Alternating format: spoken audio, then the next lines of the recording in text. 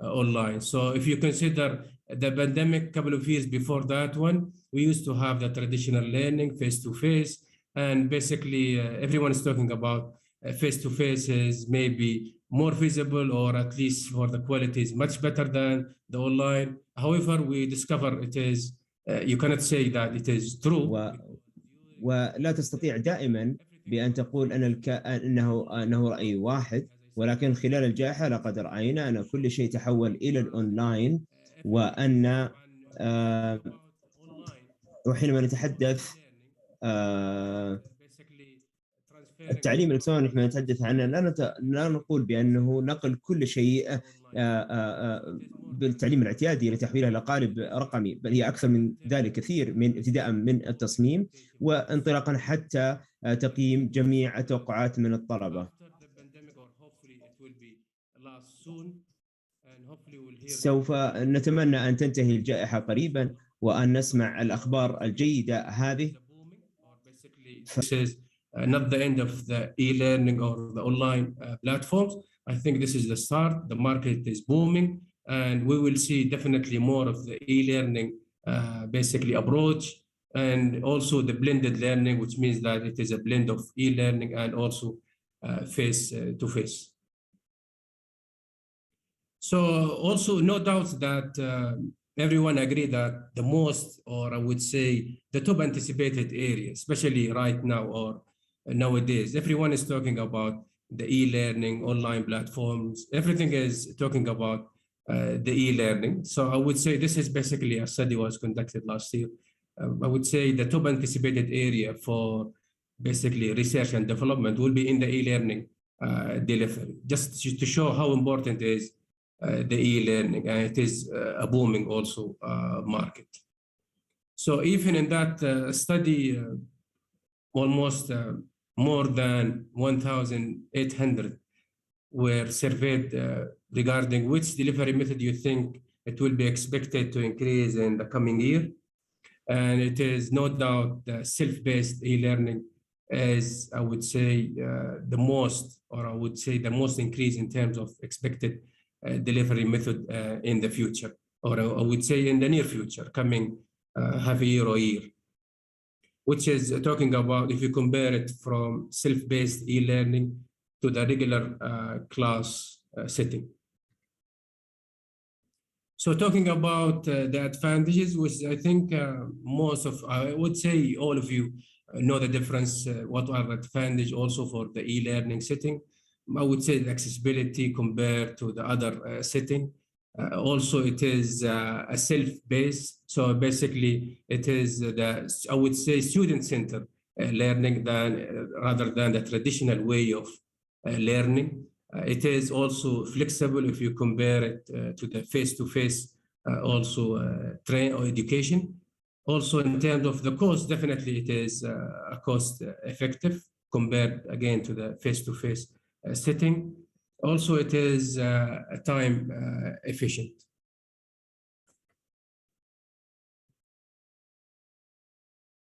So what are the challenges, basically, before we go through the quality, or I would say how to assure quality for the e-learning setting or e-learning programs?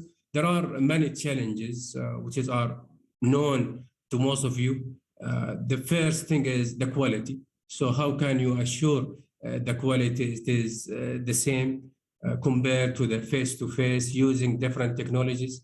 Also in terms of equity, in terms of the learning outcomes, what are the expectations from the learners, the students also, and how to assess and evaluate their expectations.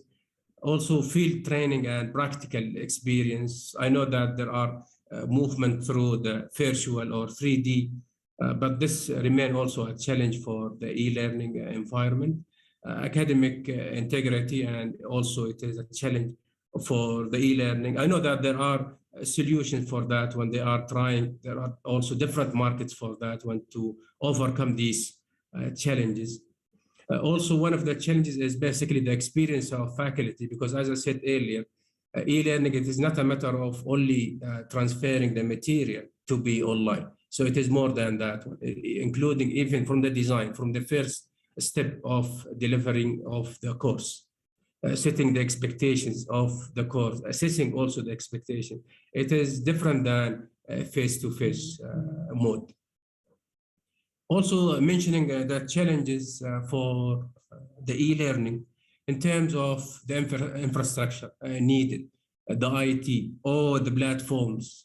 It is basically a booming market for that one. In terms of the curriculum design, as I said, it is not a typical curriculum design for a regular delivery mode programs. So it has to be also including into consideration, which is remaining challenges, benchmarking just to see what are different institutions are doing for assessing or the quality assurance, particularly for the e-learning. The rapid change, as I said earlier, world is changing rapidly. So we have to cope with the technologies and also the updates, and every single e-learning program, I think, has to cope with that rapid changes in the technologies. Availability of experts and reviewers, basically we are talking about the quality assurance. Definitely we have to have experts and reviewers to maintain certain standards for the quality assurance. Also, in terms of the challenges, recognition, equivalency, and acceptance in labor market, we have to admit that a couple of years back, I think everyone is talking about face-to-face, and even in terms of distinguish between the degrees, whether it is online or use of e-learning, or it is fully face-to-face. It was basically, again, different than recent days. As I said earlier, the pandemic helped that shift towards online and e-learning also. When we zoom into the quality assurance, because everyone is talking about the quality assurance, and we have to embed it, or we have to have the quality embedded in all of our life. We're not talking about programs, we're talking about everything. Even the style of our work, delivery of the courses, assessing the expectations of the courses at the program level, also at the institutional level too. So basically, what are the approach for the quality assurance for e-learning setting? I would say the simple one will be meeting the regular standard, which is basically meaning that whatever applied for the regular traditional one will be meeting the same, which is basically, it has a disadvantage of not having significant, or I would say important role of the e-learning element or online contribution in that program. Also, one other approach will be meeting the need, which is when I talk about meeting the need, it means a need of the stakeholders, even employer, students themselves. So once it is meeting the need by also different means, could be by direct assessment or indirect assessment through survey, or basically having an opinion of alumni, employers, and also the students themselves. And also another approach, which is meeting the national and international standards. When I mention about meeting national and international standards, we do not mean that just satisfying certain requirements, and will be a guarantee of quality assurance. It is more than that. As I said, always I say quality assurance when we targeting a certain accrediting body or certain standards. In my point of view, this is basically the minimum that you should have in your approach or in your program in order to have a byproduct, which is a recognition or accreditation from that commission. There are different, I would go through, or I will go through quickly through different standard or requirements for the quality assurance for different commissions, I would say, in different also countries, how to assure the quality, because still it is, I would say, at the research stage, how to guarantee the quality for the e-learning mode. In terms of that one of example, in European universities quality in e-learning particularly, so in terms of 3 different or general categories, resources, process, and then the context or the institution itself. And under each of these 3 categories, definitely there are certain things. The most important ones will be in terms of the resources for this particular commission, or I would say meeting the standards. In terms of the learning, students themselves, faculty, and also the equipment, because if you have any academic programs, students, curriculum, faculty, learning resources will be an essential part for each academic programs or each program, whether it is face-to-face or also online or e-learning setting. Basically, also in terms of the process, we are talking about the quality. So basically, quality is the most important thing. So how to assure the quality by having the quality check on the students themselves, on the faculty themselves, and also on the program as a whole, by meeting the certain expectations from the program or after finishing that task. Also, the third one will be in terms of the institution itself. So where it stands, and also the commitment for innovations, because as I said, we are living in a rapid changing world. So each institution has to cope with that rapid changes.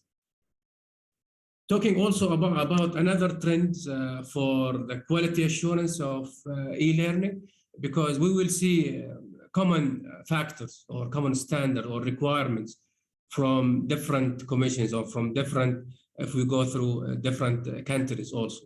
So when we start from the administration of online programs, also we have to include the course, as I said, because for each setting, program will have definitely set of courses, students, and also faculty, and the resources to run the programs. I think from just a quick review for the literature, we found basically these are the main things. If you focus on these factors, again, program that has courses and students, faculty, and also the resources in order to meet the requirements or the expectation from the program. When I mention resources, it means for the e-learning setting, definitely it will require all the IT infrastructure, all the support for all of these mentioned factors. Another model also, another trends for the quality assurance of the e-learning.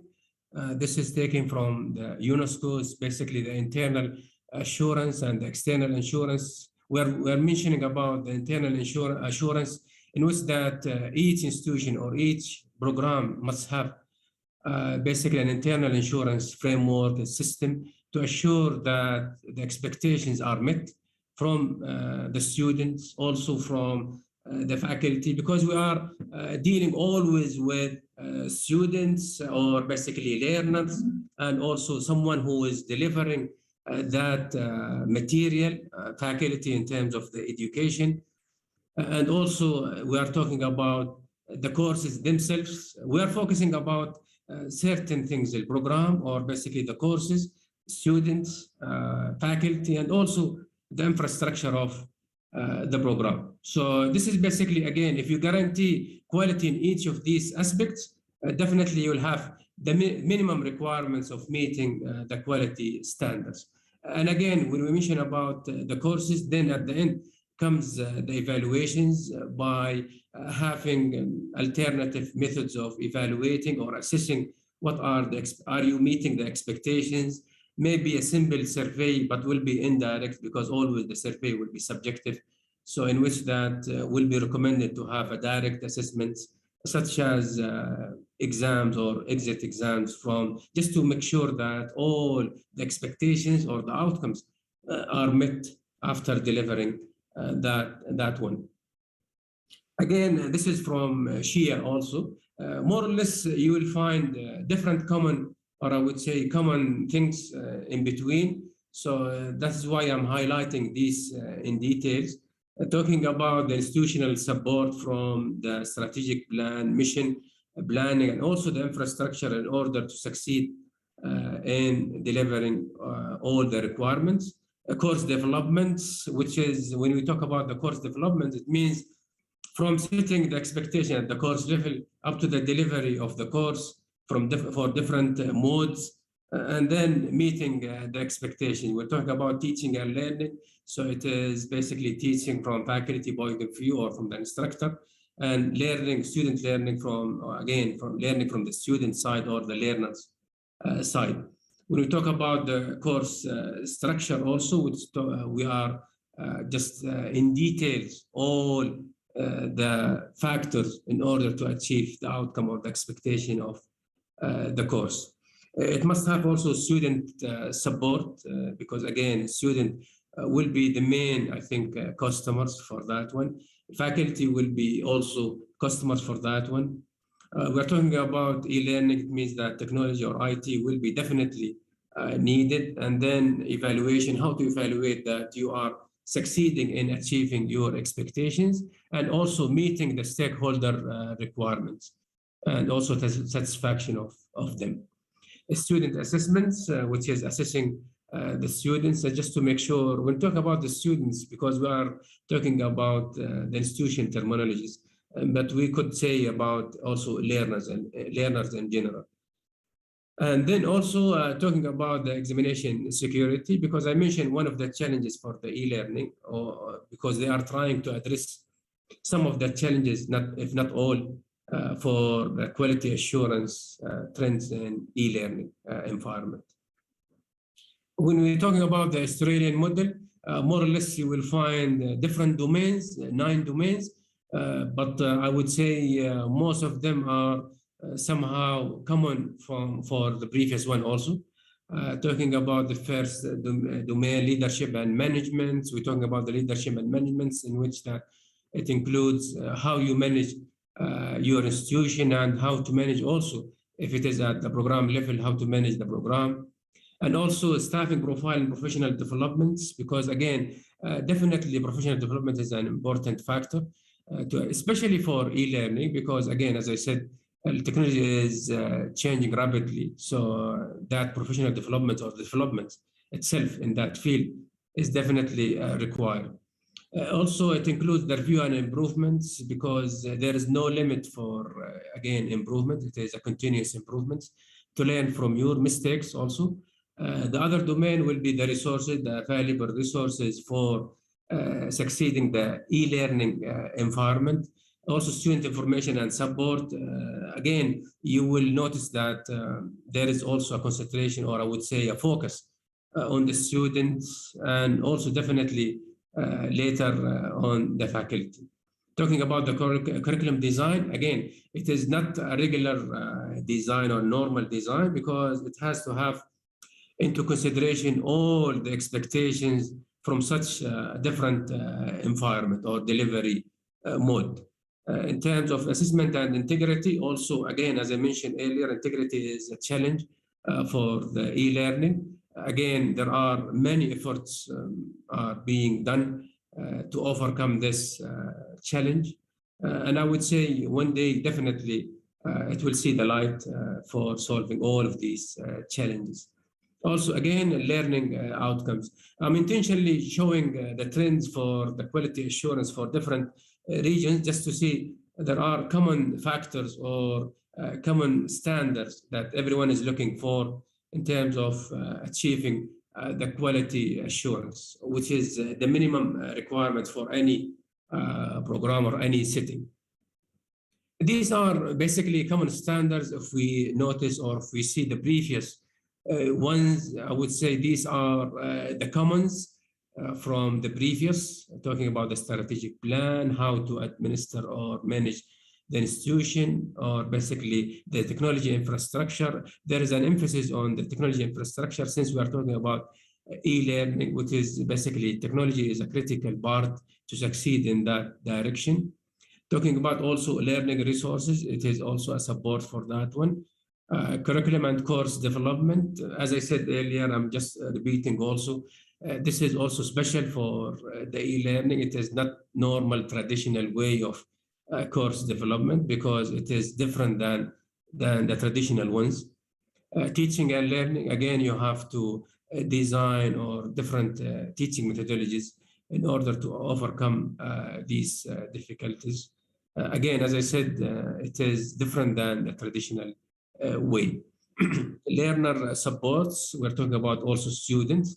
And again, faculty and staff will be definitely critical parts or main players in that one. And at the end, definitely evaluation will be part or essential part of these standards. What we noticed from also literature that the common approach for any quality assurance system will be to start for self-assessment, which is basically this is an internal thing. Self-assessment according to a certain standards or according to a certain, I would say, guideline or rules that already set. And then basically to invite certain reviewers to see all the work done.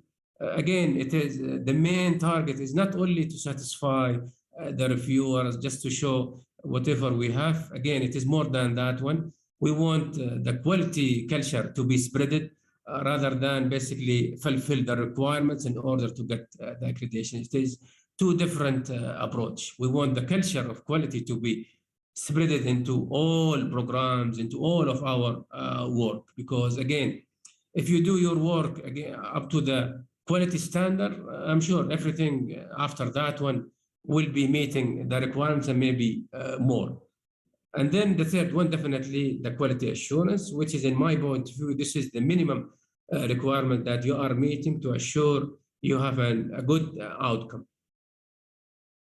So I will be zooming in from international to the local one, which is the NCAA, the National Center for Academic Accreditation and Evaluation, which is, again, one of the main role right now for the center will be how to spread the culture, not spread the basically meeting a certain standards and then byproduct will get the accreditation. It is more than that one.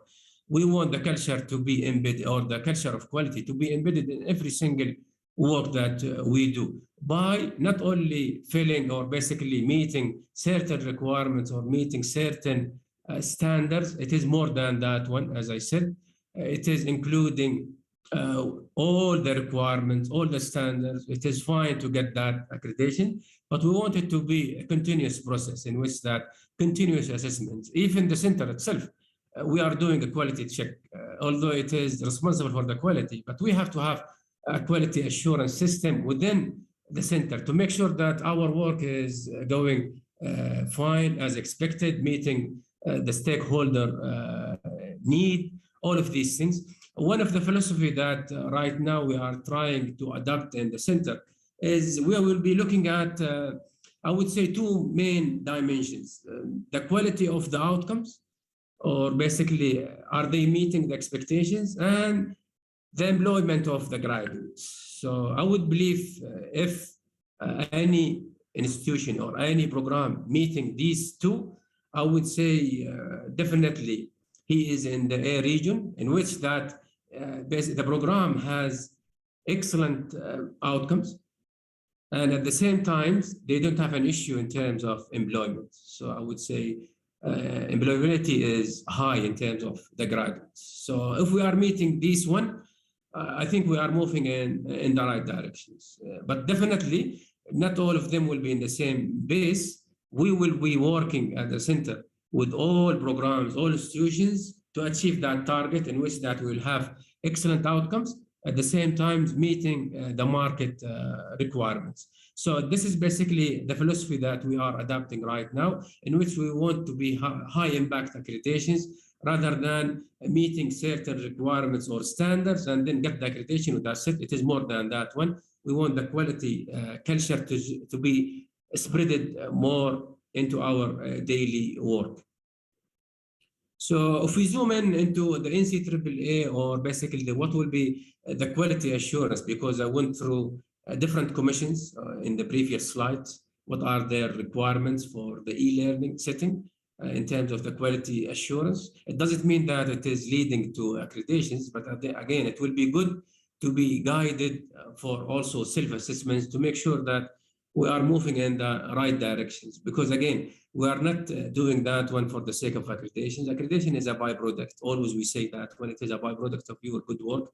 Also, the accreditation is the minimum requirements. Anything you do beyond that one, it is for enhancing the quality. But again, accreditations or the standard that we mentioned already, these are the minimum that you should have in order to maintain a certain quality level.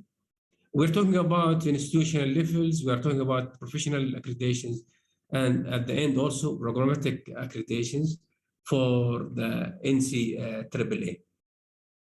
In terms of developing these standards, the center basically use these pillars by supporting the national trends toward higher educations, because definitely we are in one entity, or basically we are targeting, or basically our aim at the end for all institutions and at the center itself to spread the culture of quality. Also, as I mentioned, focus on the outcome and effectiveness.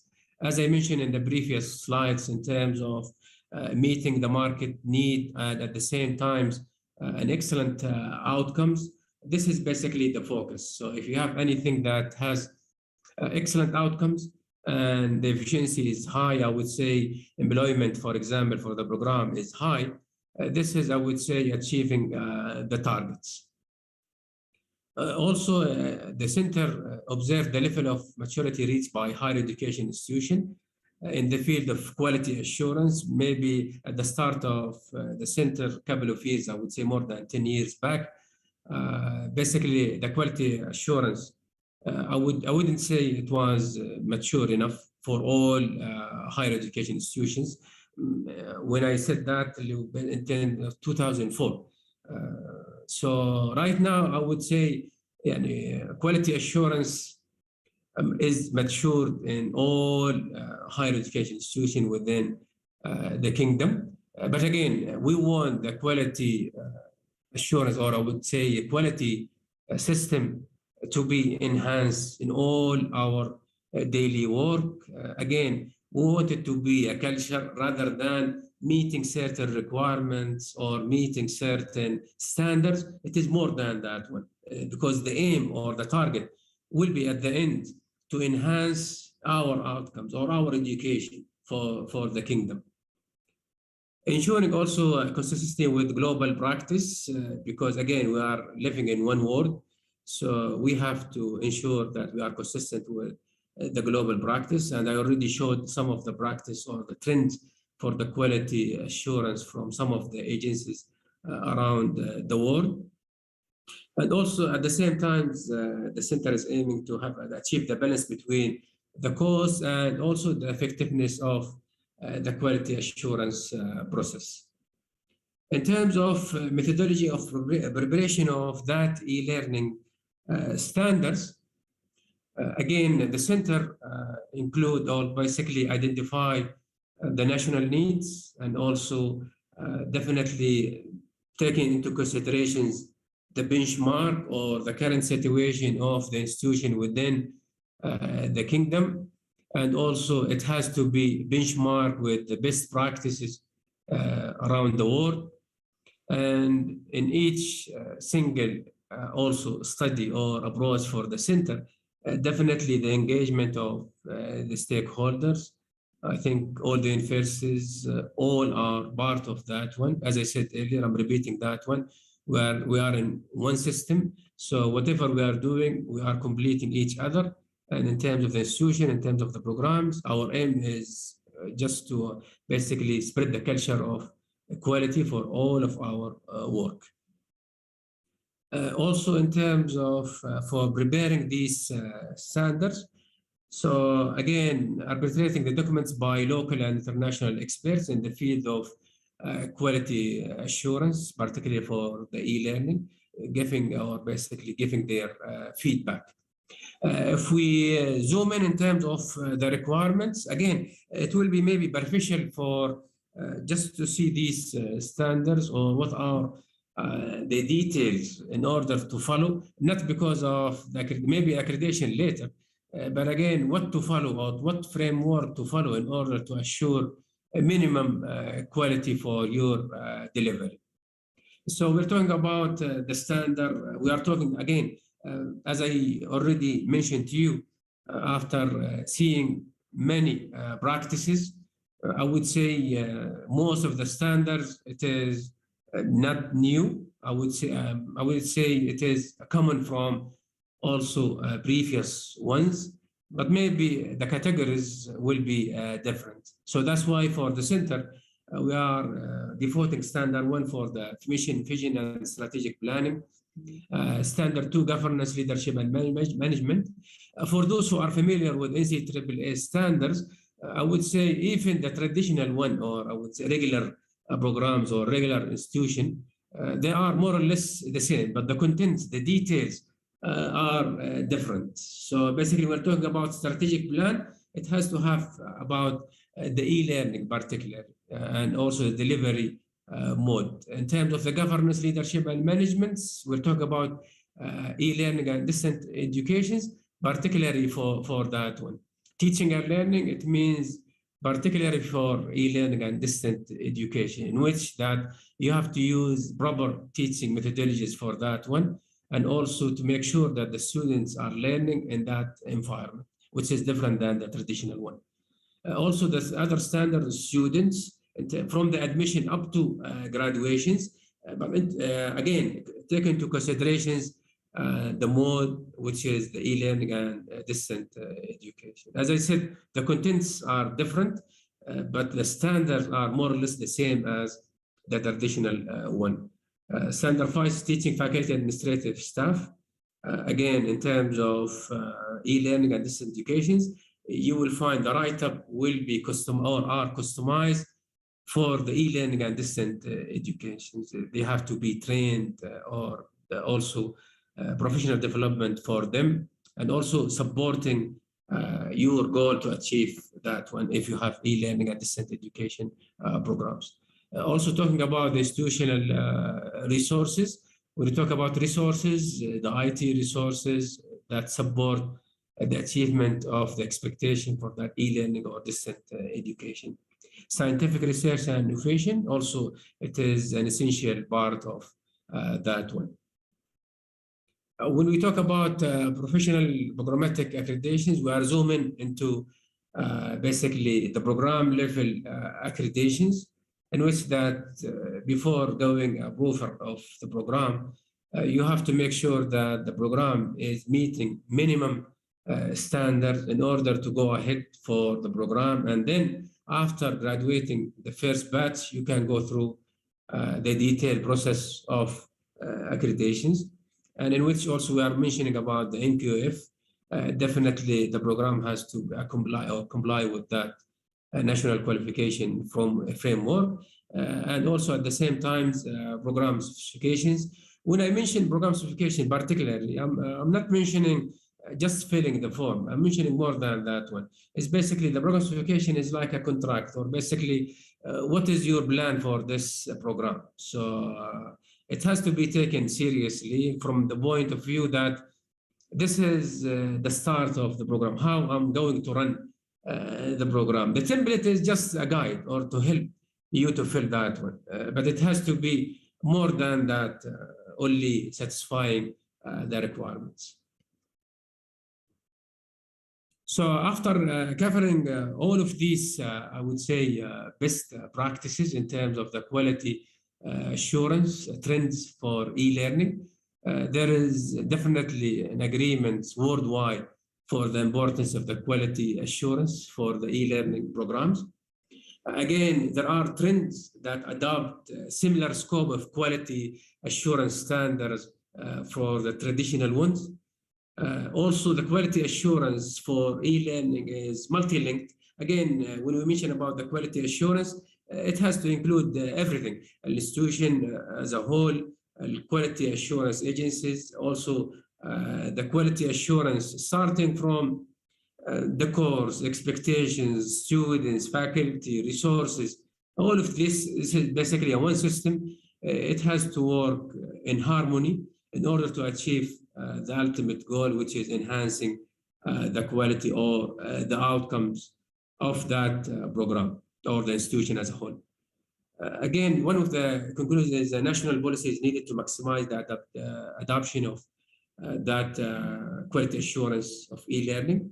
And definitely we are living, again, as I said, in one world in which that we have to monitor the most recent trends in e-learning techniques and take into consideration definitely an important essential part which is the quality assurance. So I think by that, I've concluded my speech by giving an overview about what are the requirements for minimum quality assurance. Take into considerations that the quality has to be embedded in every single work that we are doing, from course up to the level of institutions. Thank you very much.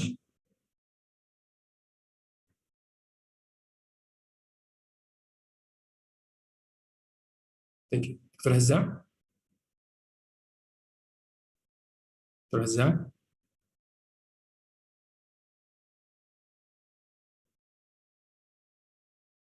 Dr. Hazza? الله يعطيكم العافية دكتور محمد، ما قصرتوا. Thank you so much.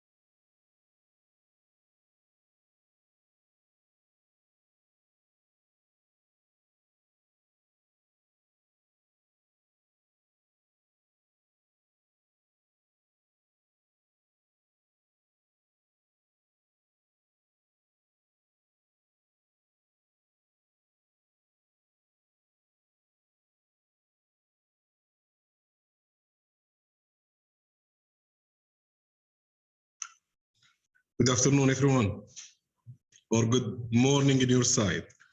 Good morning on my side. Good afternoon on your side. Dr. David, how are you? I'm doing great. How about yourself? Good, good, good. Thank you. So I think we have Dr. David Connolly. We have Dr. David Deckard. Do we have Ayham here? Ayham? Dr. Ayham, are you around? No? Okay. Do you have Mr. Dan? Mr. Dan, it's not yet. He didn't arrive yet. Okay, so at least I sent a quick email. So hi everyone. I think just to ensure that we manage the panelists in a good way, I will start by getting a few words about quality in e-learning and opportunities and challenges and so on. 1 second, please.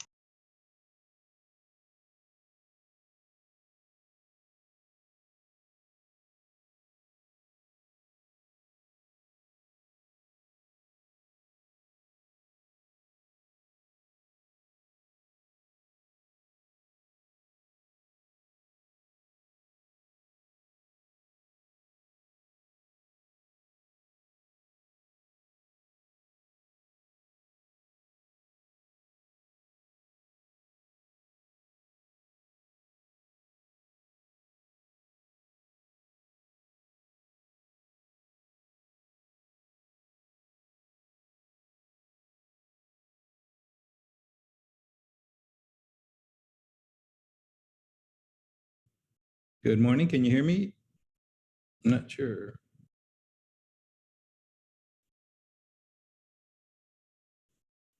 Yeah, we can hear you, Dr. David. Should I begin? Pardon me? We are waiting for the guys to put Oh, you live.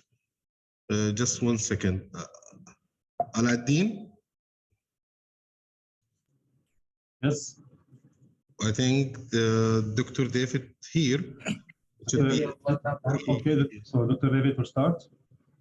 Yeah.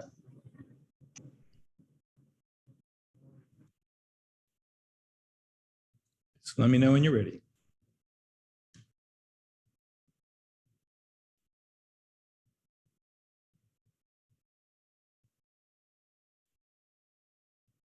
Dr. Hala, it seems there's like a bit of an echo when Dr. David speaks.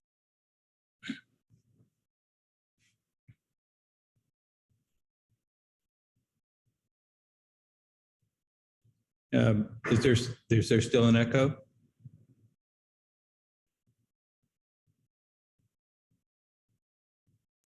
From my side, it's okay. I can't hear any echo.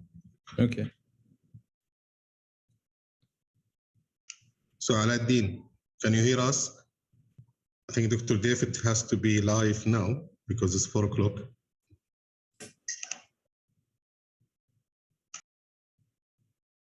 Dr. Lama?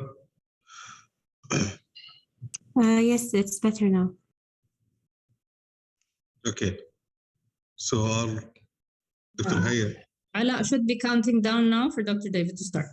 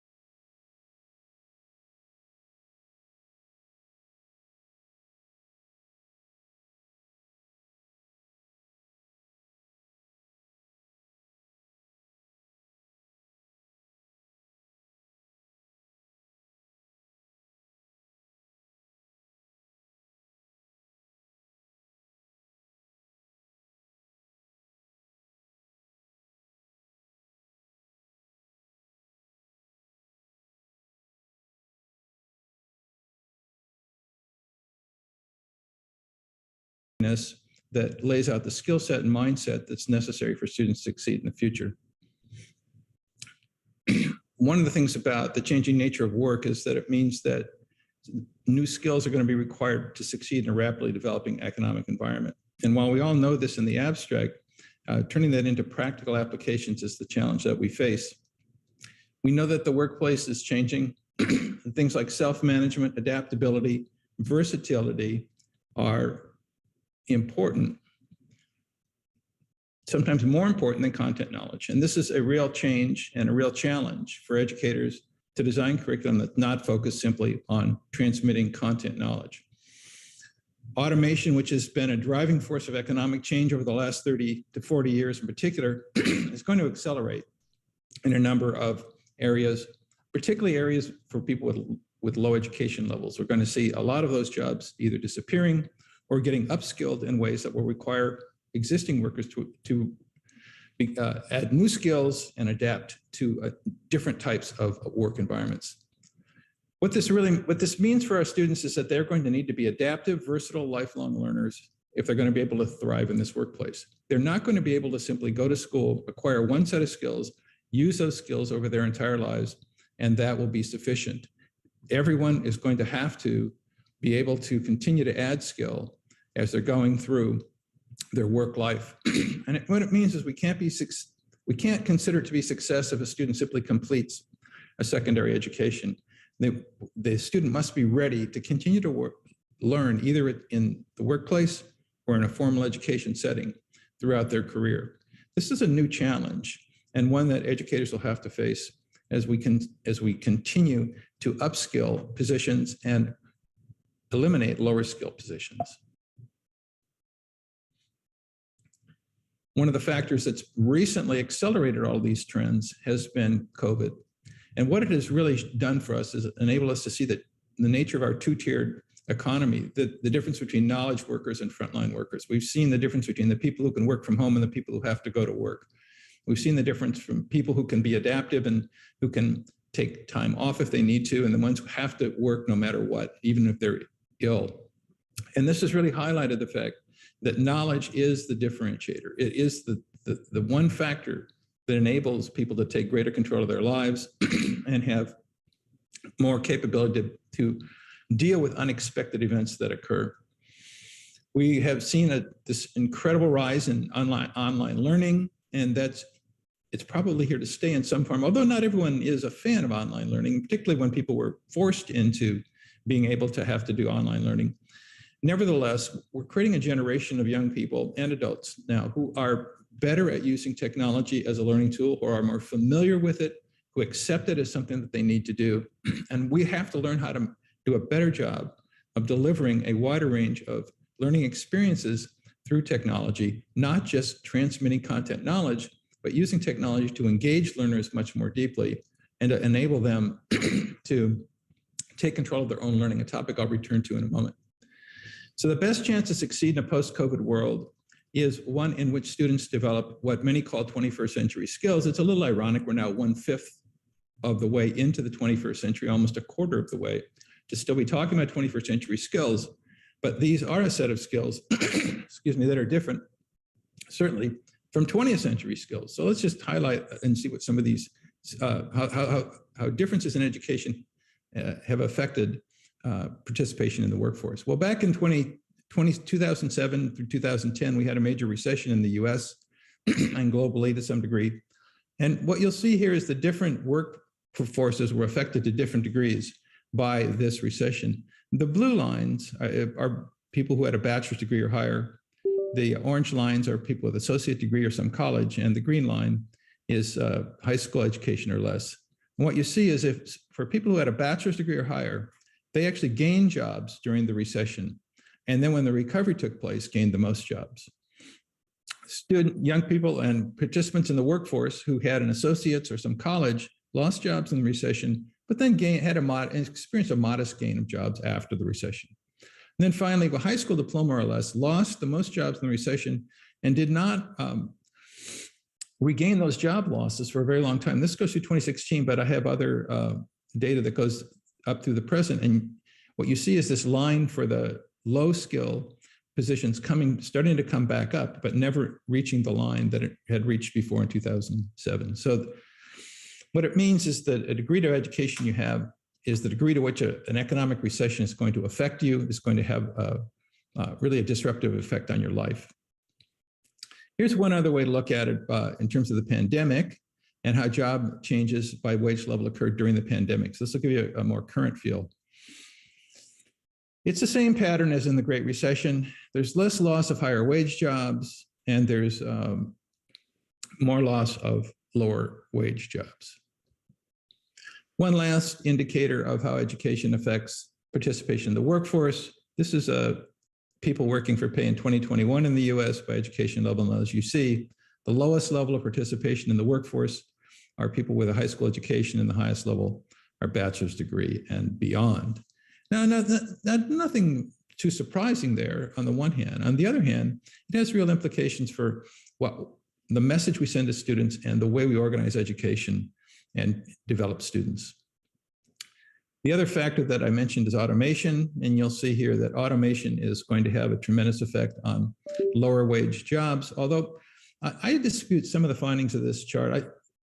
I think we're likely to see tremendous disruption in many fields that are well-paying as well. I think we're looking at, for example, we see even in the medical world, we see automation occurring in reading charts and so forth, and reading x-rays, and that affect the positions of professionals. So I think you can find examples beyond just those of automation affecting positions beyond just low wage ones. But I think we want to highlight the fact that these massive number of people employed in low wage jobs are going to have challenges if they cannot adapt. And I think the effect will be social disruption if people who are in low paying positions don't have the opportunity to add skills and to adapt to changes in the workforce and to the nature of work as these low skilled jobs increasingly disappear. Well, what do we mean by 21st century skills? Here's a series of definitions. I won't spend time reading all of these. I'm going to do a little bit more analysis in the next couple of slides on them, but you'll see things that are going to be familiar to you. Collaboration, problem solving, communication skills, critical thinking, oral and written communication, ethics, cultural sensitivity, adaptability, and creativity, continuous learning, self-direction, team management, time management, professionalism, service orientation, leadership, and social intelligence. And we know these are important, but we don't always know how to teach them, particularly in environments that are focused almost entirely on transmitting content knowledge. Here's another way to look at these same jobs, which is how often do we see them in job advertisements and these skills. And what we see is oral and written communication are always considered to be important. And we need to think about the degree to which we develop oral communication in particular in schools. My examination of what goes on in classrooms is that students don't participate actively through oral communication to that greater degree very often, with teachers monopolizing speech in the classroom. Written communication also very important, and yet very often we do not really give students challenging writing assignments, nor do we develop their writing skills very extensively.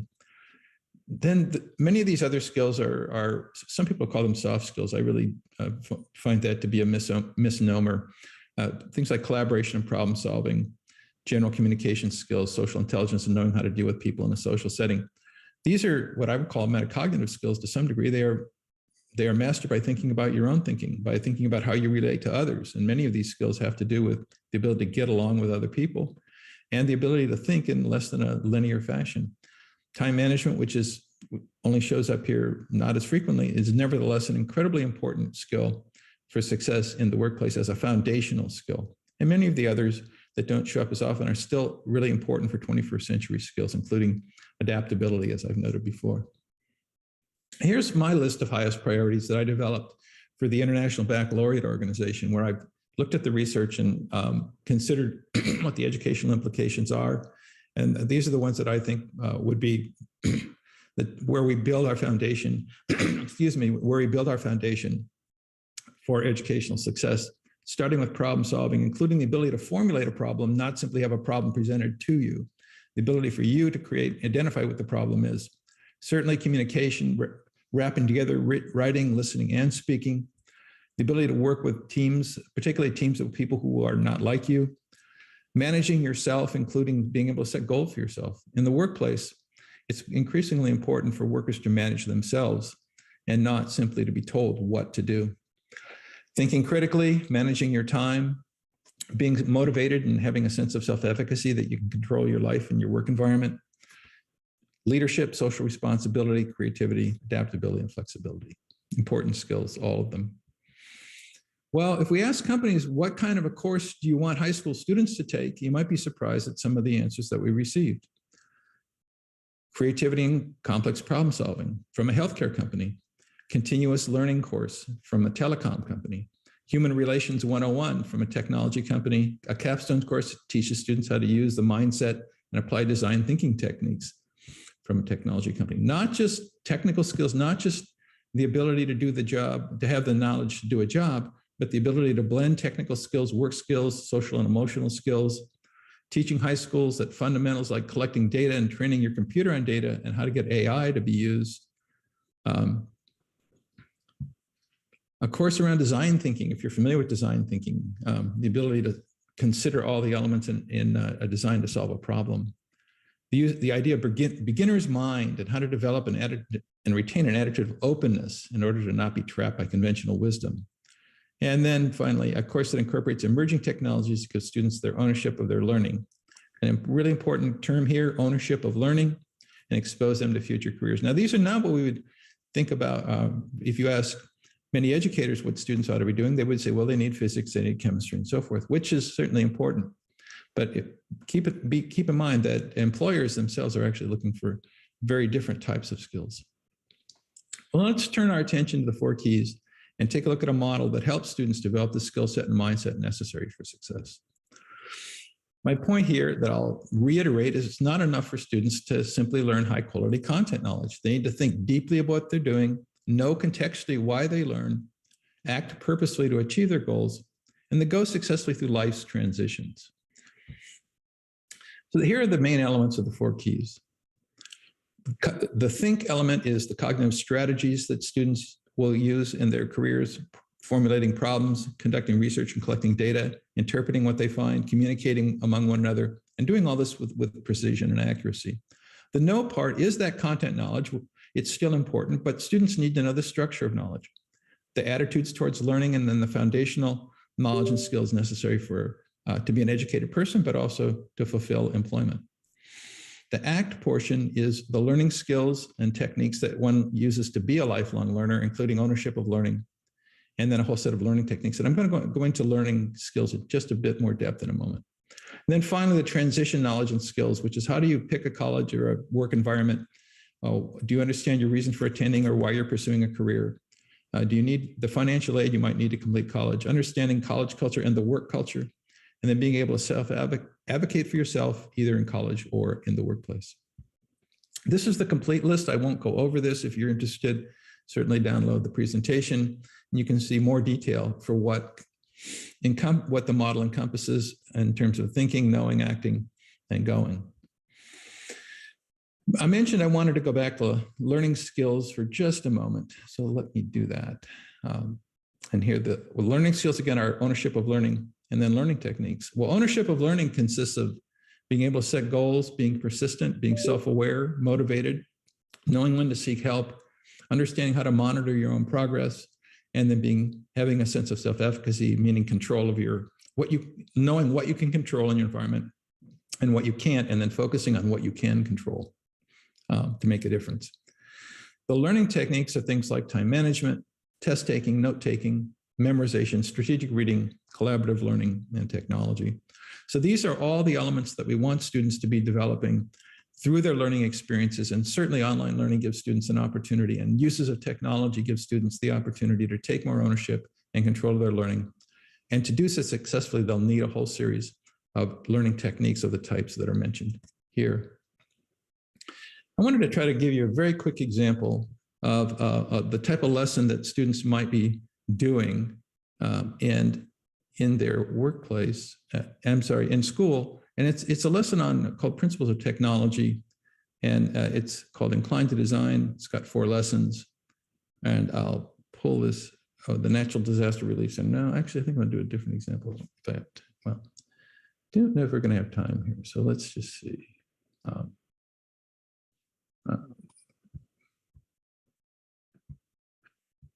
Let's pull this up. Very quick. This is an example, a slightly different example. Structural design and designing a bridge. Structural engineering is the design of structural elements and their connection in the workplace. And in this exercise, you're going to be analyzing a bridge design developed by a team in the structural engineering department.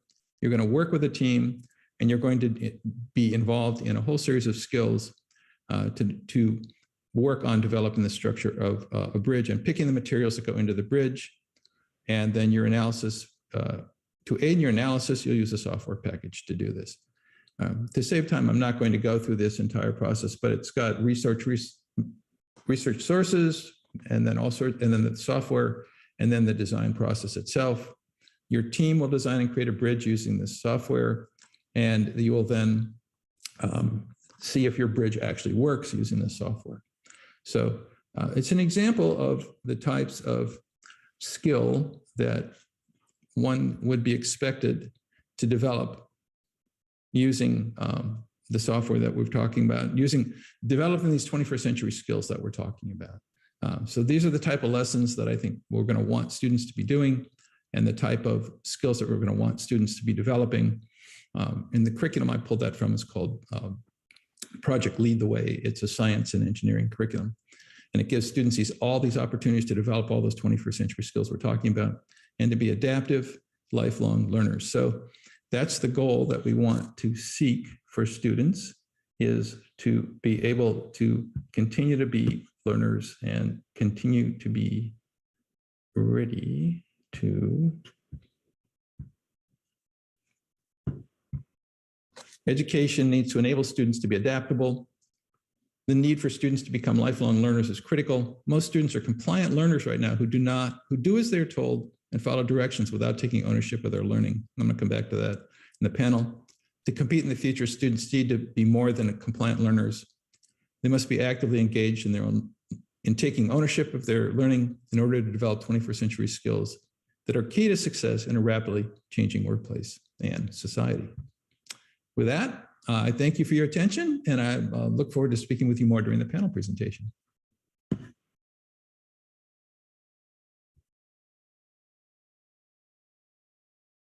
So thank you, Dr. David. So hi, everyone, again.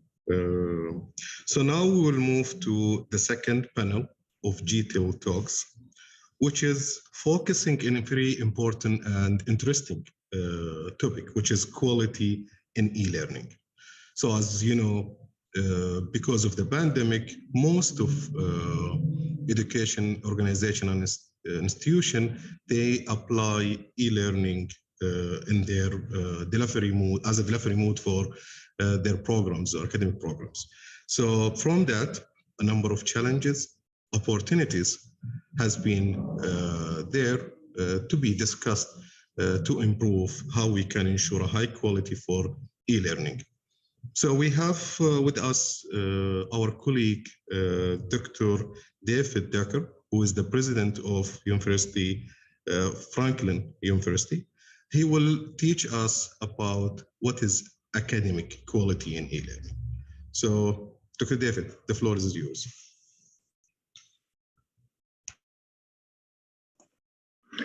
Well, thank you very much, Dr. Azza, and it's a great pleasure to see you and all of you, ladies and gentlemen.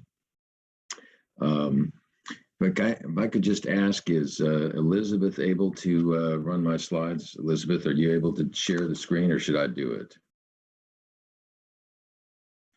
Okay. It looks like you are able to do it. Is that right? Very good. Ladies and gentlemen, go ahead, Elizabeth.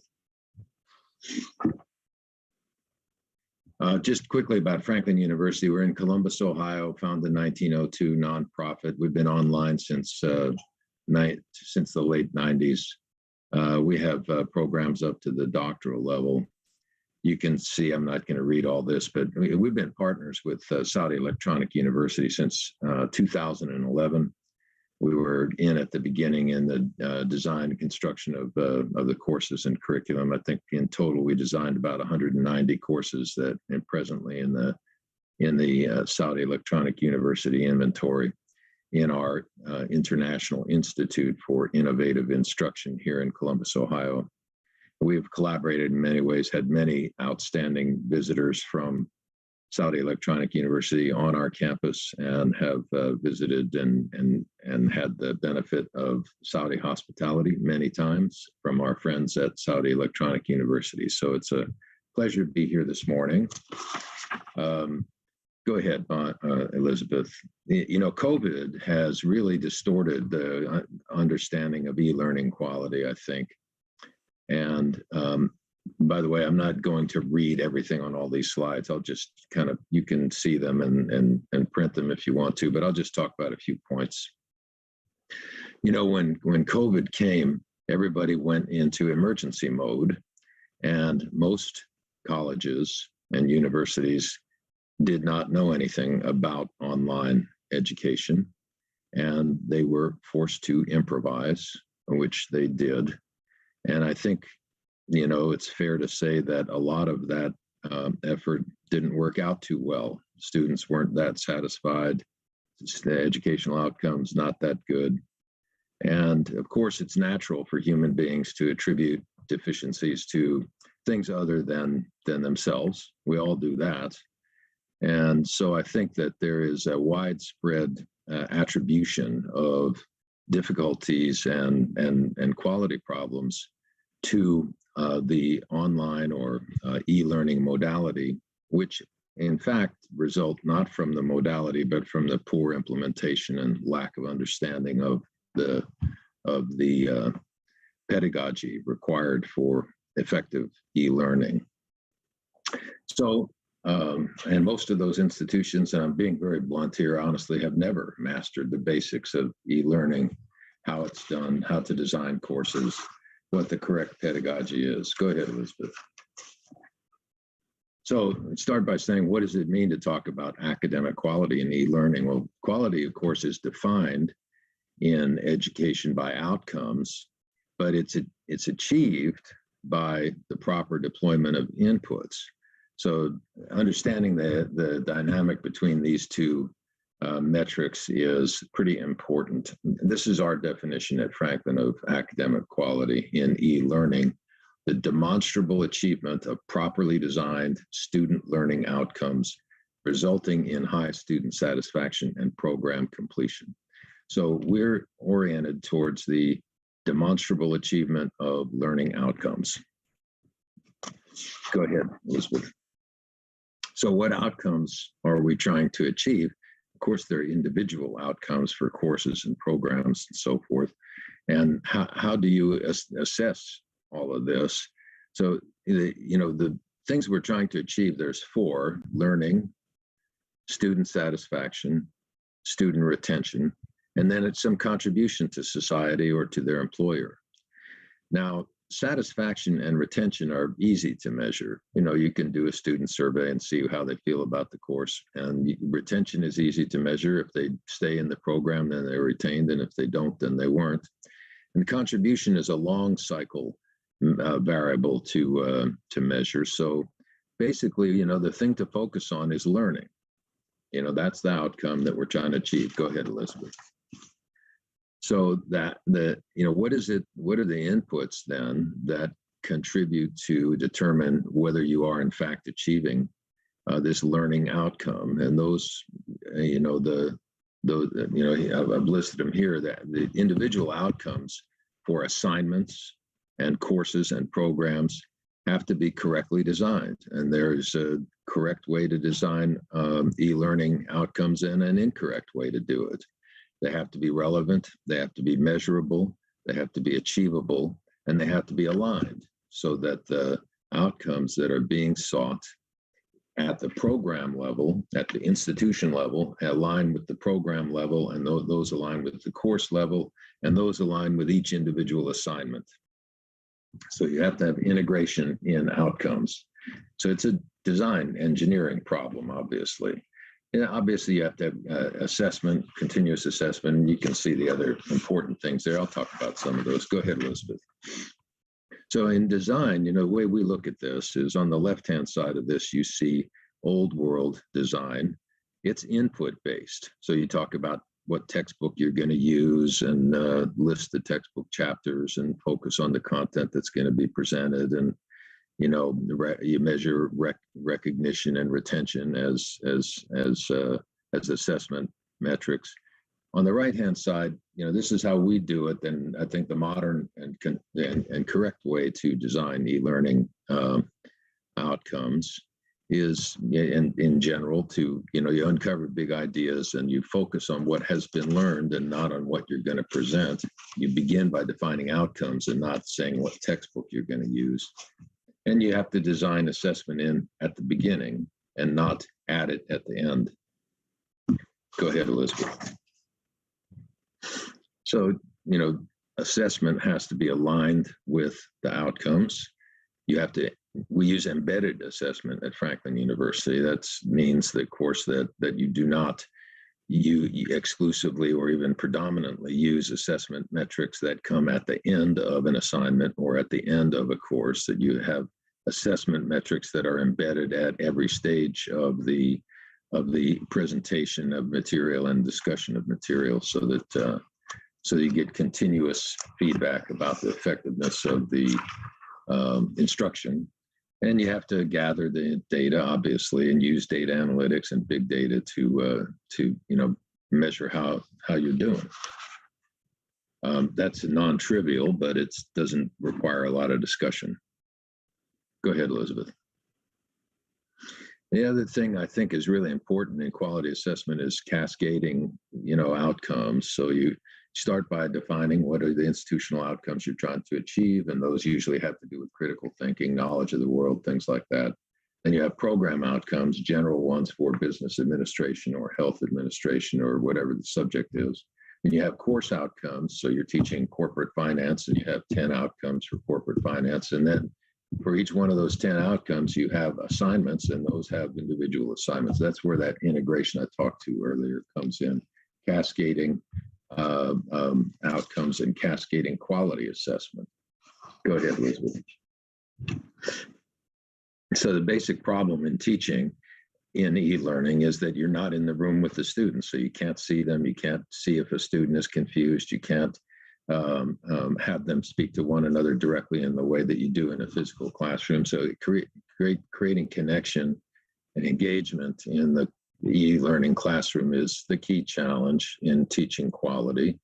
And so how do you create a sense of connection when the participants are not in the same room? So you use presence and engagement and feedback.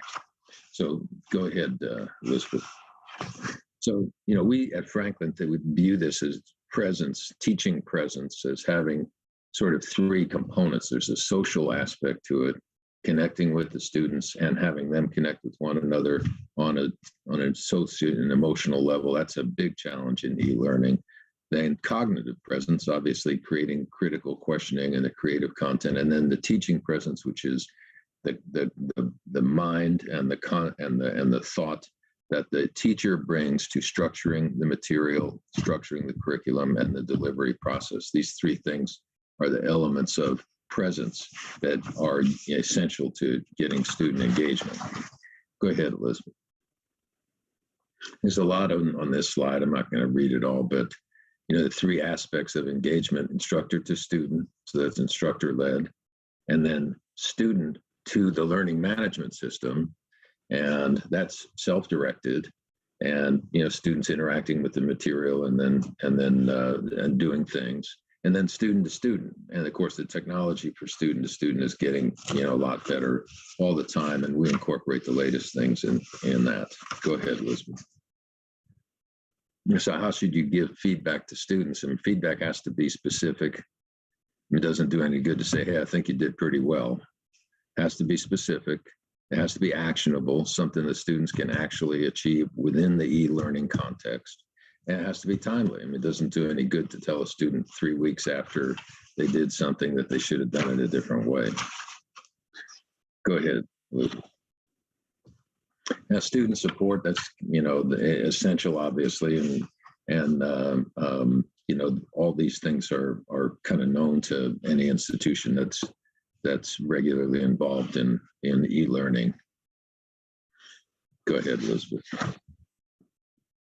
But what are the big trends that, to my way of thinking, and for Franklin's point of view, are impacting e-learning quality in today's environment? Well, big data and machine learning and AI, and that's huge opportunities for predictive analytics to enhance design and assessment, and sort of revise the way the feedback loop between assessment and course design and outcomes design.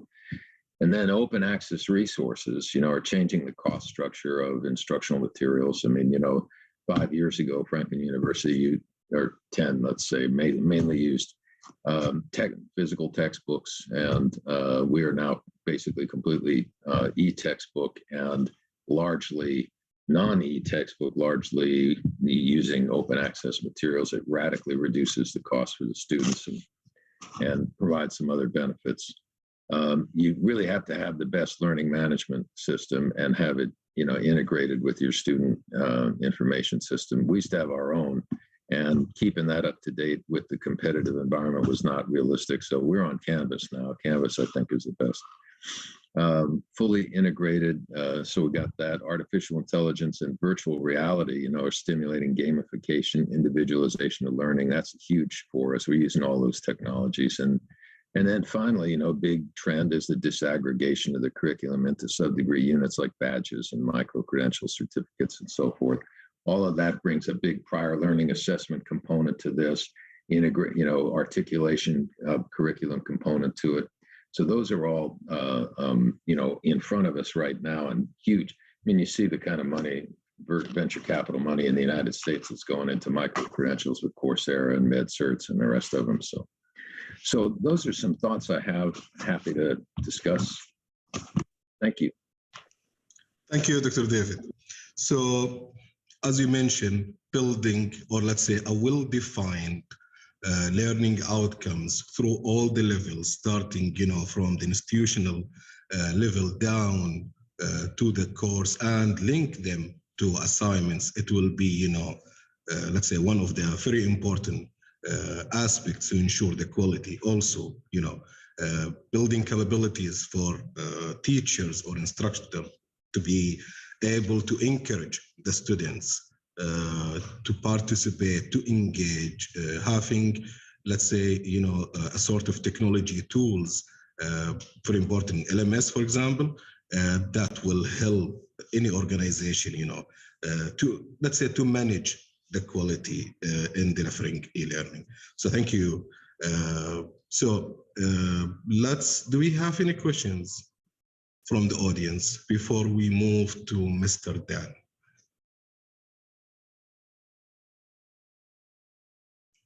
Okay, so let's move a little bit to more technology than academia with Mr. Dan and the CEO of Sparks Learning to talk about their experience in Sparks Learning. So Dr. Dan, Mr. Dan, the floor is yours.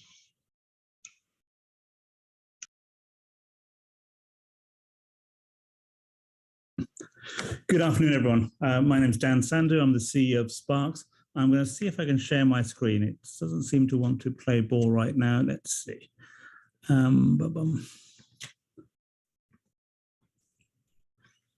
No, it doesn't want to allow me to share my screen. Let me try one more time. Otherwise, I would just have to talk.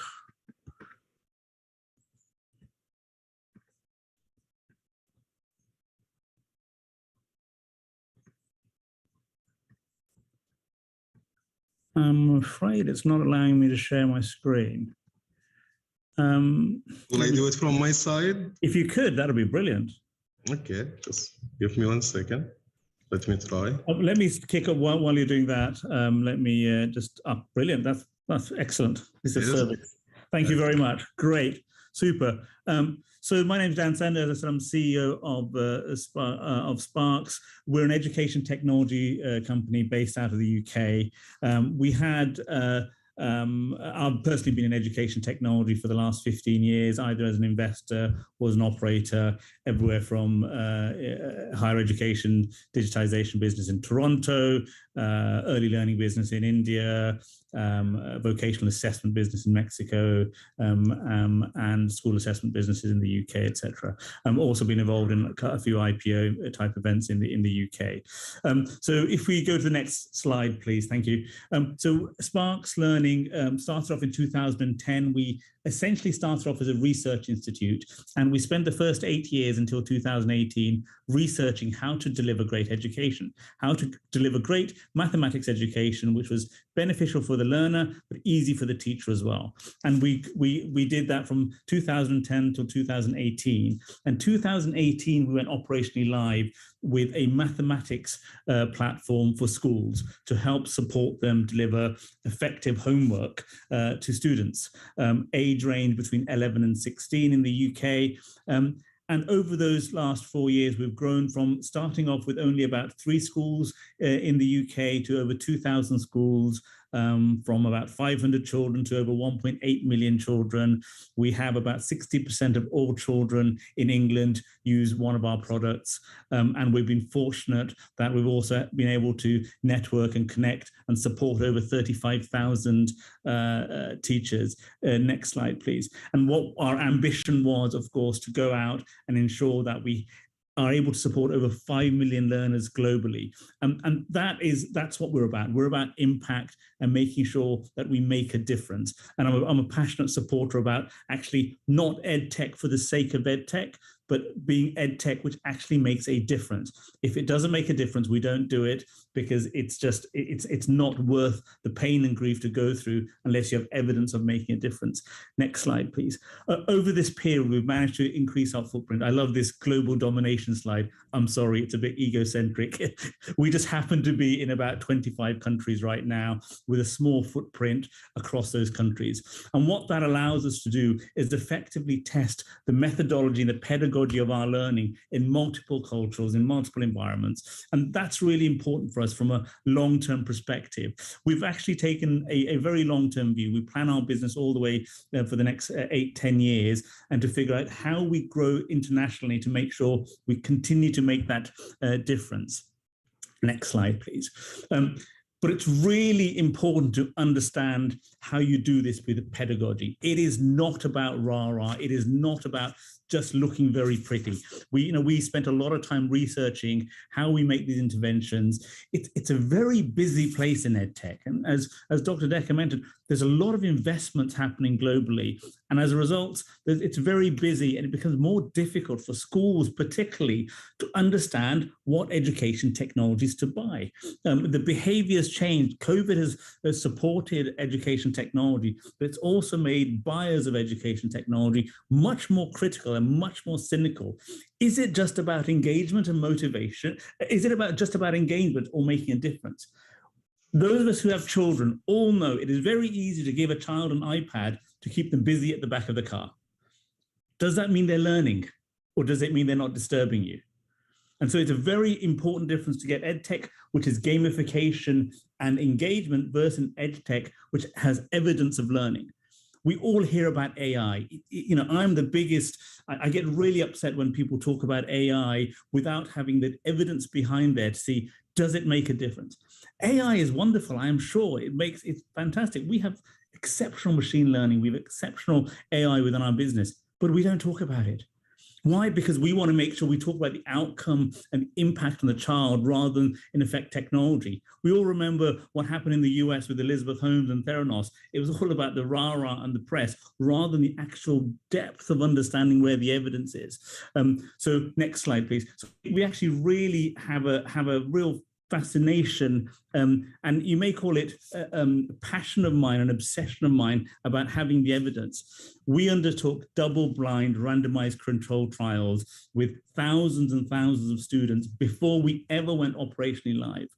Not because we wanted to use that in our PR, absolutely not. We wanted to be comfortable ourselves that what we developed in education technology made a difference. We provide mathematics support for teachers to make sure the homework is set effectively.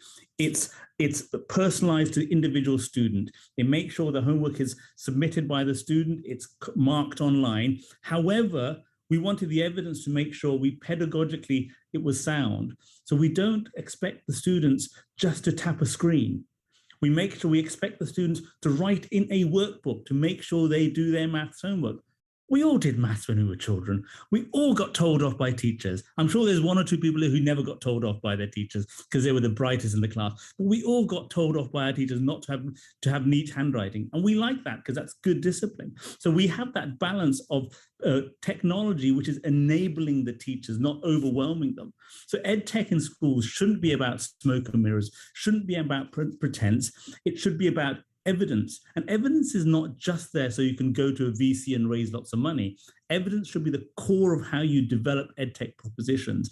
Evidence should be how you develop your products, and it's the underlying basis of developing products, ongoing all the time. So you can, at any one point to evidence. We've worked with external parties. We've done evidence research internally to make sure we can point to that evidence all the time. Next slide, please. And we've undertaken, please, I encourage you to go onto the Sparks Learning website. We publish all our reports. We publish all the research we've undertaken. Everything from is homework worthwhile, all the way through to working with prominent organizations to talk about actually how we tested that.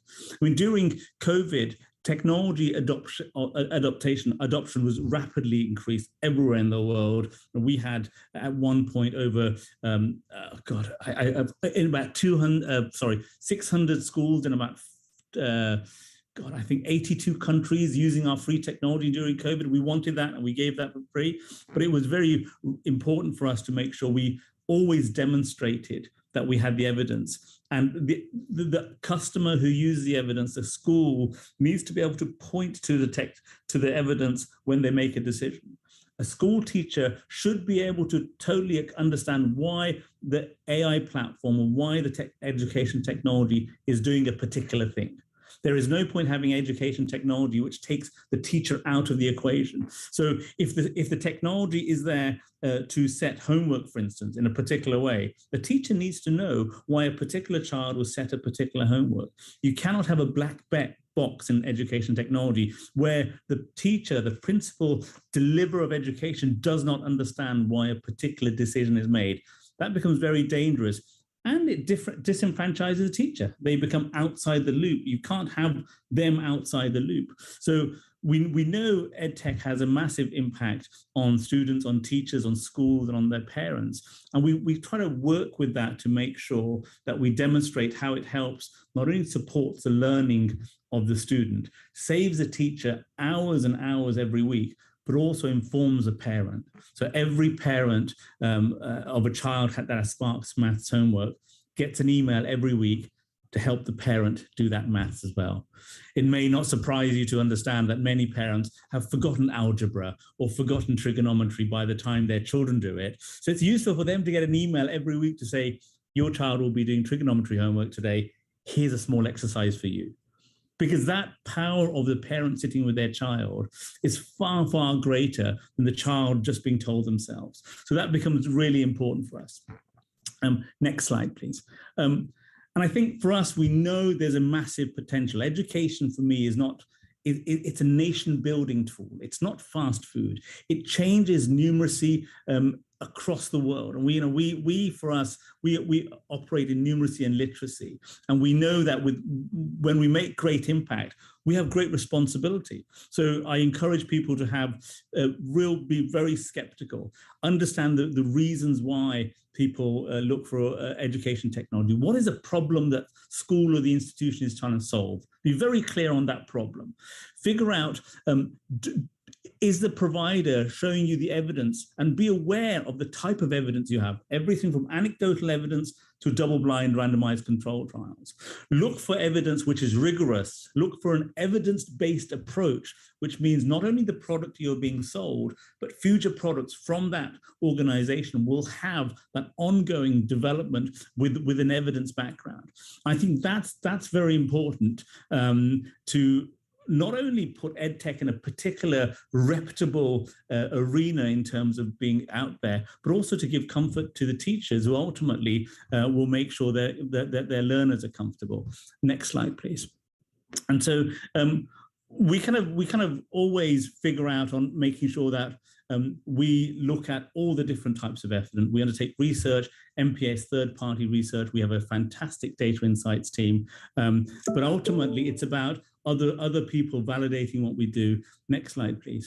So what we did was we shared all our data points with University of Cambridge, Faculty of Education. They published the report. It's freely available. Please feel free to go onto the Faculty of Education's website, and they publish the report on Sparks, where they validated exactly what we were talking about in terms of the delivery of education for mathematics, the data we shared with them. Ultimately, it was around proving efficacy in an environment where it's very easy to get drowned by EdTech. So in summary, what I'd like to say is, if you're involved in EdTech, be skeptical. There is no downside. People who take money off you for EdTech, they are unlikely to give you their money back if you're not happy. So be super skeptical about what you acquire.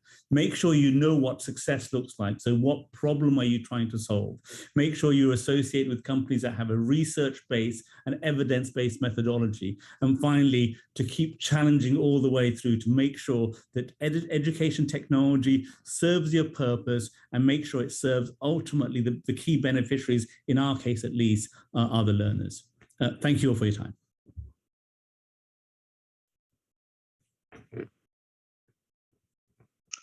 Thank you, Mr. Dan. It's very interesting.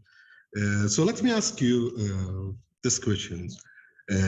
So do you believe that technology or edutech will make it easier for organization to assess the quality?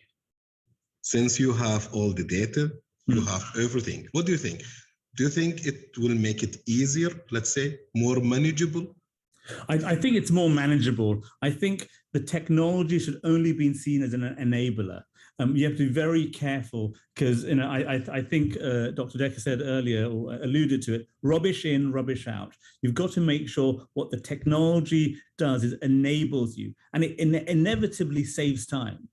Think about a teacher in a school with 25 children. A teacher will be unable to set that child, every child, separate homework every week, and mark every child's separate homework every week, and then determine every week what the common problems are across the class. Now, that has to help education. It makes sure the teacher focuses on delivery, not the administration. Secondly, it allows the teacher to use the technology to get, again, repeating what was said earlier, have actionable insights. Take the learnings and actually be able to make decisions from those learnings, which is very difficult to do as a teacher unless you have fantastic data. So absolutely, we'll make able to make quality assessments of performance, but more importantly, quality assessments of what intervention to take, be it a technical intervention or a teaching intervention to take. Thank you, Mr. Dan.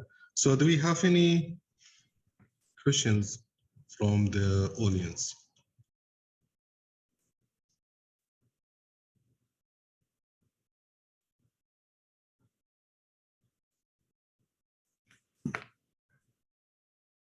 Okay, so will we carry on? So now let's move to Dr. David Conley again, where he will take us to the next generation of assessment and how it should be, like, especially after the pandemic and the wide deployment of e-learning in many institutions nowadays. Dr. David, the floor is yours.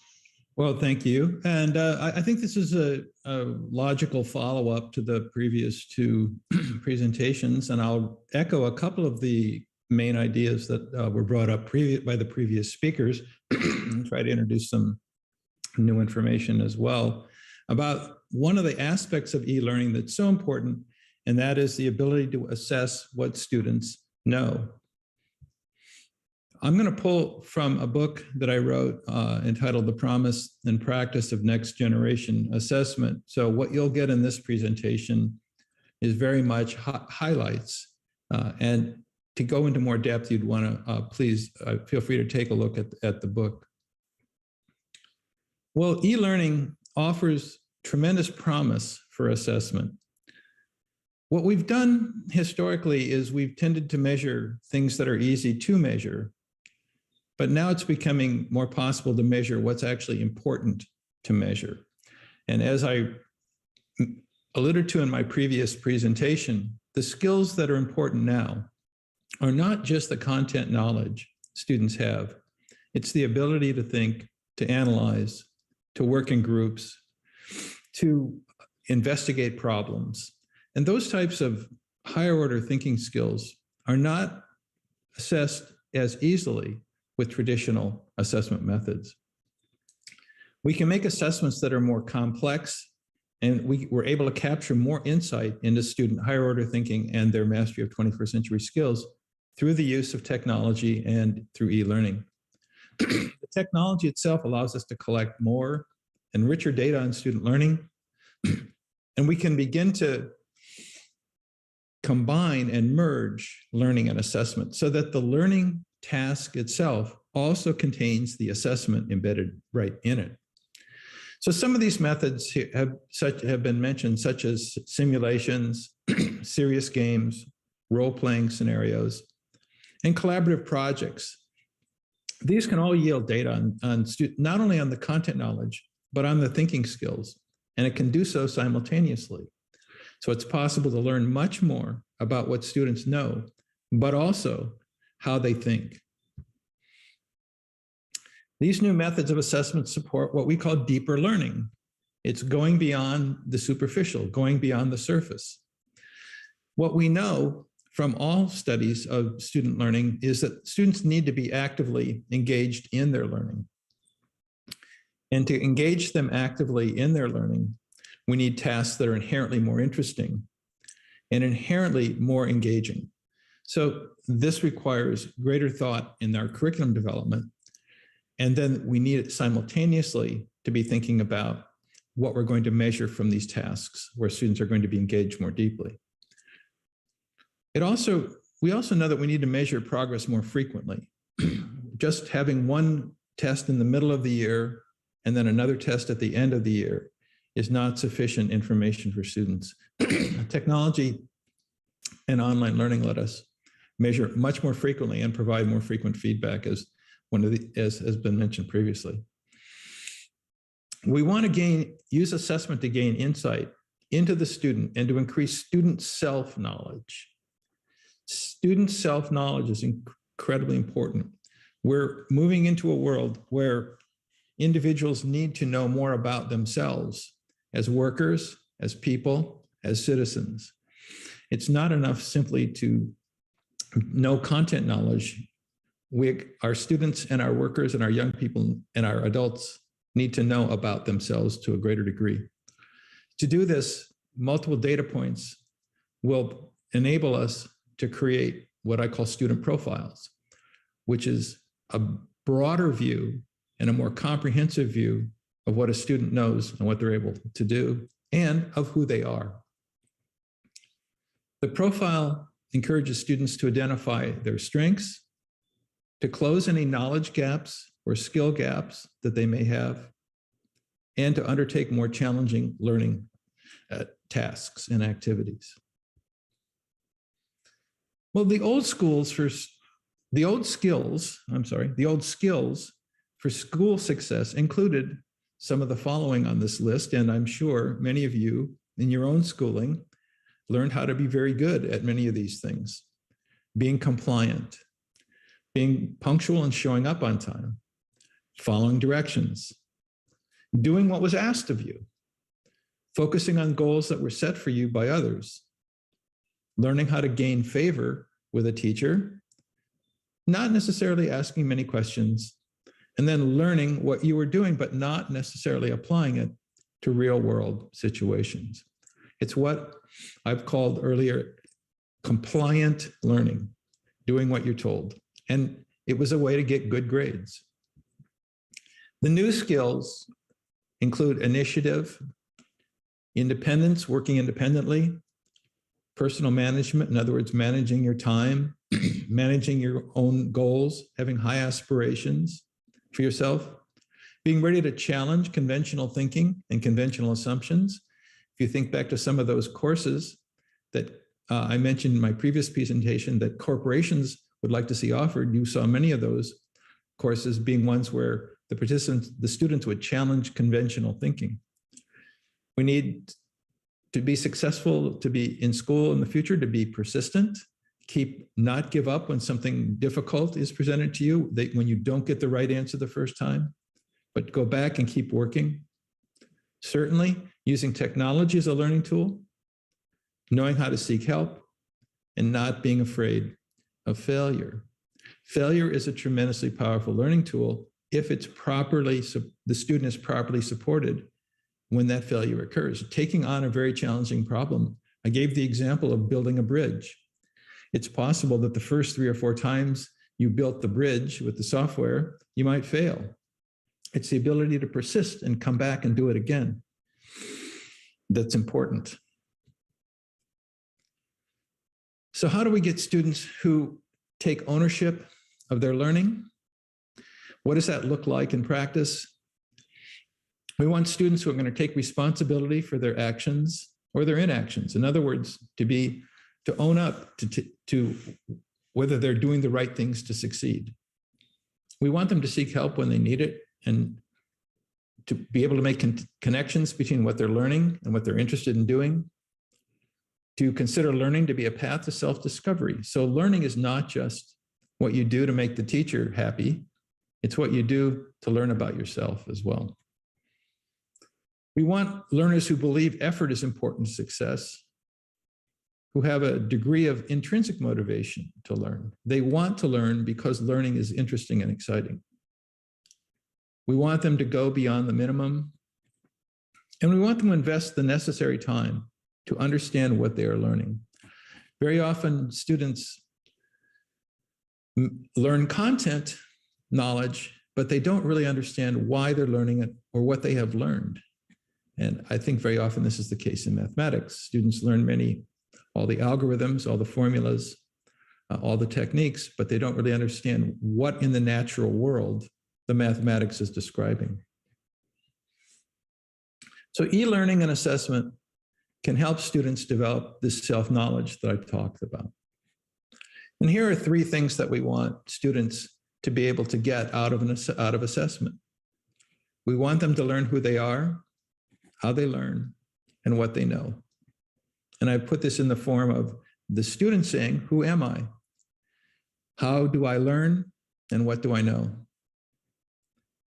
What we've seen is that COVID and online learning have highlighted how important it is for educators to know their students.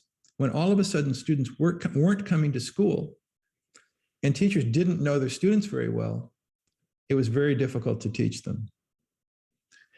We also found during, when students first began to work on e-learning, that they themselves didn't know necessarily what they wanted and why they were learning. And it was much more difficult to stay engaged or involved through e-learning. In terms of how they learn, e-learning has the potential to let learners choose from a variety of learning methods, including personalized learning, where the learner gets to make decisions about what they learn and how they learn it. However, students need to know how they learn best. They need to understand which learning methods work best for them so they can take advantage of personalized learning opportunities. And finally, learners need to know what they do know. They need to know what content knowledge they've mastered and what content remains to be mastered. And using computers for testing as opposed to paper and pencil creates the potential to customize assessment for students based on their knowledge and skills and what they don't know or do know. But our goal should always be to show what students know not what they don't know. So this is all a part of assessment of who I am, how I learn, and what I know. And it goes beyond what we have traditionally thought of as testing. So quickly, some ways to use e-learning to promote deeper assessment. We want to develop the profiles I mentioned of students, and we want to include multiple measures in those profiles. We want all sorts of information. We want content knowledge. We want student self-reports. We want projects. We want all sorts of things that develop that our understanding of students more deeply. When we're assessing, we want to assess for 21st century skills of the type that I presented in the previous session: problem solving, collaboration, teamwork, analytic abilities, the ability to do research, and so forth. Technology and e-learning will help us capture, store, analyze, and report more information, much more information than we have now, as long as we develop the right systems that'll collect that information. We want to involve students actively in their own assessment. We want them to do self-evaluation, surveys of their knowledge and of their skills and their perceptions, how they feel about the learning, self-reports, journals where they write about their learning experiences and reflect on them, and personal goal setting, where they establish what it is they want to do and then measure their progress toward achieving the goal that they set for themselves. And as mentioned by the previous speaker, our artificial intelligence methods are a powerful tool, an additional analytic tool that helps us gain insight into learning. And we should use it we should increasingly be able to use it to score and assess complex projects and student writing. As artificial intelligence enables us to assess these complex pieces of work better, it'll open the door to do more assessment of this type of work. So that's my overview on assessment and how it connects with technology and e-learning. So if you have any questions, please feel free to ask. Thank you, Dr. David, for the interesting presentation or talk. Let me ask you, so there are arguments that all the assessment for e-learning has to be critical thinking, personalized to learners. Do you agree with this? I think that personalizing assessment to the learner is incredibly important. I think that there's plenty of evidence that in the past, with our use of assessment, we've compared everyone to what we call average, but there's no such thing as average. Everyone is different from the average. One time, the US Air Force tried to design the perfect pilot seat by getting the measurements of all of the pilots and then coming up with the average. What they found out was the pilot seat that they developed did not work for any of the pilots because no pilot was completely average, and that every pilot needed some customization to be able to fly the plane themselves. It's the same with learners. No learner is completely average. And when we use assessment and compare students to an average, we don't find out who they are, we don't find out what they know, and we don't find out what their strengths are, and the areas are where they really need to improve or want to improve. So yes, I think we really have to personalize the assessment. Thank you, Dr. David. So to conclude our discussion panel today, we will move to concerns and considerations in quality in e-learning with Dr. Ayham from BWC. So Dr. Ayham, welcome, and the floor is yours.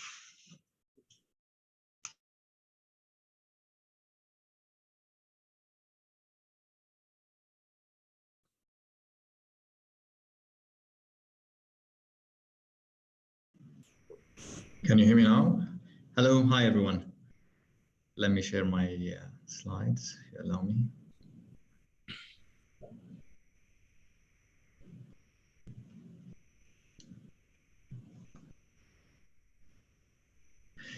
All right.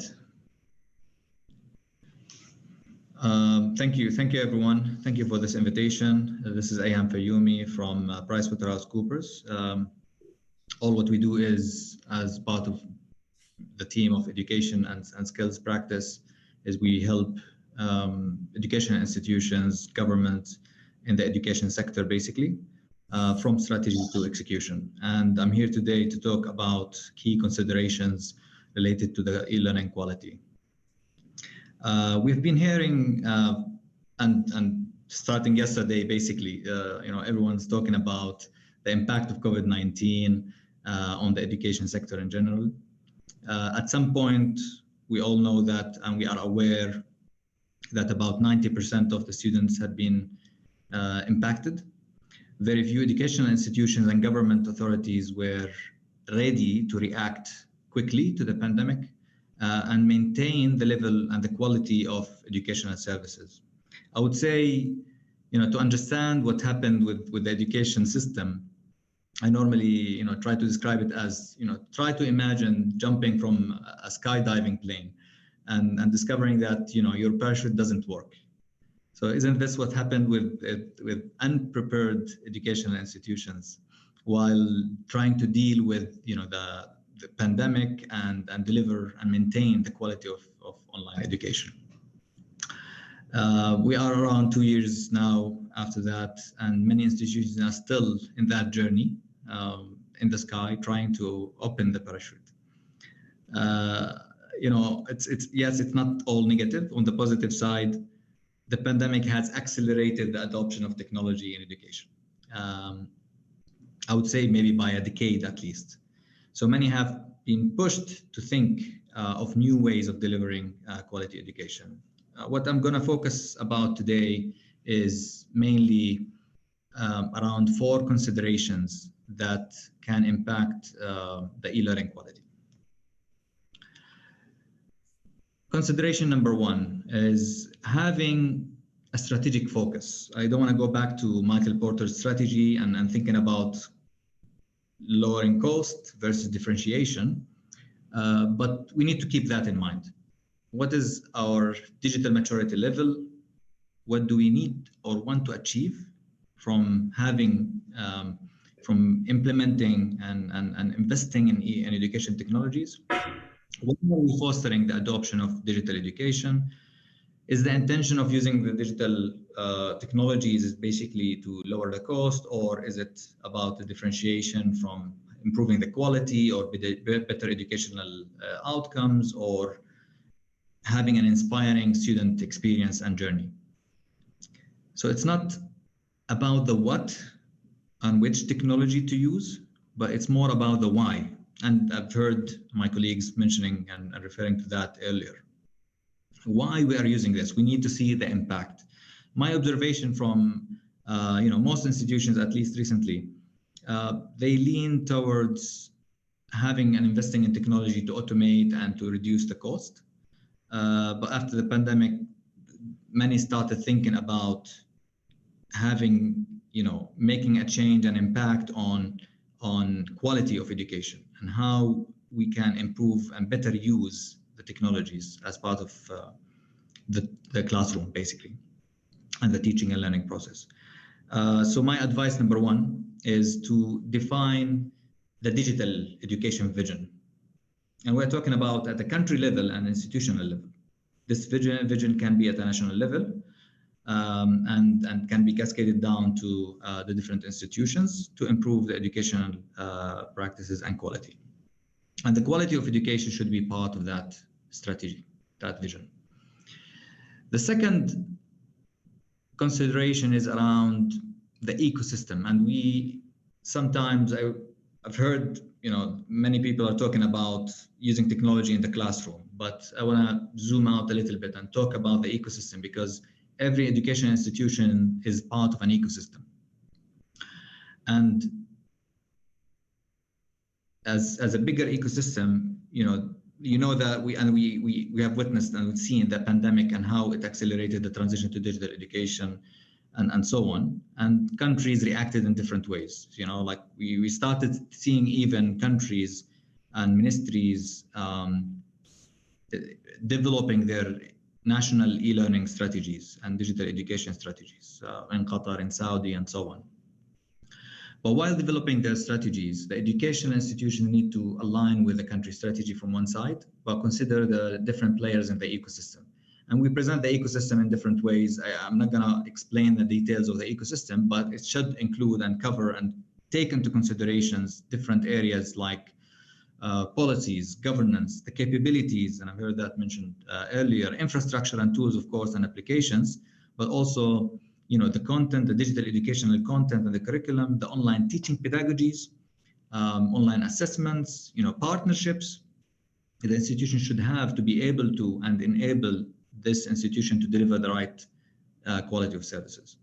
So my advice number 2 is to comprehend the overall digital education ecosystem and understand how the different components of this ecosystem and the different players in the ecosystem can be leveraged to improve the quality. My third consideration is around, we heard a lot about digitization of technology, of education services, and the digitization of any, in any sector in general. And how traditional education institutions can leverage technology and use it to digitize their practices. Yes, we have recently witnessed a quick transition in digital education and to digital, employing digital tools.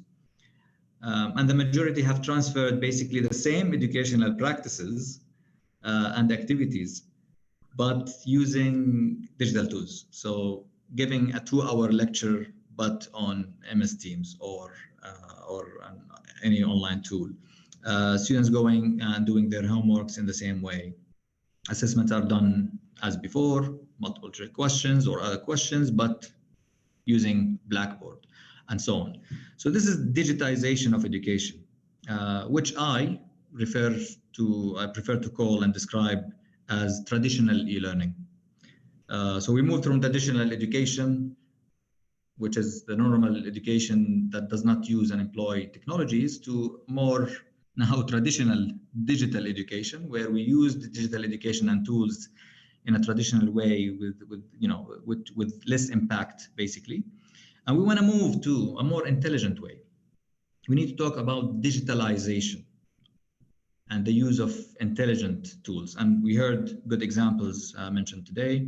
Intelligent digital education is where digital education environment that is designed with the technology in mind, with the education technologies in mind, it as part of the core design, not digitizing what we have now. So this is how quality of education practices can improve. It leverages data, enabling digital intelligent decisions, alerting, for example, and providing recommendations to teachers on the weaknesses and strengths of students.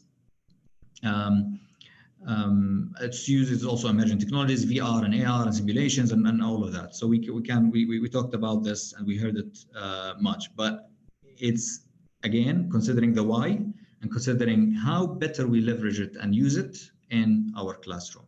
So my advice number 3 is that we shouldn't accept a traditional way of digital education, and we should aim at implementing intelligent digital education practices by mainly reimagining the education with the EdTech in mind. And my last consideration is around having agility and thinking or ensuring that agility is embedded in the design. Many institutions face, the challenge of their different departments within the institution working in silos, low level of collaboration, and major delay in delivering the services, even student services. And I would like to cover and look at the ecosystem and a broader view of the education rather than what's happening inside the classroom, because every single component in that bigger ecosystem can help and impact the quality of education. So low level of collaboration and major delays in delivering the services, from experience, we heard a lot about the hiring process, procurement, and so on, but also students are negatively impacted by the absence of a seamless experience. From attraction, we're looking at the student journey, from attraction to enrollment to study, graduation, and keeping in touch. So having that journey-based design in mind is important. Advanced technologies can help and need to be basically considered, but what's more important, even the thinking about the design and having, establishing the institution with the technology in mind, but also design a more agile institution that is based on the customer journey and mainly the student. So it's not about, the staff role in that specific department under the departmental umbrella, but rather it's more about the staff role in ensuring that seamless student experience is running in the right way. So then after the agile based or journey-based design is done, the implementation of different education technologies is going to be obvious and most probably is going to lead to a quality education, because we started with our pain points and our areas of our challenges and issues and try to fix them using technologies.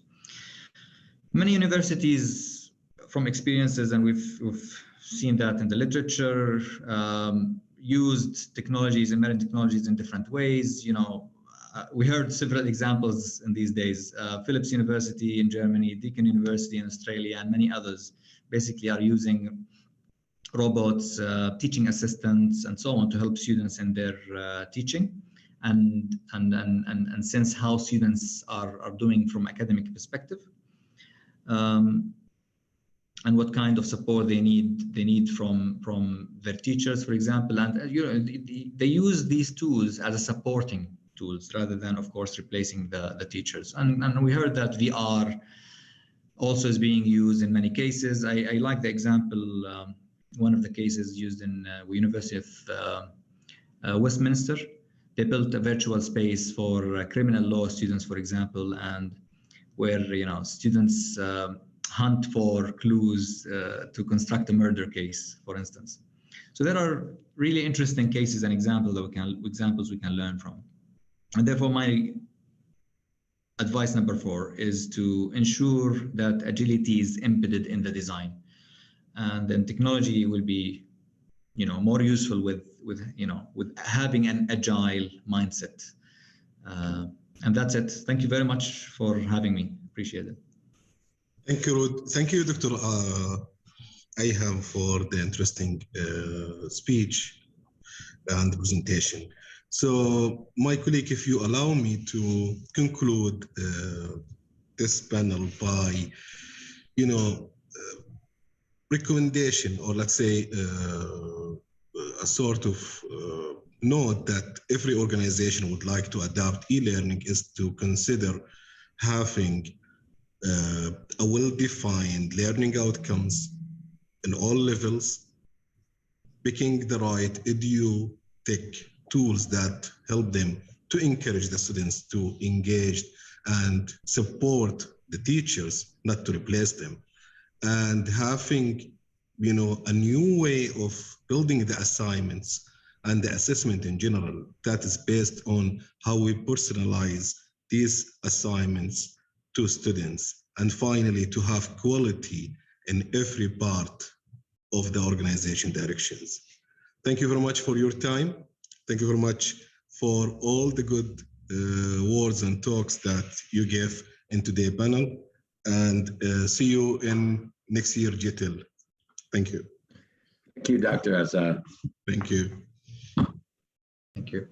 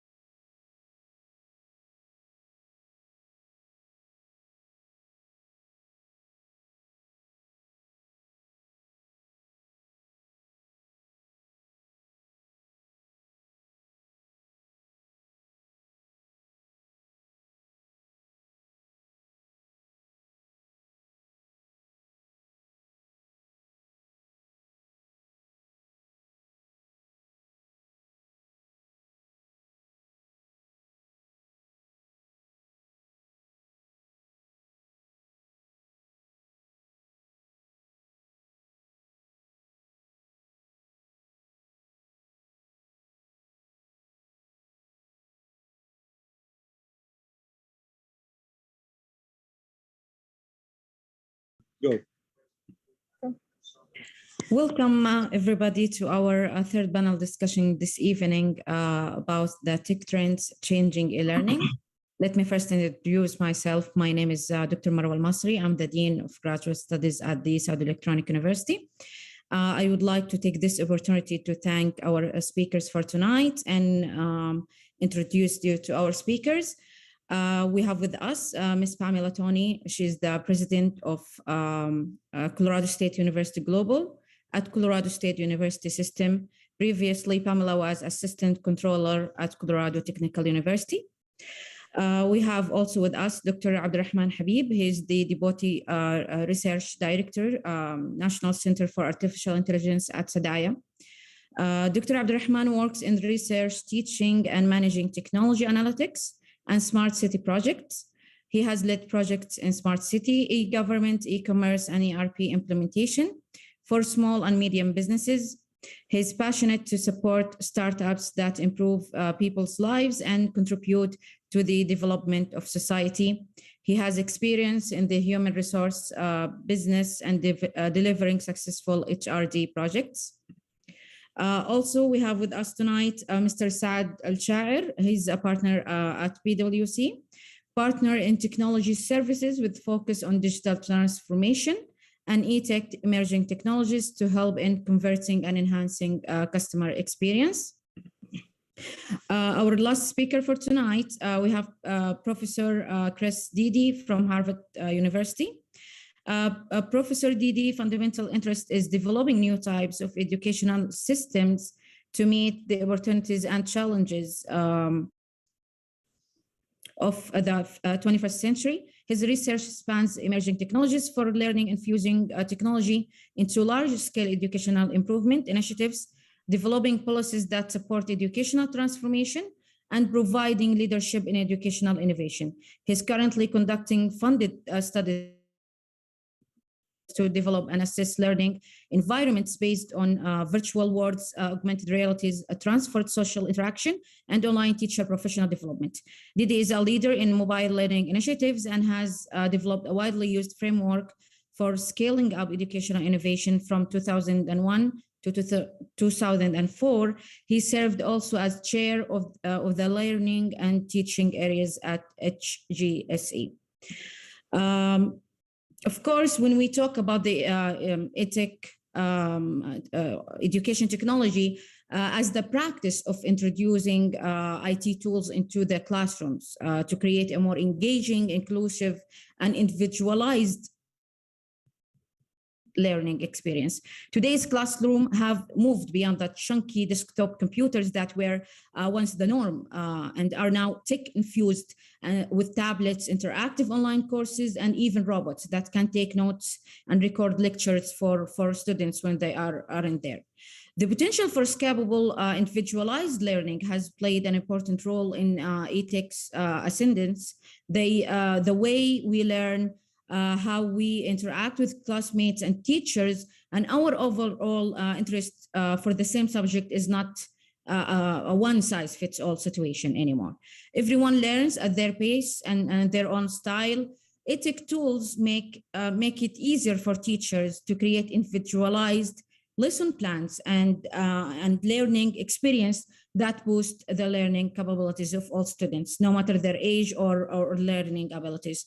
So I'm happy that today we will talk about how the EdTech can help to achieve a lot of improvements in the e-learning world. We'll start first with Ms. Pam. If she can tell us how we can transform learning through technology. Okay, thank you, Dr. Marwa, and thank you all for joining us today. This is a very exciting topic about e-learning, and it's really at the core of what we do at CSU Global.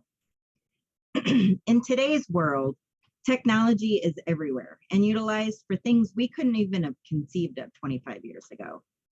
Technology has been the cause of significant disruption in many different industries, and the pandemic has only escalated the use of technology. Today, I want to specifically focus in on how technology has transformed learning for online education. At CSU Global, we have been focused on utilizing innovative technology to support student academic success for our students so that they can obtain the knowledge, skills, and abilities to be successful in their careers. There are four main concepts that I want to talk to you about today, and they all have been integral in transforming the learning experience. We're going to cover adaptive learning, gamification, microlearning, and accessibility. With adaptive learning, this is where we allow learners to have pathways and we provide different support paths for them to really be able to learn the way that they learn best. There is a lot of artificial intelligence that is used within adaptive learning, and it allows us to provide relevant content to learners at the point where they need it. If they're struggling with a specific concept, the tool will provide additional content to deepen their learning. This process enhances the learning experience by focusing on the learner's needs and guiding them through what they need to learn to master the concepts. Math is one of the most popular subject areas where we use this tool in our classes. It allows learners to demonstrate the mastery of concepts that they do understand while taking them down unique pathways to help them build mastery in the areas that may be more challenging. This has greatly improved learners' competency in math and their confidence as well. Next up is gamification. Gamification is something that's for everyone. It brings challenge, competition, and most importantly, engagement to the online classroom. With gamification, learners are able to practice the skills in real-life scenarios. They can practice applying the knowledge and skills that they have obtained throughout the classroom in unique and different experiences. Not only is this a great way to enhance the learning, it creates engagements for the individual as well as students alike. They get to check into scoreboards, see how they're doing individually and progressing through the skills, as well as gaining a little bit of competition with their colleagues. We do offer gamification in several of our courses, and we really have seen this present a positive learning environment in helping students achieve the learning outcomes. We always get very positive feedback in these classes, and I think it's because it really creates a fun learning environment that's a little bit different than some of the other classes. It really adds fun and engagement to the class, which helps students learn, apply the skills, and really enhances their ability to want to continue their education. Microlearning has become very popular. This is a way for learners to get meaningful, just-in-time learning without the commitment of a lengthy program. Everybody's super busy nowadays, and they need certain skills and information right now on demand. And so with microlearning, we have been able to create purposeful learning blocks that help build the skills they need now, but creates a pathway to the future credential when they are ready to take those rest of their classes. Taking courses and credits now, again, allows learners to get the knowledge and skills needed while also maintaining that trajectory for education in the future. We are seeing students more and more interested in this because, as we know, in the day-to-day world, education is so critical, and getting on-demand skills now helps them get the job they need while building toward that credential, and that commitment to their credential in the future allows them to have a future pathway to different careers or career progression. Peace of mind is also very critical for our students to help them want to continue in their education journey. And microlearning is one of those ways that allows us to create these stackable, meaningful blocks of information that build into the full credential. And finally, I want to talk about accessibility. One of the greatest strengths that online education provides is the ability for anyone from anywhere to engage in education. Accessibility goes beyond just meeting the standards for ADA compliance and allows all learners to learn the way they learn best. There are many options and ways to provide content and learning experience to students that has really been enhanced through the use of technology. We can now experience education in classes on different devices. You no longer have to be at home on your computer or laptop. You can access education through your tablet or even your mobile device or your mobile phone. As well as having different devices, we have different medias that really enhance the experience. You can read content, have video content, audio, and even interactive content that really makes learning exciting and accessible to everybody. Making education accessible is more than just an admissions decision to a specific program or university. It's about bringing meaningful content to a learner in a way that they can learn best. Accessibility is always a #1 focus and concern for CSU Global. We want to provide an innovative experience for all students in a way that allows them to learn the way they learn best. Our universal design approach to our courses ensures that we are building courses that meets the needs of all of our learners today with an eye toward the future. As I wrap up today, I just want to highlight the fact that there are many different ways that technology has transformed education over the years. Adaptive learning, gamification, microlearning, and accessibility are only a few of the concepts that have been integrated in today's presentation. There are many strong and purposeful ways to integrate technology into the online learning experience. This helps us to provide more inclusive and accessible outcomes for our students.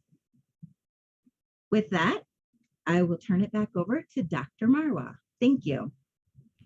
Thank you, Ms. Pam, for walking us through how we can transform learning with technology and with shedding the light on specific technology used in learning. Thank you very much.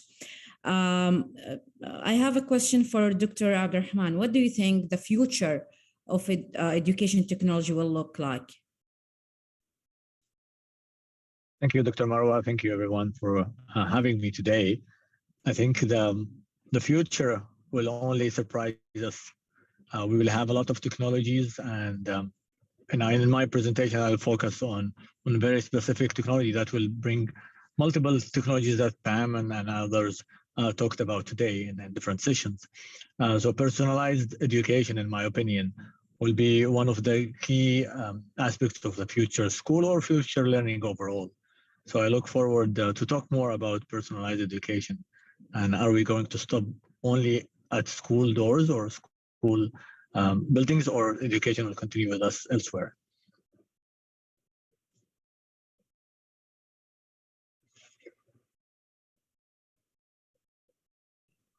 Thank you, Dr. Abdurrahman. If you would like to share with us more to relate on what you just said.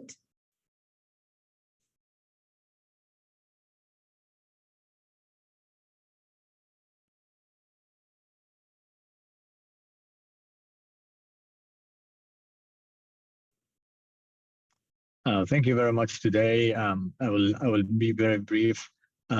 Happy to be with you all here. I'll try to take us to a journey of a school in 2024. What do you think the school looks like? Today, in this conference, we are talking about many technologies that's available today. Class analytics, for example, and following the learners and what have they comprehend within the class, or even the attendance. We talked about the auto gradings and assessment and how we can improve the assessment and remove the mundane tasks within assessments. Of course, we are living in the online and the hybrid today, but this maybe go extra other miles with the VR and XR in the near future.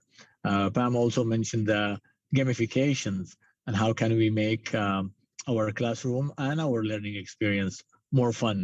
I actually enjoyed playing and evaluating different games and educational games every other month or so.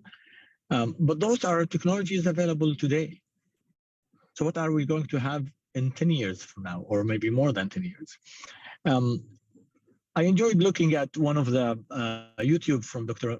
Millen talking about the brain activities for students within the classroom. And maybe this is a small picture, but it shows that there is almost no brain activities for the students in this experiment during the classroom. However, during labs or during outside or playing elsewhere, or even at sleep time, they have more brain activities than in the class.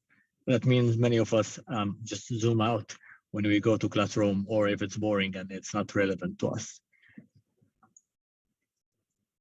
Let's take a look about technologies that are available today to measure the attention for students and how they can learn.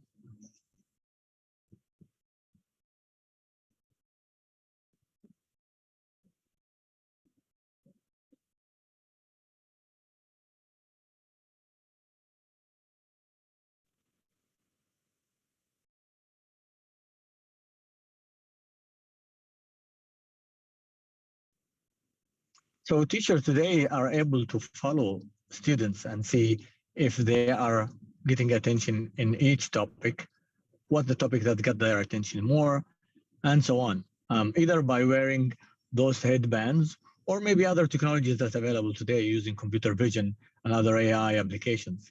Also, you can share that information with parents and maybe nudge them to do and follow up with them on a specific topic, or asking them very specific questions, which makes the education more personalized. Sorry. I will not talk about gamification as much, but gamification makes the experience more engaging. And beside that, the game will engage them. They will learn using their phones. And if they have their phone today with them, they can actually learn within the classroom, outside the classroom, and anywhere else.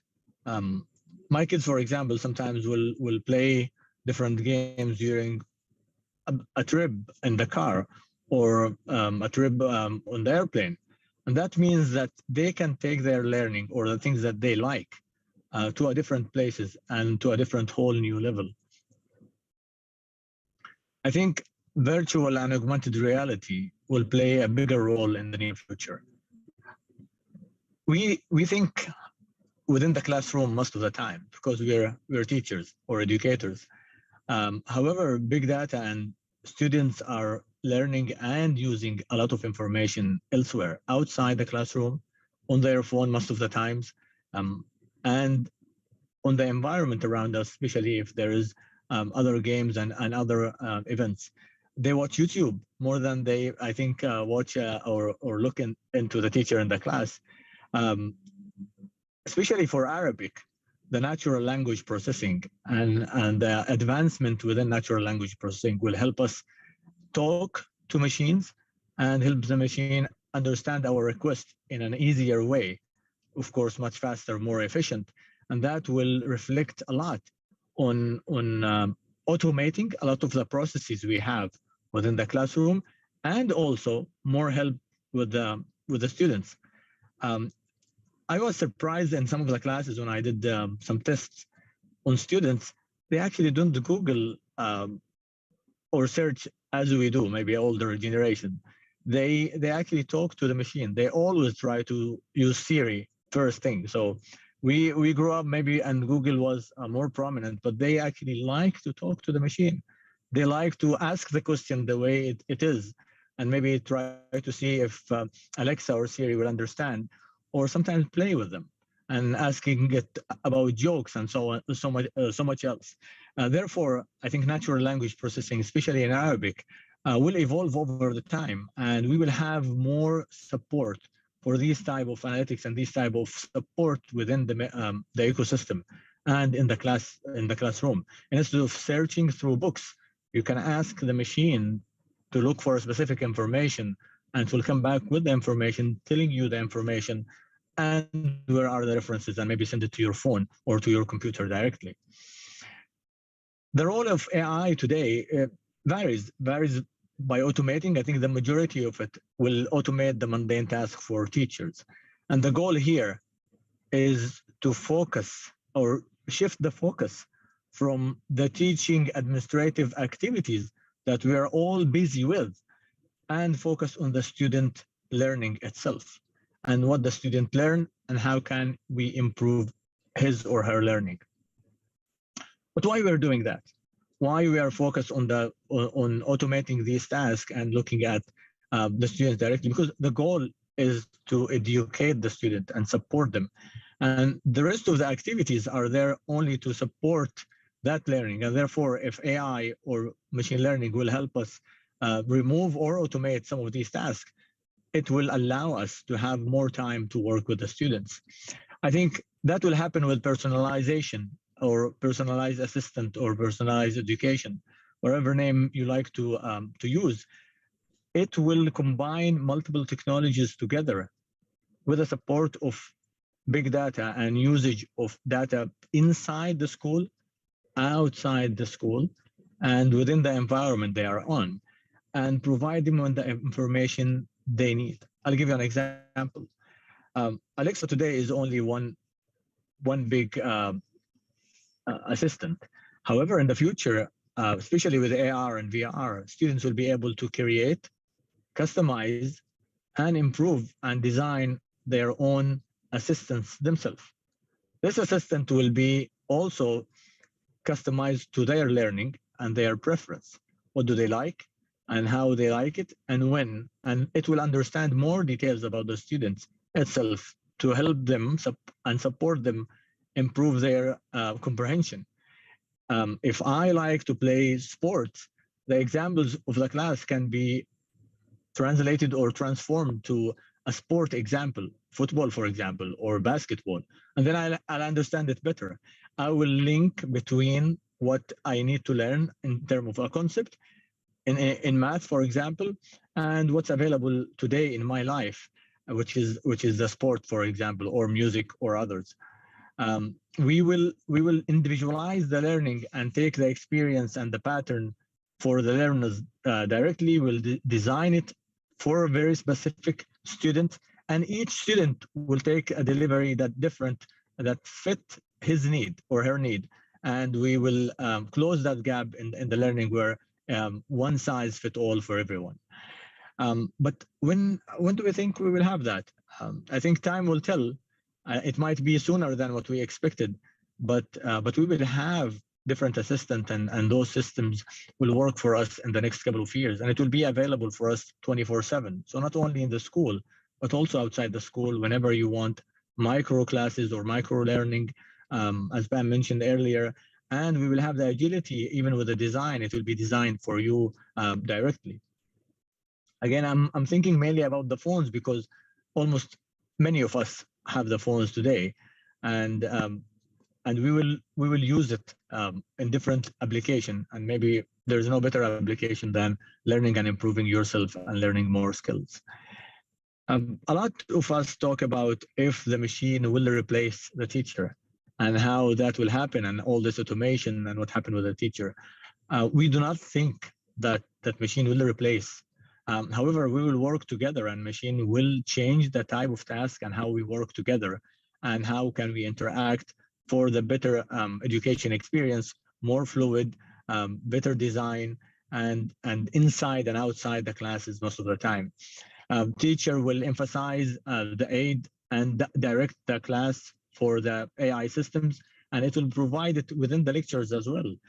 Teacher also will help with exercises and put actual exercises individually. Then the computer will work more on the matching and helping them match with what they need and personalize it for them based on the information they have. Also, teacher will write the exams and the evaluations and follow up with the students when we need more empathy and more support. Not every student will have the same level. Many of them will also have different support needed. Tutoring, yes, will be available within the different software. However, the main tutor will be your teacher or your professor in your school, and that will be reflected in most of these systems. Again, the future will focus on the student learning itself rather than focus on the activities. We have on supporting the education. We will have a lot of challenges going with the emotion, empathy, and the ethics challenges, collecting those data and supporting our students. and it will evolve over the time. But we believe that this will come very soon, and I think it will have an amazing impact on many of our children and students. Thank you. Thank you, Dr. Abdurrahman, for sharing how a typical classroom will look like in 10 years from now. I believe that we have started actually using some of these technologies right now, and it will be interesting in the near future to see how all these technologies will be incorporated all together.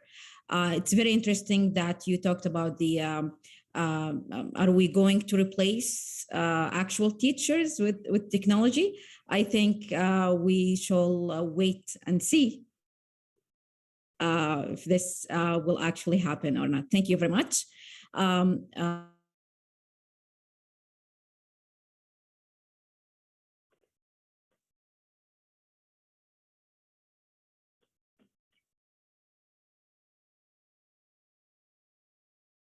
Kind of sad. Thank you, Dr. Marwa. I just want to double check if everyone can hear me. If you yeah, I can start sharing my screen about the tech.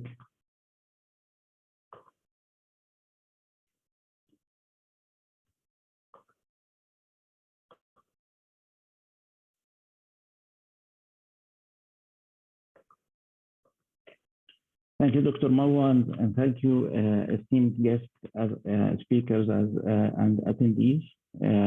Educational technology and emerging edtechs are very important topic to talk about, an interesting topic to analyze in the higher education due to the impact we have been seeing recently about these edtechs and their importance and influence of how they change their learning experience and the way people are delivering the learning content to the customers, whether they are students who wants to practice and experience the learning experience, or the faculty or the employees at the different institutes that provide the learning experience. So edtech,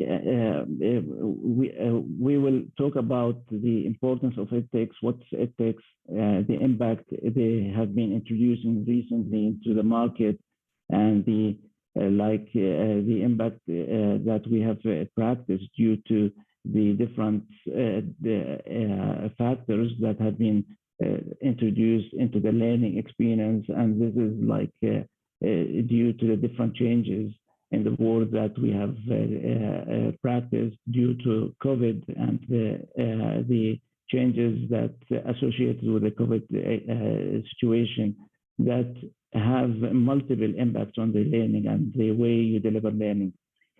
And we will talk about what are these edtechs and how we can deliver the different use cases that the panelists just described in their presentations, and how it's possible to deliver such use cases with the use of these tools and edtechs. And we'll talk about specific use cases as examples of these edtechs and how they can change the experience of the education. So edtech, in simple terms, is how we can introduce technological tools and processes and resources into the learning experience for the purpose of enhancing that learning experience, improve the learning and performance, and change the way we can interact and we can learn using the machines or the tools that can deliver different experience to the different types of customers, whether they are students, teachers, or they are people working at the institute, at the education institution, to help the delivering and administering the learning life cycle. Now, edtech in general, there are, when we talk about the technologies and that we can utilize in order to deliver the different types of use cases we have seen, there are 8 essential emerging text that can be combined with the learning experience in different manners in order to deliver different use cases. And they are, what we have seen today is the AR, which is the augmented reality. And augmented reality, we mean that it's a combination between the actual physical world with the help of some augmentation or some tools that can be utilized in order to add some interesting input and oversee or deliver certain content around what we have seen in the physical world. So this is normally delivered by the help of using like application, mobile apps, Google glasses, like glasses, or any cameras that can turn on the physical elements into like live elements where we see feed of information about these elements and where the learners or students can benefit from that to learn more about what they are seeing in front of them and how they can see information coming to them.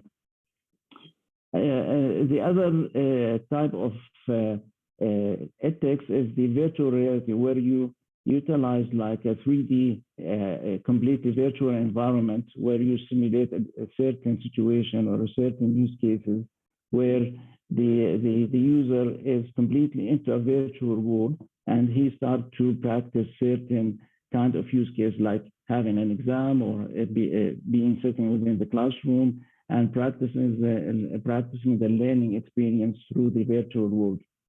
AI is very interesting because there are many applications of the AI where we can use the data and the machine learning algorithms in order to do certain analysis and to help understand the different patterns that the students or the faculty will practice during the learning experience. And it will provide them with more and further insights of how they can enhance that experience and make it more customizable to the people using the people who are into the learning life cycle. Robotics is the other example of the edtech, where we use the mechanical devices in order to support and assist in delivering the educational experience and to deliver the learning content to the students as well as to help the faculty in delivering such content. Blockchain is one of the most interesting emerging tech where it is now being influencing this, how people can secure the documentation and how they can certify the different types of documents and how they can also utilize that in order to secure the learning process as well as the learning content. And especially when we talk about certifications, when we talk about assessments, this is how we're seeing blockchain is into that more and more, and people, they are trying now to establish those blockchains in order to help in the certification process as well as to secure certification and related content. 3D printing is one of the exciting new tech where we help the students to see actual models and prototype of what they are learning. And it's not just like the old mechanisms where you need to go through the book, you read about something, and you start visualizing that in the mind of the student.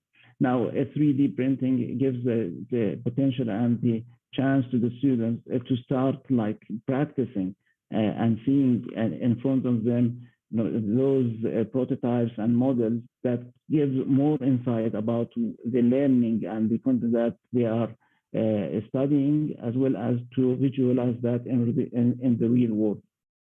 Drone gives the higher education institution a better outreach to the different places within the campus and how they can manage and control the campus and how they can manage and control the facilities that they have, as well as the final one, which is the IoT. And IoT is a big source of data where we can see more and more about the the sensors that we can place in different locations where you can use in order to monitor or to like follow up on certain activities within the campus, within the classroom, and to utilize that in combination with other ethics like the AI to start analyze and get the insight to turn all of that into a smart experience. So ethic is very important in the recent world because of, as I mentioned earlier, we have practiced through the past couple of years the impact of COVID. And COVID is like, has been playing an accelerating factor to accelerate the use of such emerging technology, and is pushing more and more people to practice and experience how to utilize the emerging technology to enhance, to enhance that experience of the users, and to deliver more and more content to the customers of the learning ecosystem. So as we're seeing now in the graph that we have in front of us, the EdTech is being accelerated since the 2019 with the impact of COVID, and it is expected by 2025 to have more and more focus in terms of spending on the EdTech for enhancing the learning experience. So the total amount of the spending on EdTech and the emerging technology by 2025 is expected to exceed and to reach to around $400 billion because of the importance and the need for such EdTech, and because of the benefit it delivers for the higher education and for the different institutions within the higher education. And as we can see, due to the impact of COVID, this line or this trend has been accelerated since the 2019. If we can notice, before the COVID happening, the spending on the EdTech was like estimated to be in 2025 around $340 billion, while with the impact of the COVID and the acceleration that we practiced due to COVID, it increases by at least $60 billion, as to show how much COVID has accelerated the dependencies on the technological tools and as well as the EdTech. If we look deeper into these expenditures and where it is mostly focused, such a spending on the EdTech, we will see AR and VR dominating the spending with $12 billion expected to be by the year 2025.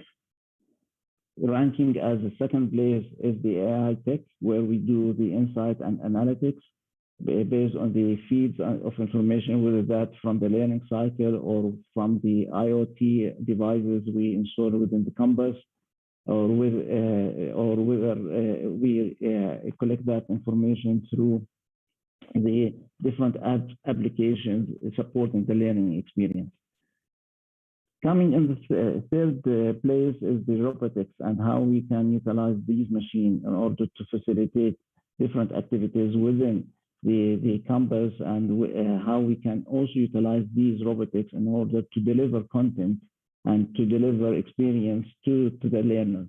And in the fourth place becomes the blockchain, as we mentioned, because this is a very important and emerging area where people, they're trying to focus more and more onto how we can we can utilize the blockchain and infrastructure in order to help into securing the information and securing the content that we deliver into the learning experience.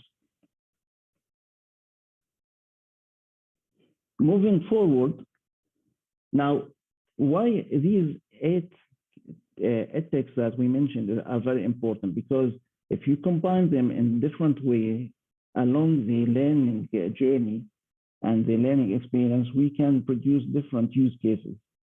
For example, if we use the AR at the admission, we can provide use cases like virtual tools to the students, where we can help them into visualizing the campus, the different facilities within the university, within the campus, and how they can practice before they join the higher education or the university, the different facilities available for them when they start joining the university, and they have a better understanding of the coming 5 years, where they will, or 4 years, where they will spend their lifetime within the university, and how they can live that experience within the university.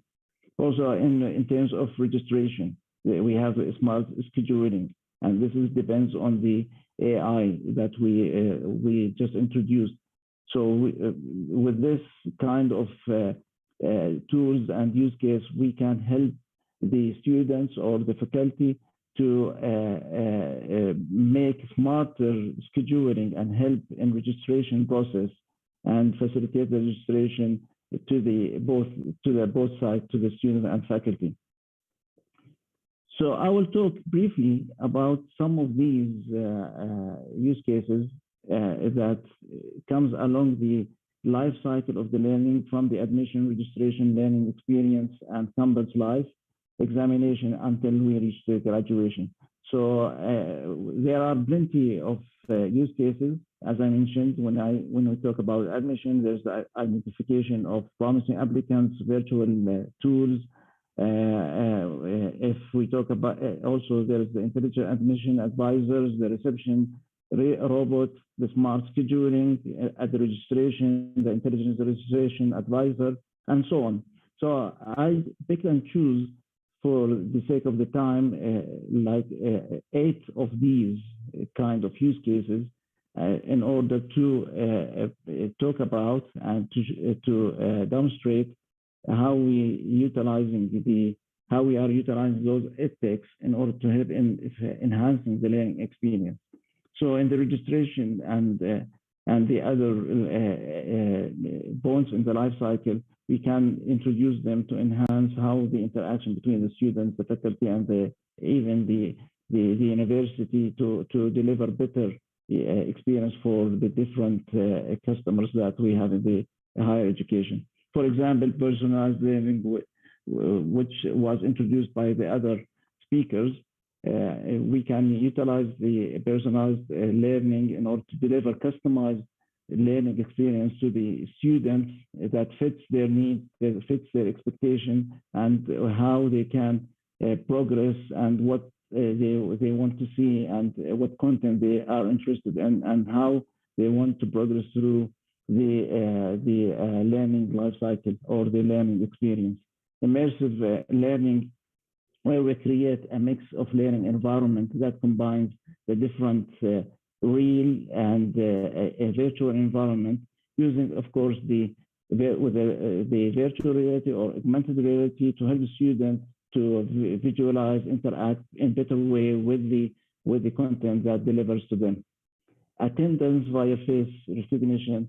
This is very important to monitor the attendance of the students, record their attendance without the need for them to do any registration or signing in activities. It's automatically can monitor the students with the help of the sensors and the IoT to collect those information, connect those information back to with a database where we can monitor and collect information about the students and their attendance.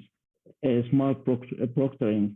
This is a very important tool where we utilize the IoT in order to help in monitoring the assessments that are being carried within the different facilities and within universities, because these are like help to monitor suspicious activities during the assessment, and it gives alerts around if there is any suspicious activities that been conducted by the students in order to capture those suspected or suspicious activities and to report them to the university and to capture these events.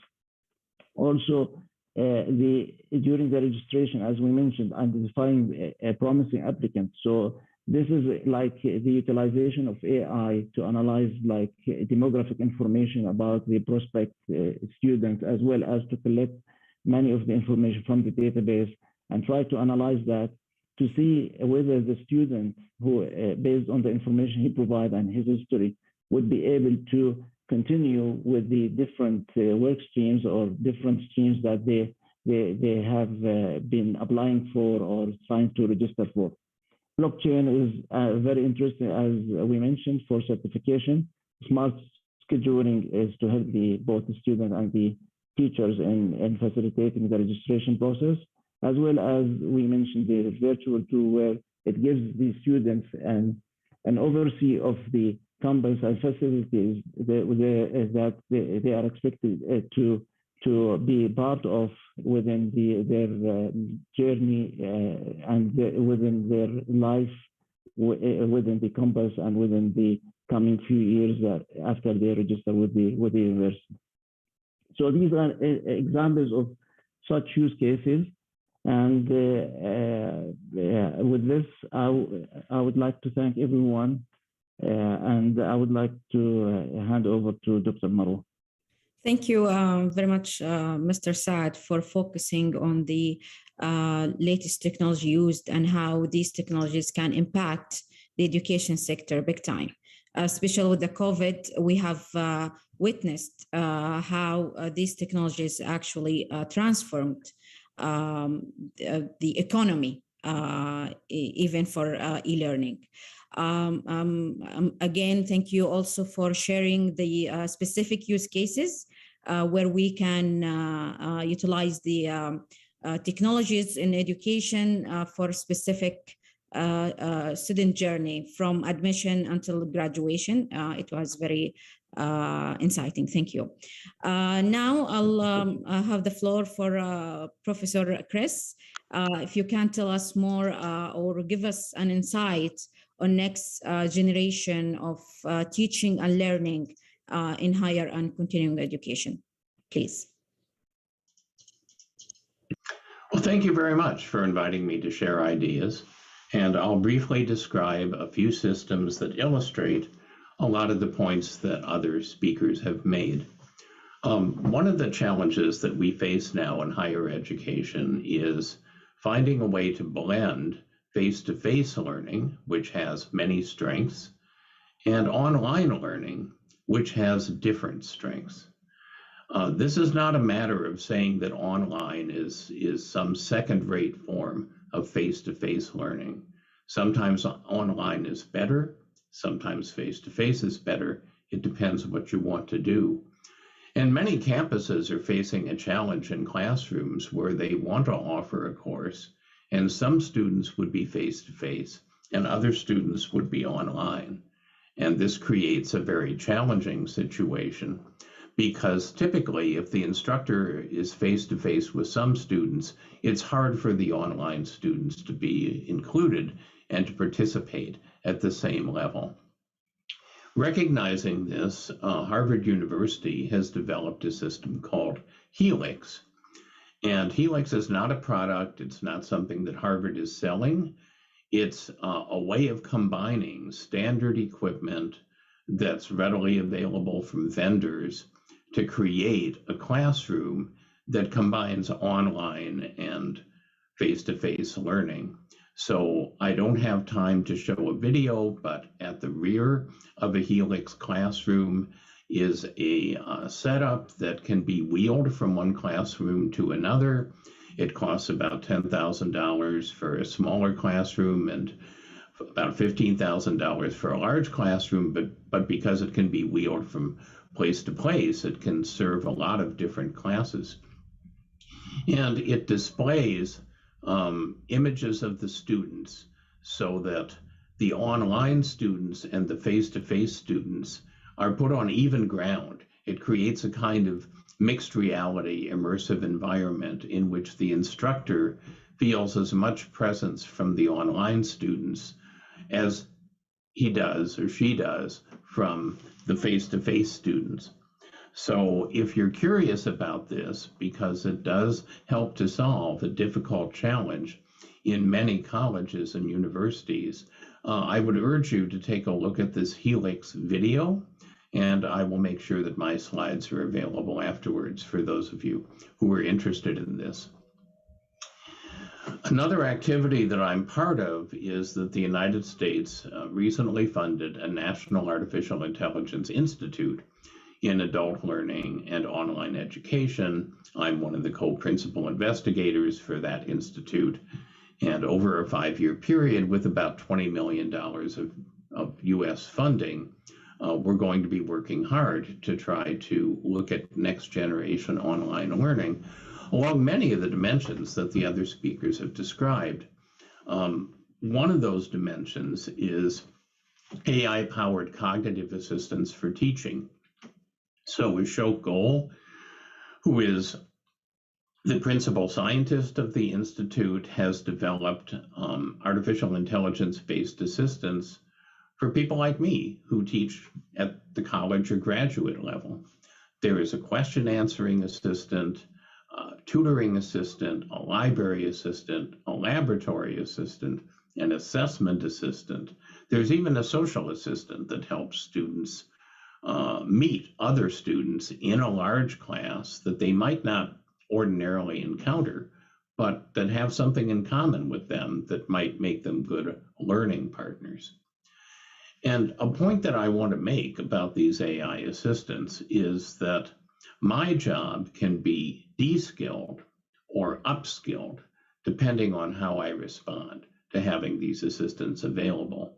If I just do what I've always done and let the assistants take over part of the job, then I will be de-skilled. And in fact, I may even end up working for an assistant. So the question answering assistant might say, well, this is a question I don't know the answer to, so you do it. That's not a very pleasant future.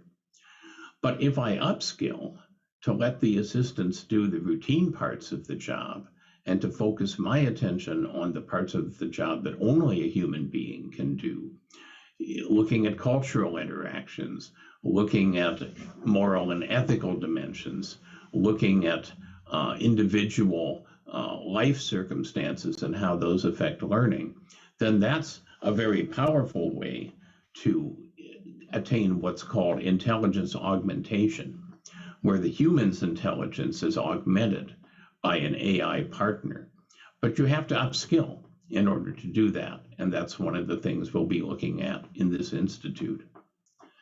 Something I have not heard today as yet, but that I think is very important in the future of higher education, is learning by doing, as opposed to finding ways to empower teaching by telling and learning by listening.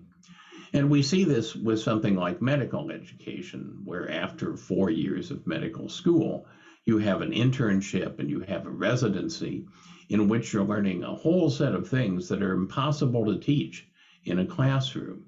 You're at a hospital setting, you're working with a wide variety of practitioners, you're seeing a wide variety of patients, you're getting coaching and mentoring as opposed to lecturing and reading and watching videos.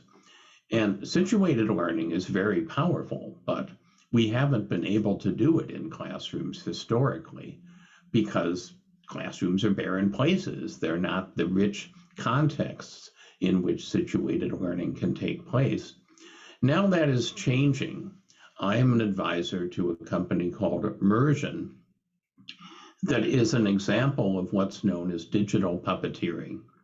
And in digital puppeteering, a single simulation specialist can control up to 7 virtual people.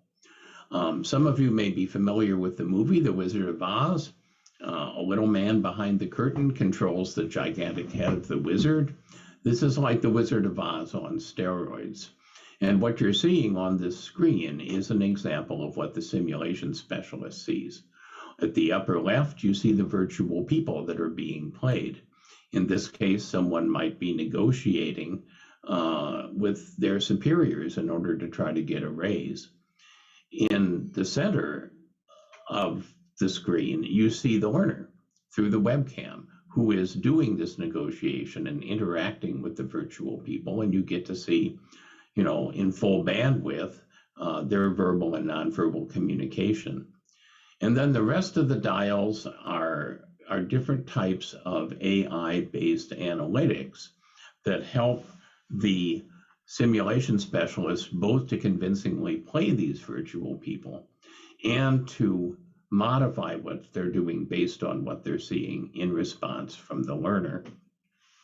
So another thing that I hope we'll see in the National AI Institute that I'm working to have happen is a second kind of diagram in which instead of the teacher and AI-based assistants, there's AI-based virtual simulations, and then a coach, a human coach or a human mentor that provides the same kind of role that a coach or a mentor might provide in a medical internship.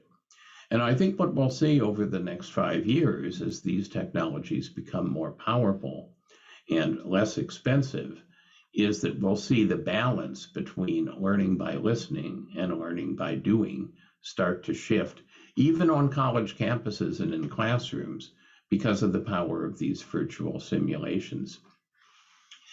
Now, a point that other panelists also made that I want to highlight is that the data that we get from one of these simulations is incredibly rich, even richer than the data that we might get from a system like Helix that's tracking a student's every move online.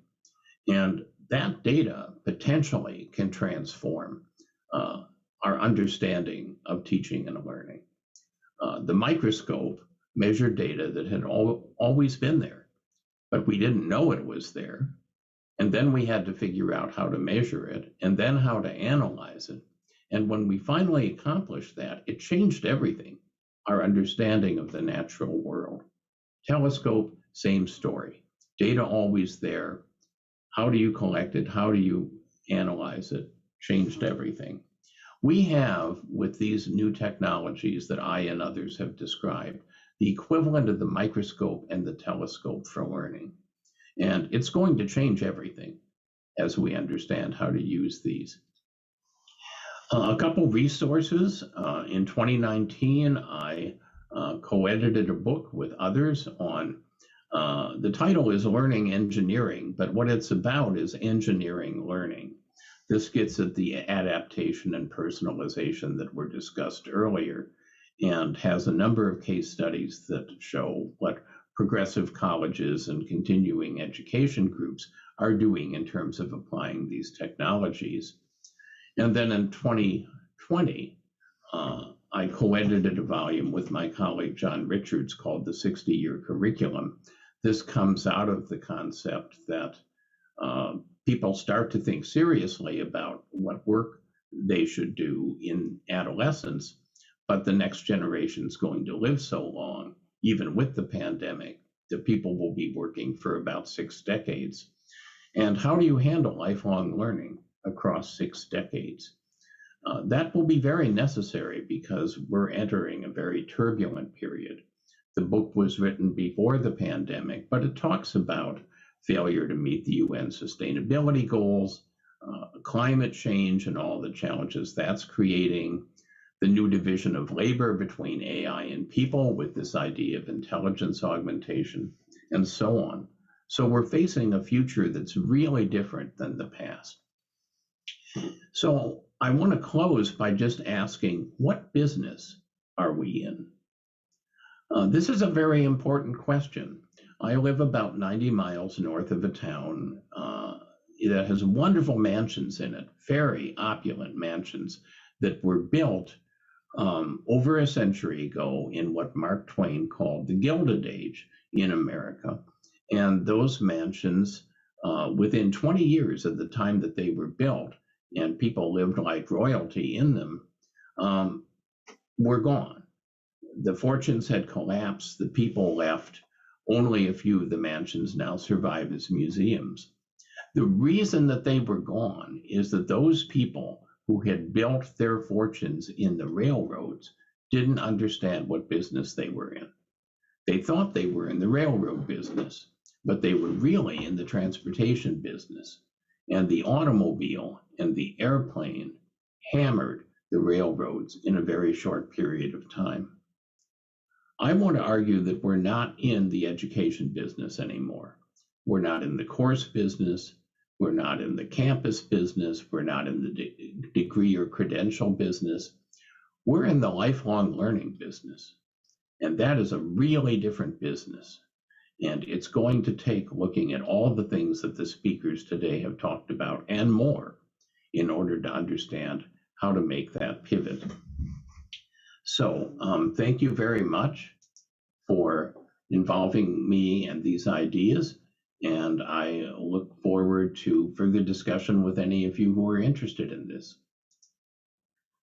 Thank you very much, Professor Chris, for sharing the insightful experience with Harvard University, with the Helix.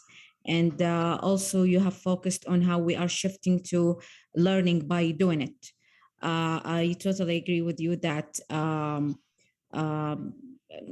nowadays we become more and more interested in using these technologies in learning, and it is for everybody everywhere, as you stated, for the lifelong learning. It's not for specific people at specific time.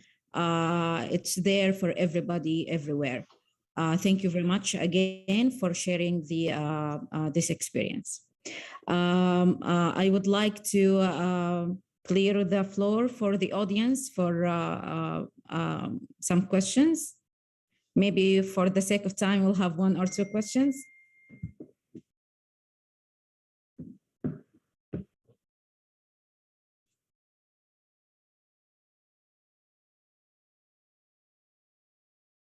So the lifelong learning business is different in part because it's continuous.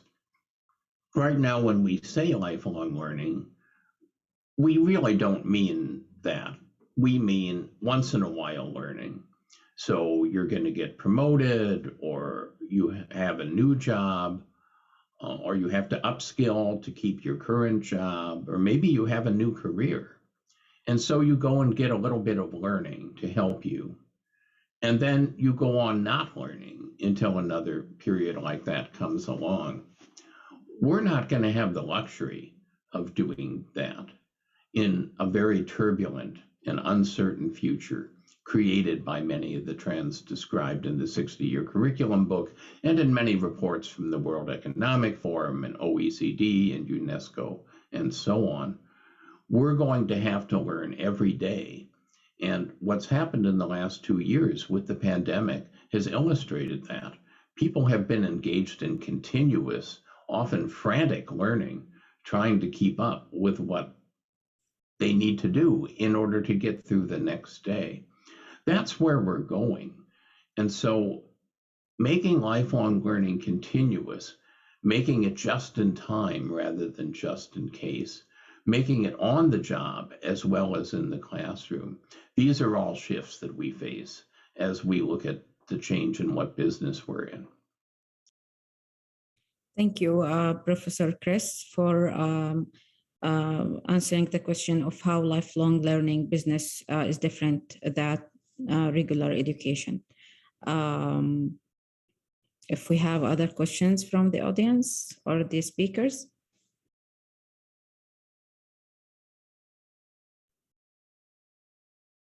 If I may continue the discussion with lifelong learning, how do you think universities and education certification will change while we are more into lifelong learning and learning every day? Pam, you might want to talk about that, because this is really where continuing education has been going much more than traditional higher education. Sure. Can you repeat the question? Sorry. I got the very end of it.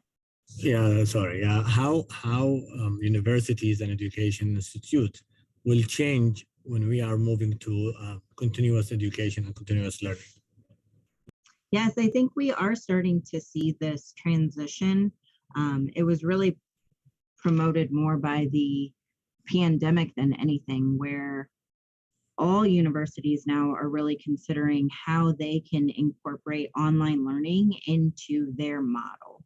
And we're seeing more and more of that coming into play and trying to make sure that it's a really good experience. I think the pandemic was a testing ground for how do we take what we do in the classroom, traditional classroom, and put it online. And I think some of those experiments went really well. And I think other times it did not go so well and students didn't have the best experience. But I'm very hopeful because I do see that all of the universities, and we work with some of our sister campuses that are traditional, to really see how they can transform that experience so that they're ready for that. And it's top of mind for everybody right now. And I think it is the wave of the future, where students they want some of the in-person instruction, but there's a certain level of convenience with online education that really fits into their work-life balance. And if I can add to that, I think that the relationship between a university and students changes if you view it as a lifelong commitment rather than a 4-year commitment or a 1-year commitment or a 3-year commitment. For example, some universities are talking about having students declare a passion rather than a major. My younger daughter is about to graduate in engineering. That's what her choice was because she had to pick a field. But her passion is to try to work in the global South in order to help people who've been marginalized to move ahead. You get a different perspective on how to prepare someone when they have a passion than you do when they have a major.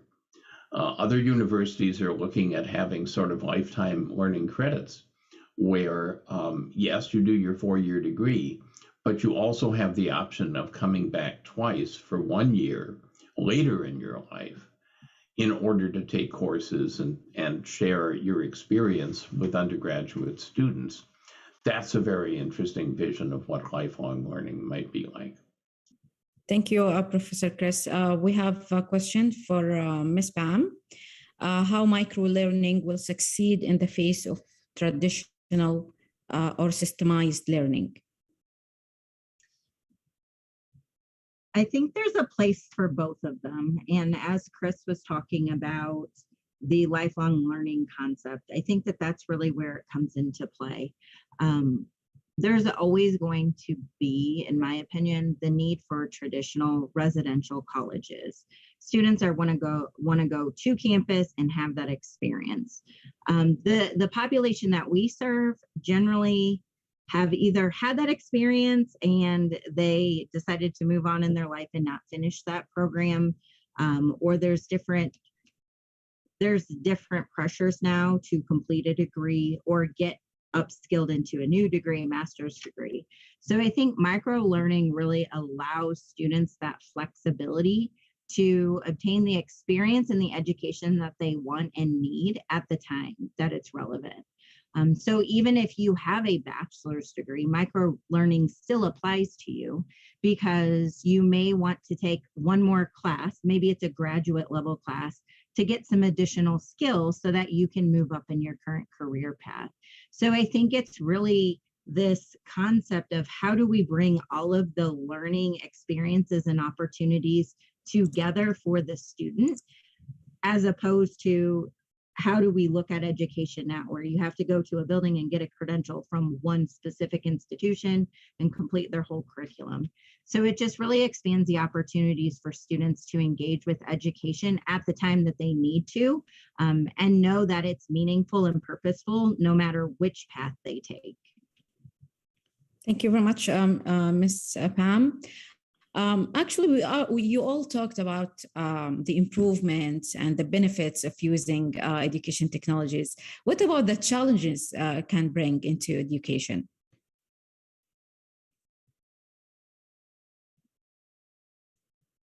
Well, I'll jump in with that one.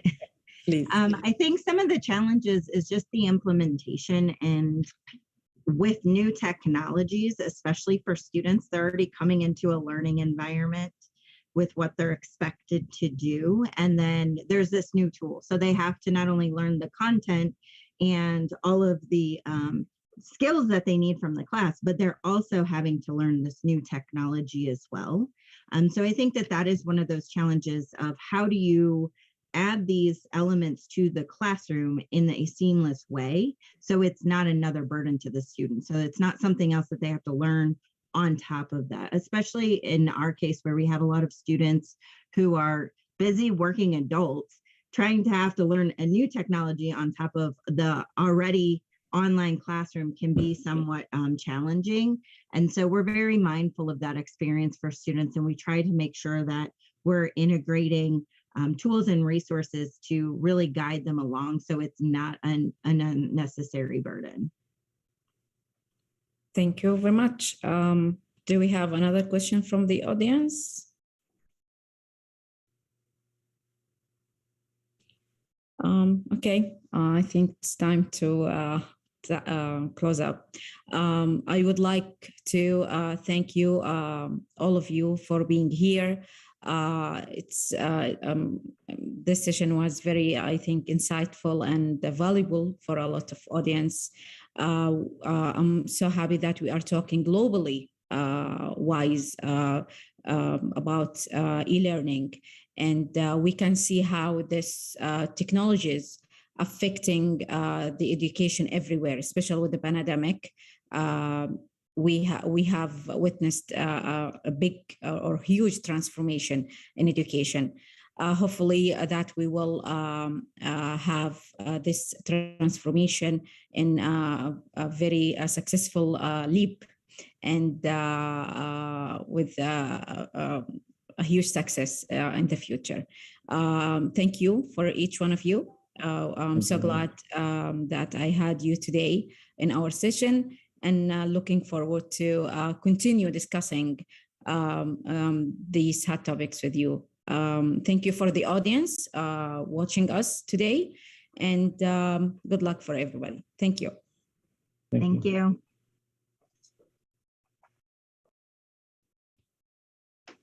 Okay, so I think we're off camera.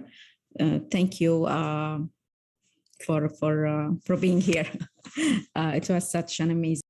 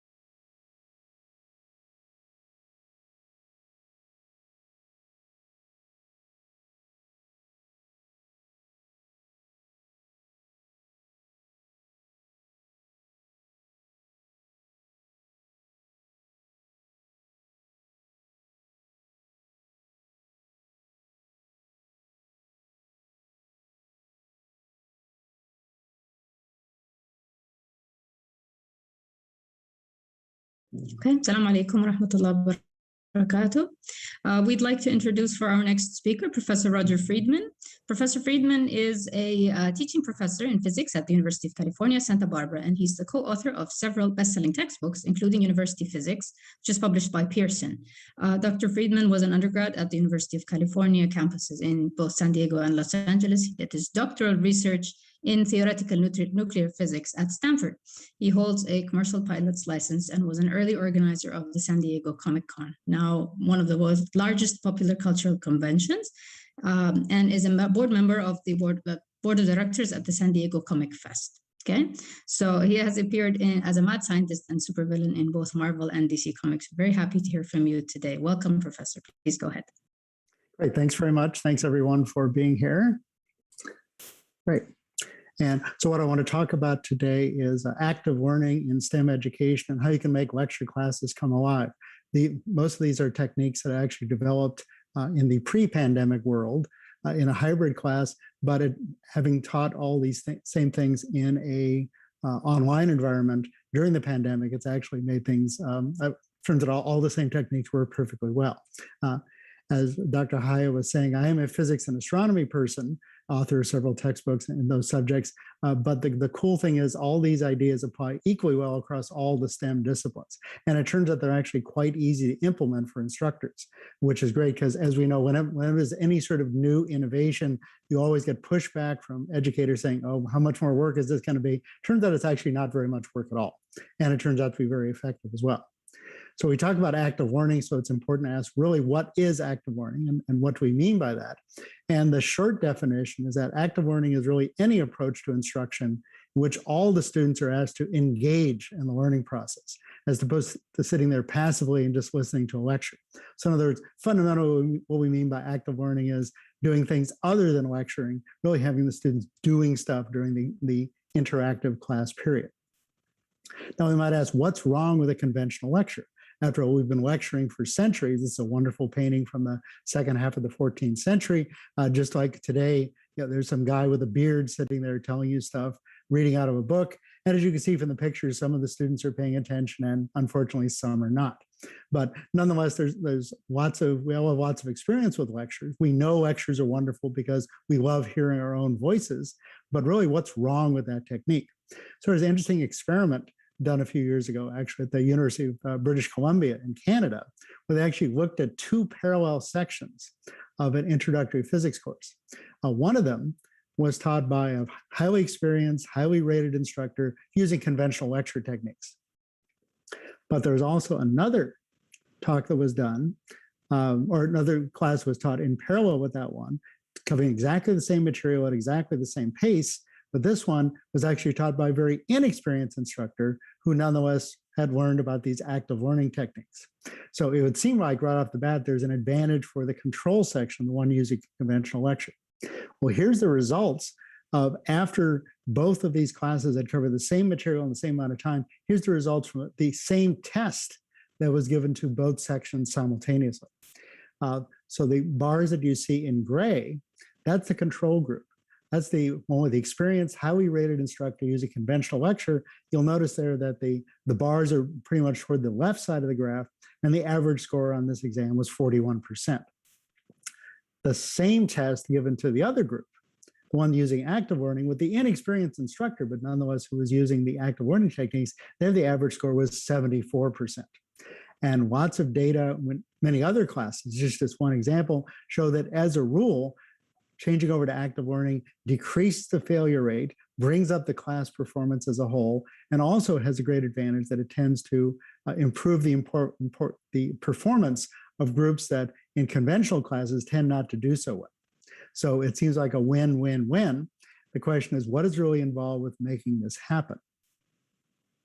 And the other question, of course, is, why does it actually work? We have lots of evidence that active learning does work. The question is, what do you have to do to make it work? And why does it work when you implement it?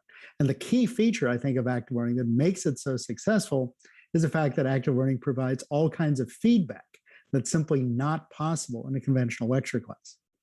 In particular, you get lots of student-to-student interaction. In an active learning classroom, during the time when students are working actively, they're talking to each other. they're sharing ideas, they're giving each other immediate feedback. You know from your own experience that often when you have to explain something to someone else, that's when you really learn it. Well, that's what's happening all the time in an active learning classroom because the students are talking to each other. Once you see the students' result of the whatever project they're working on within the active learning classroom, they're giving you, the instructor, immediate feedback as to what they're understanding and, more importantly, what they're not understanding. And then informed by the information you get from the students, you're able to provide very immediate instructor to students feedback. So there's all kinds of feedback operations here, and it's a very powerful technique to say the least. So the question is, how do you make this happen and how do you do it? As I said, these are techniques that I and others developed in the pre-pandemic world. As it turns out, transferring these over to online classes turned out to be almost trivial. And in fact, many of my colleagues were struggling to change over to online teaching with the advent of the pandemic. For me, the only thing that had to change was doing everything over Zoom instead of doing it in person, but all the techniques remained exactly the same. And a big part of that was the fact that there's still a lecture. I sort of downplayed the importance of lecture, but lecture is important. But the difference is you don't want to lecture during the lecture period. Instead, I have the students view the lecture before class. In my case, I'd actually, for years before the pandemic happened, I'd been recording video lectures beforehand and making them available to students before class. They might say, oh, that's a lot of work. You have to record your own videos. And while I like recording my own videos, in no sense do you have to do it. The wonderful thing is, if you just look on YouTube or other sources, you'll find there's no need to make your own videos. There's plenty available for any subject you can imagine and a whole bunch you can't in any language you want. These are actually some done by colleagues of mine in Mexico. If you need a lecture on thermodynamics in Spanish, he's got it. And you can really find all this wonderful stuff out there. So it's just a matter of looking around and saying, which resources do I want to use? There's no need for you to record your own videos at all. But then what do you do with these lectures? Well, of course, you assign them to the students, and the question is, will the students actually view them? And so to make them responsible for actually viewing these lectures before class, I asked them for credit to submit questions about the lecture before class. Just give me a one-sentence question. It's something from the video lecture you didn't understand. And I'll look through those lists before class. And then what I do at the first part of class is I'll pick out some of the best or most common questions and answer those in the first part of the class period. So look what's happened here. The students have crowdsourced to me what are the topics that they found most difficult. And those are the ones I know to spend a little bit of time talking about. So they've given me feedback, and now I can give them feedback back in return. So it's really quite a wonderful technique. Often if we're teaching a subject, we don't know what's the stuff that's going to be difficult for the students. Here they've told me. And they get actually class credit for giving me those questions. So it's a win for them as well. That just takes up the first, perhaps the first quarter or the first third of the class period. For the remainder of the period, the students are actually working together on assignments. And there's two types that I find are most useful. Ones that are called clicker questions and others that fall into the worksheet category. And clicker questions are so called because when these are first introduced in the live classroom, the students had to bring in a physical device called a clicker that they would use for responding to these questions. And they're called clickers because when you push one of the buttons on the device, they actually made no clicking sound at all. So it's kind of a funny name, but nonetheless, that name has stuck. And now there's lots of online tools that allow you to do exactly the same thing. And having the students work on these together means student-to-student feedback. Me getting the results of what they've done gives student to instructor feedback, and then I can immediately give them instructor to student feedback in return. So what's an example of a clicker question here? And so here's one, for instance. I'll give you a minute just to read this one over.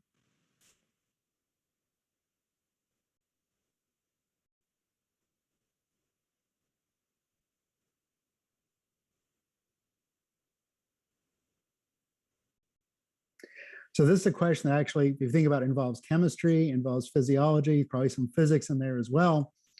And it's one that involves a bunch of ideas. And you notice a number of these results here, a number of these responses here seem pretty reasonable. It turns out, and so what I would do with these, I'd pose these to the students, tell them, talk about your answer, come to a conclusion with the people sitting next to you, or if you're in a virtual environment, in your Zoom breakout room, and then punch in what you think the correct answer is, and then we'll come back and talk about it. Then I'm able to see the results of how they voted, and I can actually then, based on that, give feedback as to what the correct answer is. And the correct answer turns out to be C. When you exercise, actually, you literally exhale away all that stuff in the form of the fat gets converted by combustion with oxygen into carbon dioxide and water, which you exhale. And we can then talk about that and talk about the other statements. And if people gave wrong answers, why those are wrong. And if you see that one of the wrong answers are particularly common for the students to give, you can then actually provide eventual feedback and as to why students have that incorrect answer. So questions like this are great. There's no computation involved with this. You certainly can do clicker questions that require computation, but I often find these purely qualitative ones are really good. We all know students come to you with the complaint that, oh, I understand the concepts, I just can't solve the problems. And when you talk to them, you find, yeah, the real problem is you don't understand the concepts. And so questions like this really get into helping students understand those concepts. So clicker questions like this are often, as we've seen, multiple choice, but they don't have to be. The various clicker technologies allow you to give clicker questions that would give you, for instance, a text string. If you have, say, a ranking task, would say 4 things you want to rank according to some property, A, B, C, D. Students can answer A, B, C, D, B, C, D, A, or whatever, in terms of ranking those things into what's the most important, least important, which has the greatest energy, which has the least energy, and so on. A good clicker question you find focuses on important concepts. No point wasting your time on unimportant stuff. Involves some challenging ideas and have, as the question we just saw, have some multiple plausible answers. They're really cool because they can also reveal student confusion, and they can really generate a spirited discussion among the students, which means you're getting that student-to-student feedback. Their response are giving the student-to-instructor feedback, and you can then turn back to them and give them instructor-to-student feedback. You might look at these and say, well, that's a lot of criteria for a question to meet. These things are going to be hard to write. And you're right, they are difficult to write. The good news is you don't have to write them, because both the questions and also the software for delivering these and for the students to use for voting are available from publishers. For instance, from my university physics publisher, Pearson, has a wonderful program called Learning Catalytics that allows students to do this in a very easy and transparent way, and allows for all kinds of different questions to be posed. So, and also you can find online any number of resources for clicker questions from any number of open source cases as well. So again, really easy to implement, and it's just so much fun to watch students interacting with all this stuff. I'll also mention worksheets. Worksheets generally, since we're talking about STEM disciplines, such a big part of STEM disciplines is problem solving. And worksheets are really a tool to help students with problem solving. What do we grade students on their homework and on their exams? It's their ability to solve problems. So you want to have an ability for them to model that in the classroom in a relatively low consequence environment. And so what I do is create worksheets or use worksheets that focus on challenging aspects of common homework problems, rather than giving a whole homework problem, which can have a lot of pieces and involve a lot of different stages and a lot of steps. Instead, let's figure out for various common types of problems, what are the parts of those problems that are the most difficult? For instance, in physics, in introductory mechanics, one thing that's very challenging for students is to draw a diagram that shows what are all the forces that acting on an object that affect its motion, so-called free body diagrams. So I'll just tell them, here's a bunch of situations, draw the diagram. Don't attempt to solve the problem, just draw the diagram. Or here's a bunch of diagrams for different physical situations, write down the equations that go with those diagrams. Don't attempt to solve the equation, just write down what the equations are. So break the problem-solving process down into the more difficult aspects, single exercises, and have a worksheet that actually is based on that. You might think, well, that sounds like it's going to be challenging to write as well. But the good news is it's important. And because this allows the students to practice problem solving with each other. So you get student-to-student feedback by looking at the work that they do. That allows you to see their common difficulties, and you can provide feedback to them. Even if they submit the worksheets asynchronously later, you can still look at what the results are and then give them feedback later on. So it's a very powerful technique, and it allows all this feedback. As I say, writing these worksheets can be challenging. The good news is, in many cases, you don't have to write them yourself, because our friends, the publishers, again, make lots of these available. Speaking as someone who's written worksheets for introductory physics and made them available through a publisher, I know this is a challenging task, so we do whatever we can to make these available. And the other cool thing is In most cases, these worksheets will be given to you in a format that's easily editable. So if you want to change a little aspect or just use part of it, or you don't like the wording, that's actually fairly easy to do. So again, lots of techniques you can use here for making your class more active, both with clickers, with worksheet type questions, and just the simple expedient of having your lectures not done synchronously, but have them done asynchronously before class, allowing the students time to give you feedback so you know what to spend your valuable class time on. So I hope you'll use some of these techniques and share these with some of your colleagues about great ways you can use active learning to make your students' class time much more productive. So shukran, and thank you for all of that. And I'll now throw the floor open for any questions that folks might have. Thank you so much, Professor. That was really, really wonderful. I mean, as a faculty member, it gives us room to think about how we want to develop our skills and to be able to engage more with students. So how would you advise faculty to maybe approach learning about some of these techniques? Sure. And so what I would do just to learn more about this stuff is, well, first of all, either you can contact me. That's always a good place to start. Always happy to talk to people about this. But really just doing a online search for active learning in name of subject, biology, physics, chemistry, whatever, and all kinds of wonderful techniques will come up.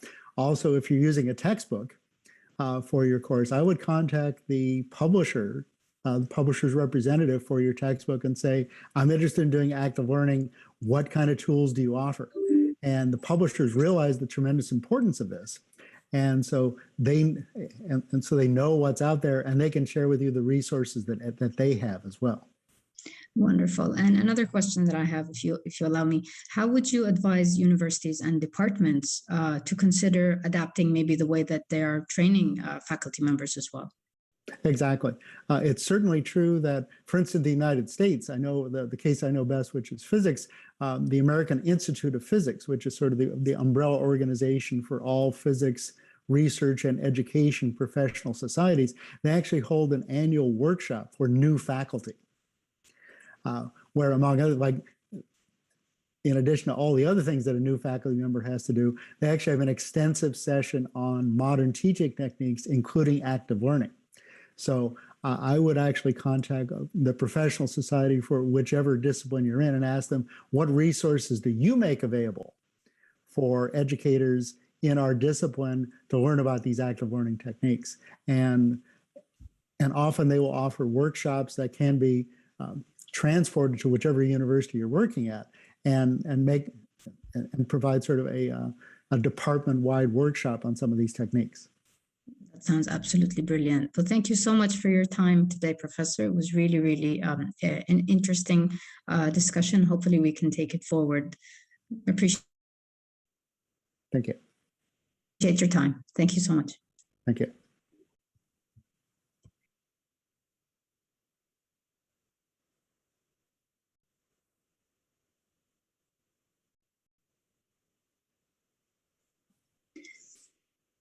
Okay, so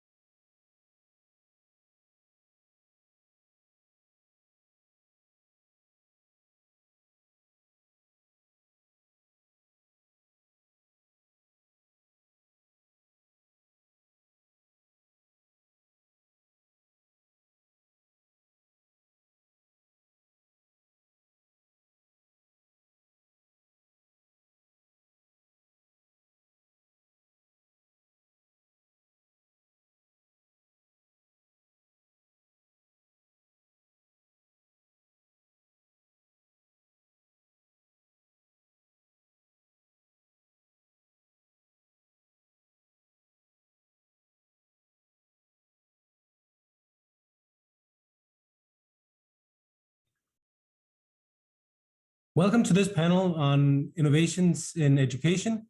I'm Ulrich Christensen. I'm a medical doctor by training, but I spent my entire career in education. Have worked on large-scale platforms in higher education, including about 1,600 products when I was on the executive team for McGraw-Hill in adaptive learning. One of the many things we should talk about today are several of the things we should talk about today are different aspects of innovations in education and in higher ed.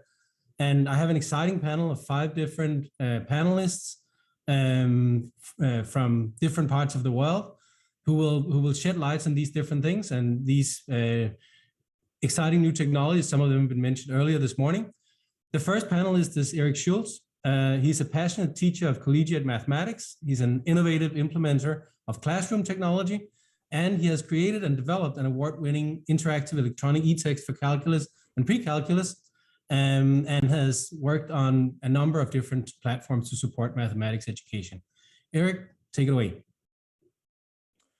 Thank you very much for that gracious introduction. And I wanted to welcome everybody who's joining us. I do want to share while we're together what I've been doing for a number of years, which I think of as leading the way to a better place. I still teach. I'm at a community college in the United States, so 2-year college. But at the same time, I'm also an author with Pearson, and I have been a developer with Wolfram Research. And I bring that up because all 3 roles have played a part in what I want to share with you today. And so you could think of lead the way to a better place. That's not very well defined. What is a better place? And I'm thinking of 3 different groups that we try to serve in higher education. One is our students who are learning skills, they're learning knowledge, they're trying to achieve goals. They want to be somewhere different when they're done, and we want them to be successful. I'm thinking of faculty. Being an author, I've traveled the US extensively, and I've been in the Middle East 3 years ago. Faculty, I feel, being one myself, they need to be supported when innovation comes along. That is, I've run into a lot of resistance to change. Faculty don't necessarily want to change to something new, but I think that's more, they don't know how to change to something new, which sounds funny for an educator. You think we'd all be lifelong learners, but we're not all the time. So I think I want to lead the way to a better place for faculty. I want to help them become better teachers in what they do. And then I also think in terms of the institutions, a better place for our institutions would be someplace where students are very successful. We don't have a lot of, quote, failures in our courses. Students are learning material, they're becoming more knowledgeable, they're moving forward, and they're not bailing out of an educational experience because of, say, a calculus course that got in their way and they couldn't pass that calculus course. So myself as an educator and as an author and as a software developer, I think about these 3 different groups that each deserve a better place as we innovate and as we move forward.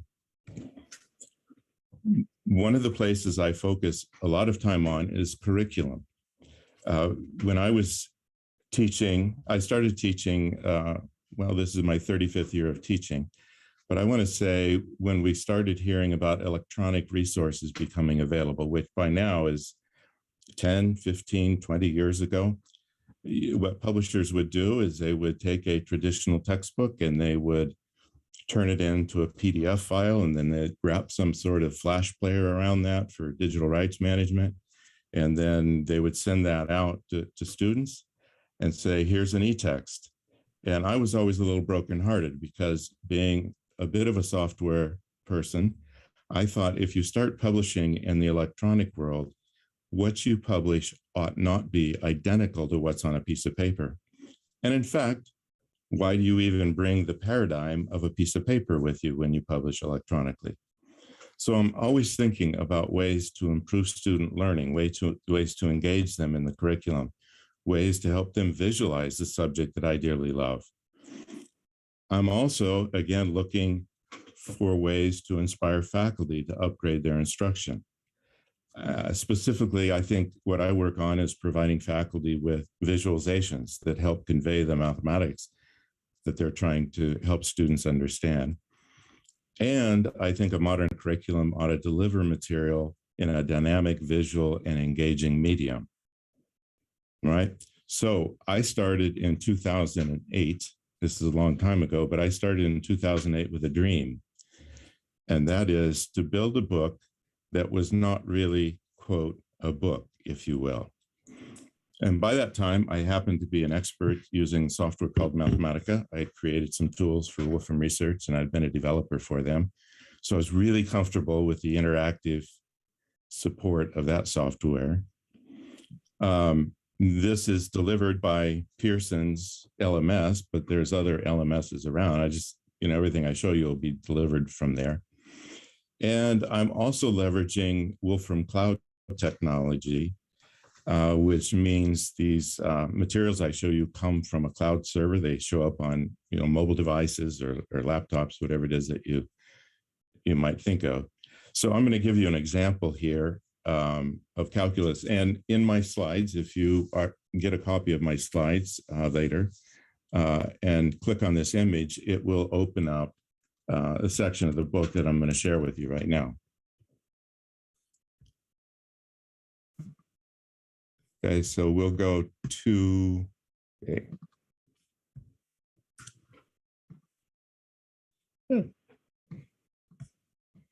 So I wanted to open section 16.5. What you see in the browser is exactly how this section would start and appear on somebody's machine or device.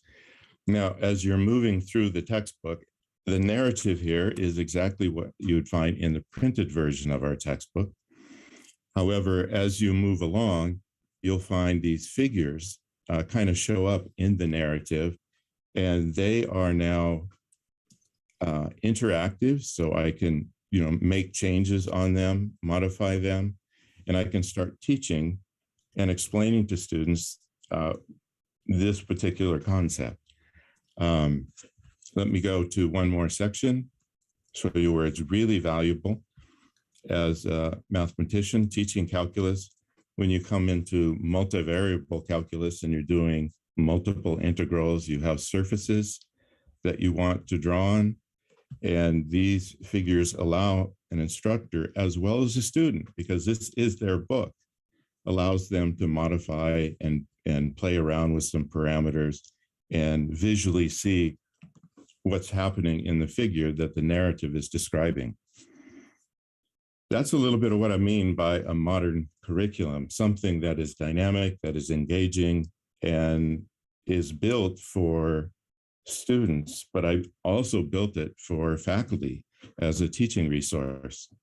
In this particular book, there's 750 interactive figures that are just embedded in the narrative. Many of them are designed specifically for teaching in the classroom.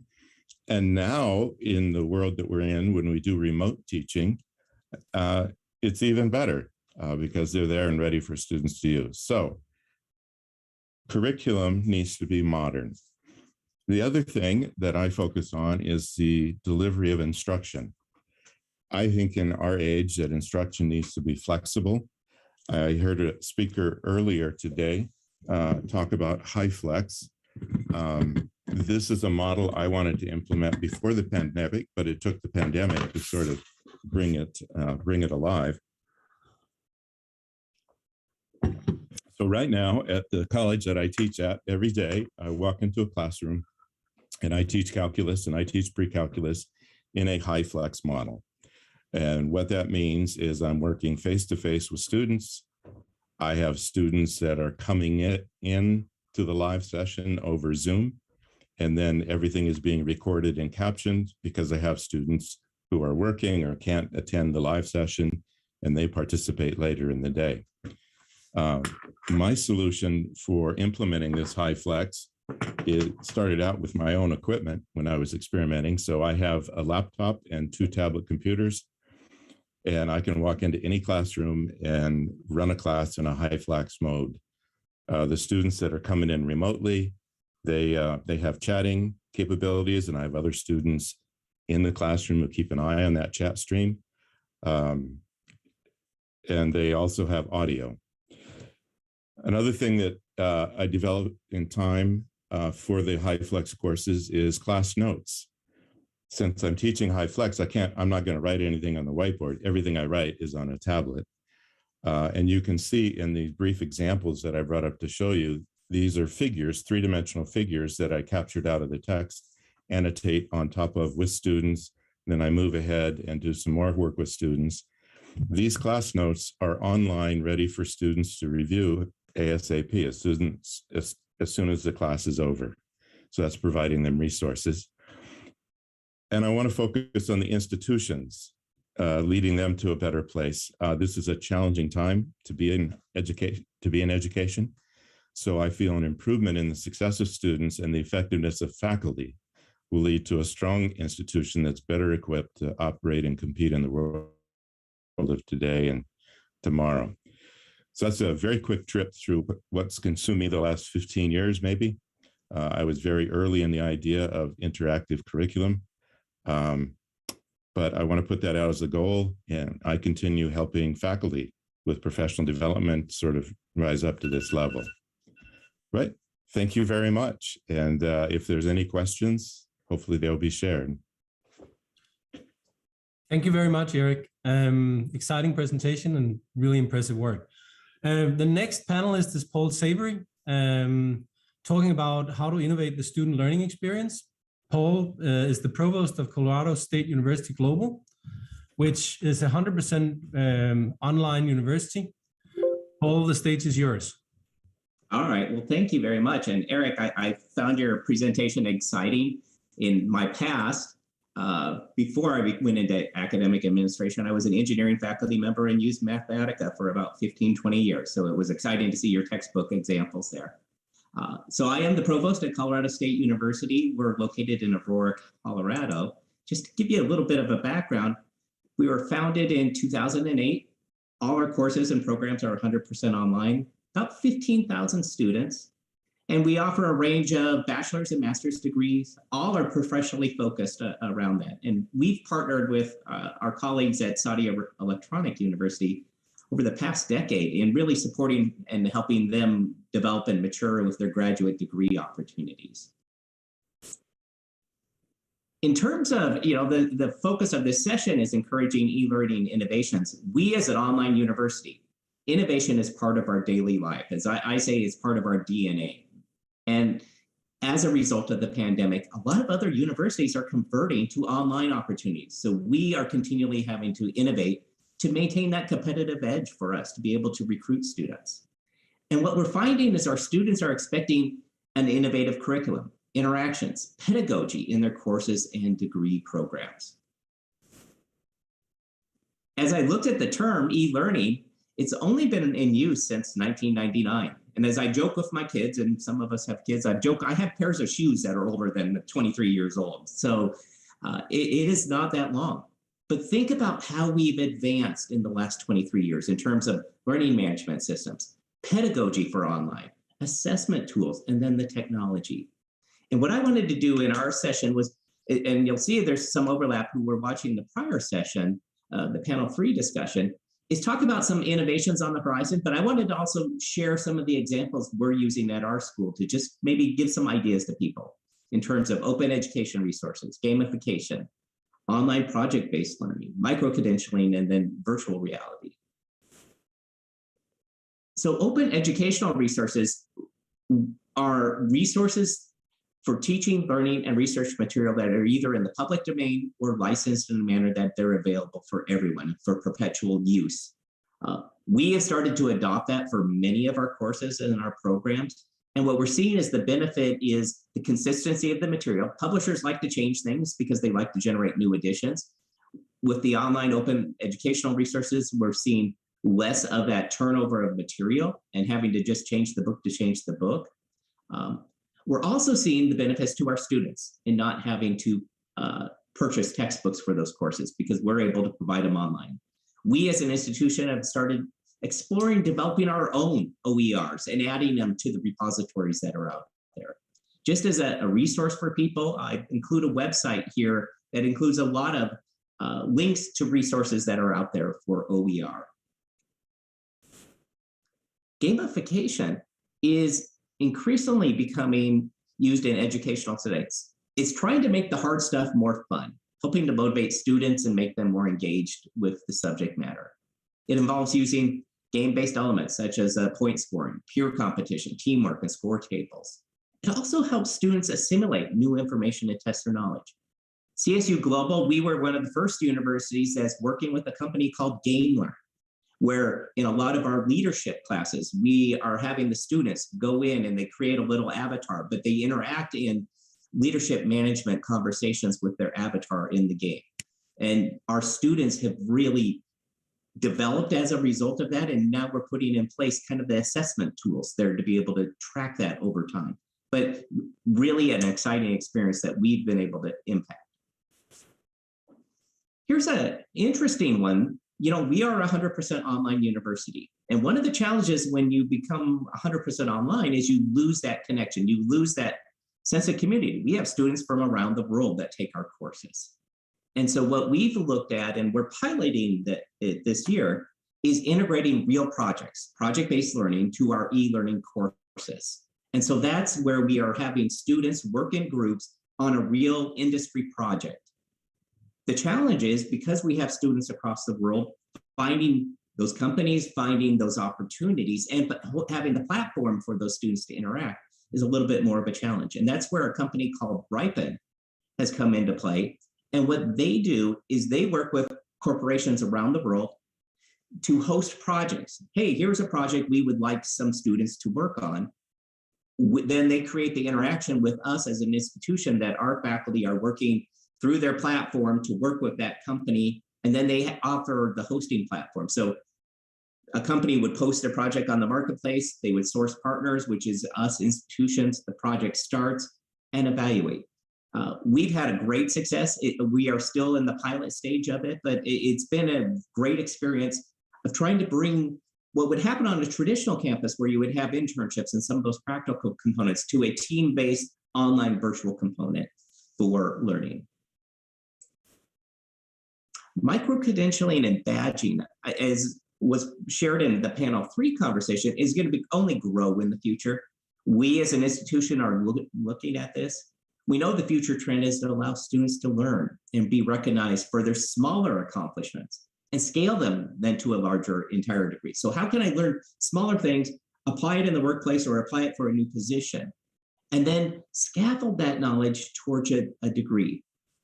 We are exploring a partnership with a corporation called edX. For those that know of edX, they offer an online platform for MOOCs and other opportunities. It was developed out of Harvard and MIT a few years ago. We're exploring it at Colorado State. At my prior university that I had been at, we had a very strong partnership with them.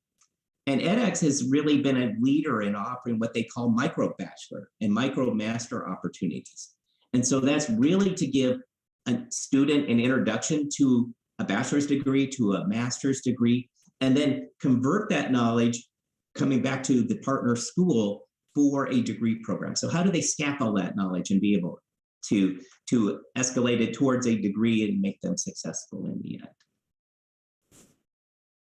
The last one I have here is immersion in virtual reality. And I know in the panel 3 discussion, I saw several of this. We at CSU Global, as we're looking towards our future, is we know this is coming to play.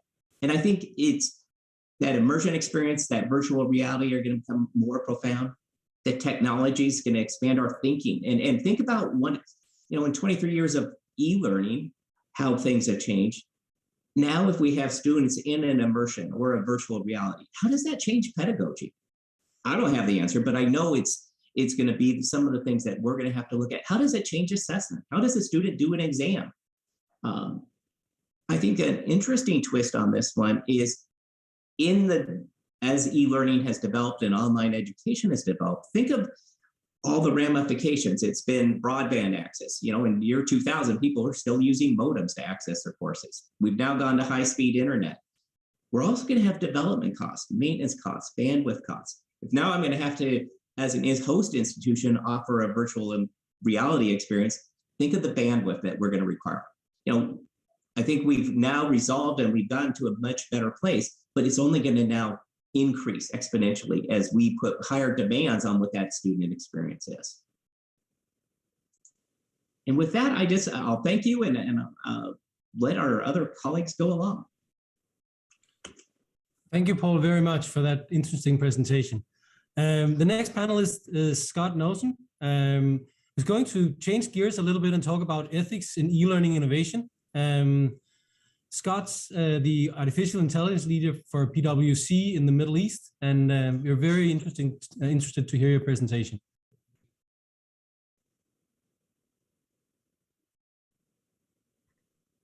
Thank you, everybody. And thank you for inviting us to attend this and to talk to you all today.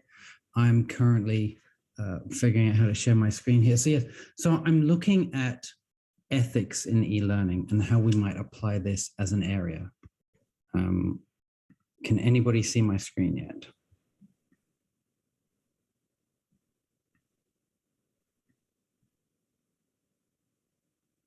Okay, there we go.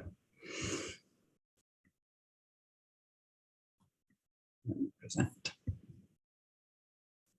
So this is a very interesting session where we're looking at technology and innovation and education. And what you'll see on the left is from, not to preempt my friend Eve, who'll be speaking next from Microsoft. This is Microsoft's Education Transformation Framework. On the right is our Analytics and AI Transformation Framework. I work in consulting. My background is all in artificial intelligence, how we can use that in different domains. And so we use frameworks to look for opportunities. So what you can see here is, you don't even need the details. You can see in education, there's a huge opportunity for transformation. There are a lot of different areas where we can apply things in e-learning. From my background in AI, but I also look at emerging technology and other areas, there's a lot of different dimensions that we think of. So it's all a very exciting space for us and things that we want to play in. But there are always concerns with any new use of technology.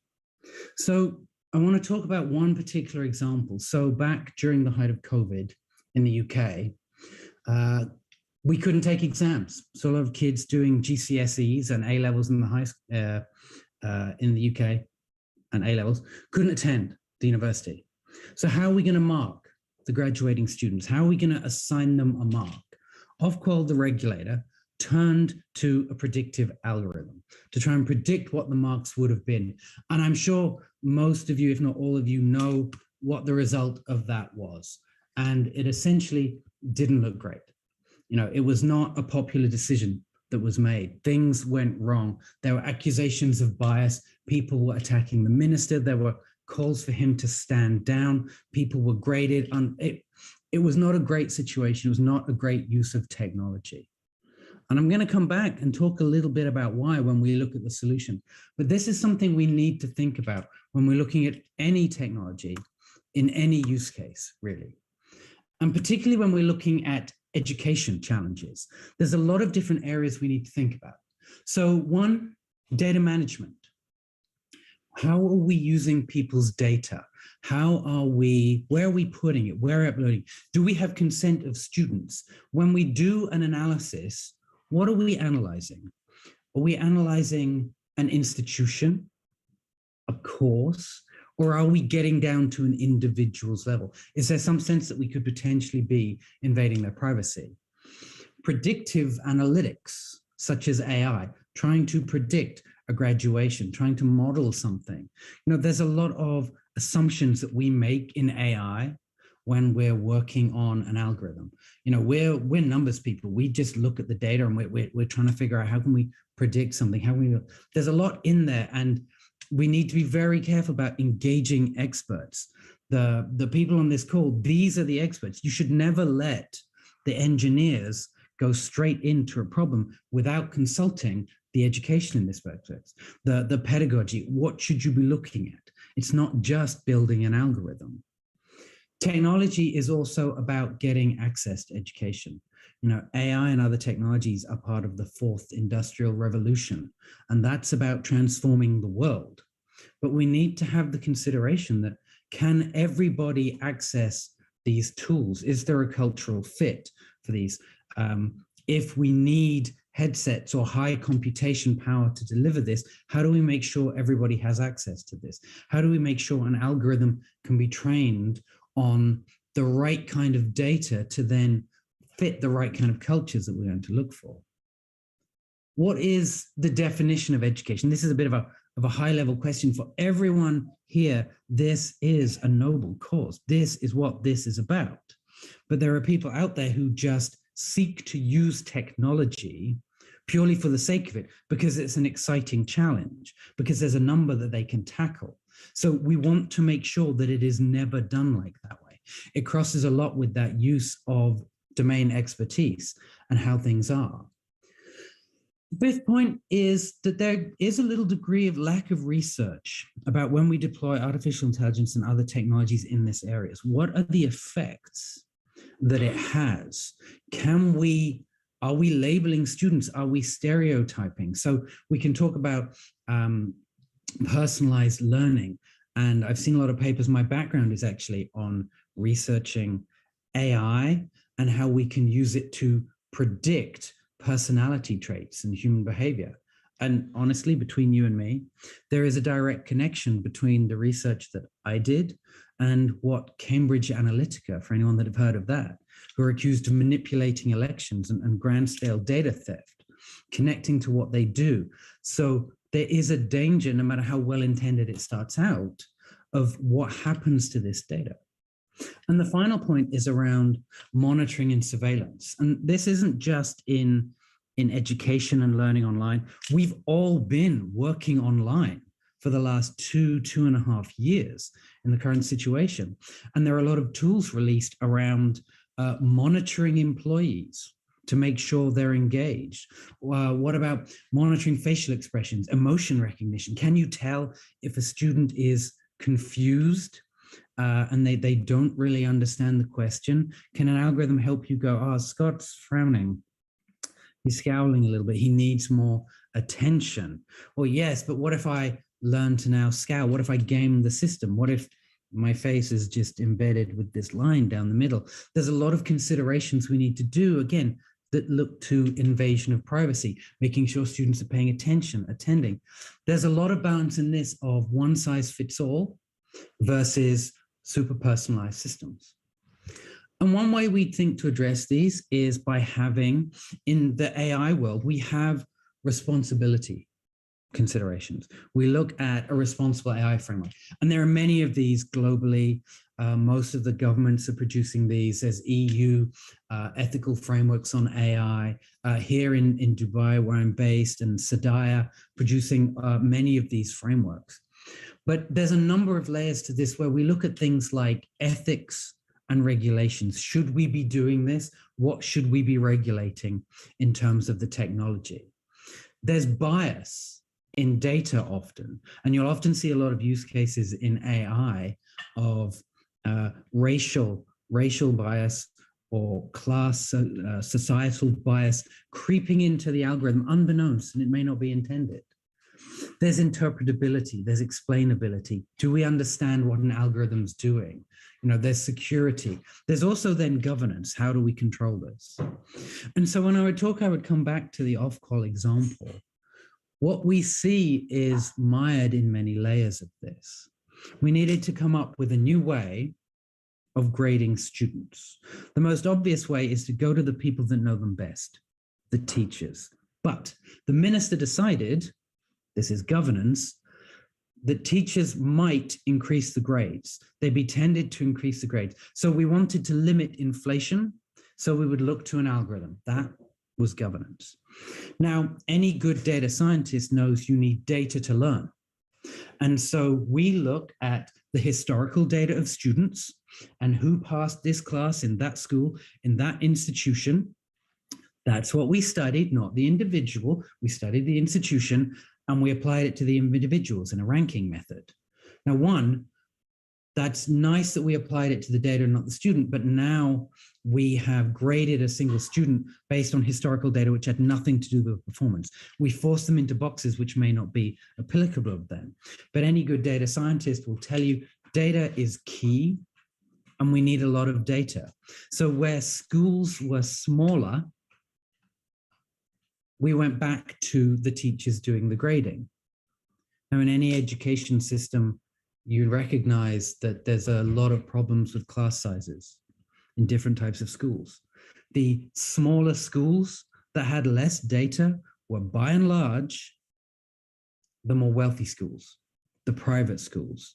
And thus we created bias in our approach to how we graded. The smaller private schools were graded more favorably with the teachers and their natural inflation and recognition. And the comprehensive schools, the grammar schools, were pressed down. And so this is very much how we see this many layers of the technology applied. And I think this is a fascinating area. I genuinely think technology has so much promise in education, in e-learning, as the rest of the speakers and the rest of the conference is focused on. I just wanted to take a step back for just a moment to say this is also something from a technology point of view we do care about, but it just needs very careful thinking. Thank you.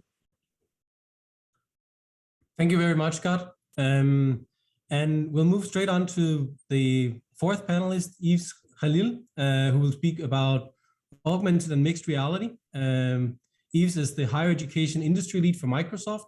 He covers the Middle East and Africa, and he's based out of Dubai. He's been with Microsoft for about 20 years and have had covered multiple different functions with Microsoft. Yves, the stage is yours. Thanks, Dr. Ulrich. Can everyone hear me? Can you see my screen? Just a check. I'm a first-time user of Zoom, believe it or not, obviously. So thanks everyone for joining this conference and this session specifically. Thanks again for the opportunity, Dr. Ulrich. It's an absolute privilege, to be with yourself and the other panelists today in this conference. That's organized obviously by one of our long-term education partners in the region, Saudi Electronic University. So thanks again for the invite and looking forward to the session today. I've heard it so many times across sessions between yesterday and today in terms of how the world has rapidly changed the past couple of years due to the pandemic. The transformation we are seeing the past 2 years from a Microsoft perspective across the same schools, universities, the same education system that we've been working with across Middle East and Africa is unprecedented. Advances in technology are creating new knowledge, new experiences, but most importantly, new opportunities for our students in Saudi, in Middle East, across Africa, and in the globe. As a matter of fact, just to give you a bit of insight, having worked for so long in education as part of my Microsoft role, across universities and schools, 2 years ago, we had literally 200,000 students and faculty using Microsoft Teams for remote teaching and learning. Within 2 years, that number increased to 15 million. Imagine, from 200,000 to 15 million students and faculty that are using Microsoft Teams for remote teaching and learning. And I'm not talking about it for the sake of mentioning the product itself. It's about the transformation that we're seeing. Even now that we're seeing schools and universities shifting back to sort of in-person, we are more and more seeing them in terms of numbers remaining the same. So we're not seeing a decrease of that 15 million. The main reason is that we're working with them on this journey to make it a hybrid learning approach. So it doesn't have to be a full remote experience. We can still integrate with the system that they have been using for years, such as learning management system, to make it more appealing for students and faculty. Some of my colleagues today on the panel, but also earlier today, have spoken indirectly or directly about some of the disruptive technologies, as we used to call them maybe a couple of years ago. The fourth industrial revolution is the current and developing environment in which those disruptive technologies and trends, such as IoT, mixed reality, blockchain, you name it, are changing the way we live and we work. But it's also now changing the way we study and learn. Across universities, across schools, across education systems. And those perceived disruptive technologies, for me and for many people, I would assume, they are also enablers. They are and will continue to enable us to reach every student and faculty with a personalized approach that will help them achieve better outcomes. One of the enablers that we're going to cover today at high level as much as the time permits is augmented reality and mixed reality, which are both considered immersive technologies, but they are not the same. I mean, some people tend to speak about AR or VR as the same, but they aren't the same. Mixed reality, just to make it simple, is an extension of augmented reality that allows real and virtual elements to interact in an environment. And interesting that one of your colleagues, Dr. Scott, earlier today, I recall in one of the figures mentioned the expected market value in education in terms of expenditures in AR, VR, and that number was shocking to me. I mean, between now and 2025, talking about close to $12 billion US. We're seeing an increased demand from schools and universities asking them more about how Microsoft can support in that journey, but I honestly did not expect it to be that vast in terms of an opportunity. There is a renewed interest, as I mentioned, in terms of adoption of VR and AR in higher education, so across public and private universities. And that interest is increasing thanks to the availability of and affordability of tools and a growing number of use cases. Why this is important for all of us. AR and VR enable an improved digital user experience and will help higher education institutions mix real-world and virtual data into meaningful learning, research, and administrative experiences. While we've seen the last 2 years as Microsoft in education, in higher education specifically, online, remote, and hybrid models of learning increasing exponentially, obviously, it has cemented the need for mixed reality as one of the solutions to provide fundamental learning experiences and to cut cost. As the saying goes, necessity is the mother of innovation. So based on the alignment we have at the regional level and the global level, Microsoft has developed a full technology of stack of devices along with mixed reality and education software solutions that connect us better in terms of education systems to the industry. And it also gives us an opportunity to provide an integrated mixed reality solution that will help universities respond to immediate needs of hybrid learning and digitally transform in the new normal. We're going to see some of those examples when it comes to the fields of medicine, the fields of engineering and others, so that it relates better to the use cases that I'm referring to. I'm sure many of us have seen, interacting with universities, and this was even prior to the pandemic, the use of virtual labs or online labs, or talking about 3D objects and so on. What's different here is that I want us, to reimagine and think together of the massive opportunity we have as Microsoft, as different, stakeholders in the industry, as education stakeholders, the opportunity that we have to transform and help our students unlocking hands-on learning and assessment using mixed reality. So today, across multiple engagement that we have, worked on with universities, they already use virtual labs. They use the cloud, right? But imagine infusing that mixed reality experience as part of it, enabling more people, more students to participate. Imagine our engineering students working on the next Mars rover while standing on a virtual Mars, right, as a planet. Or our medicine students studying anatomy on a virtual cadaver. Student engagement and comprehension are also elevated through mixed reality.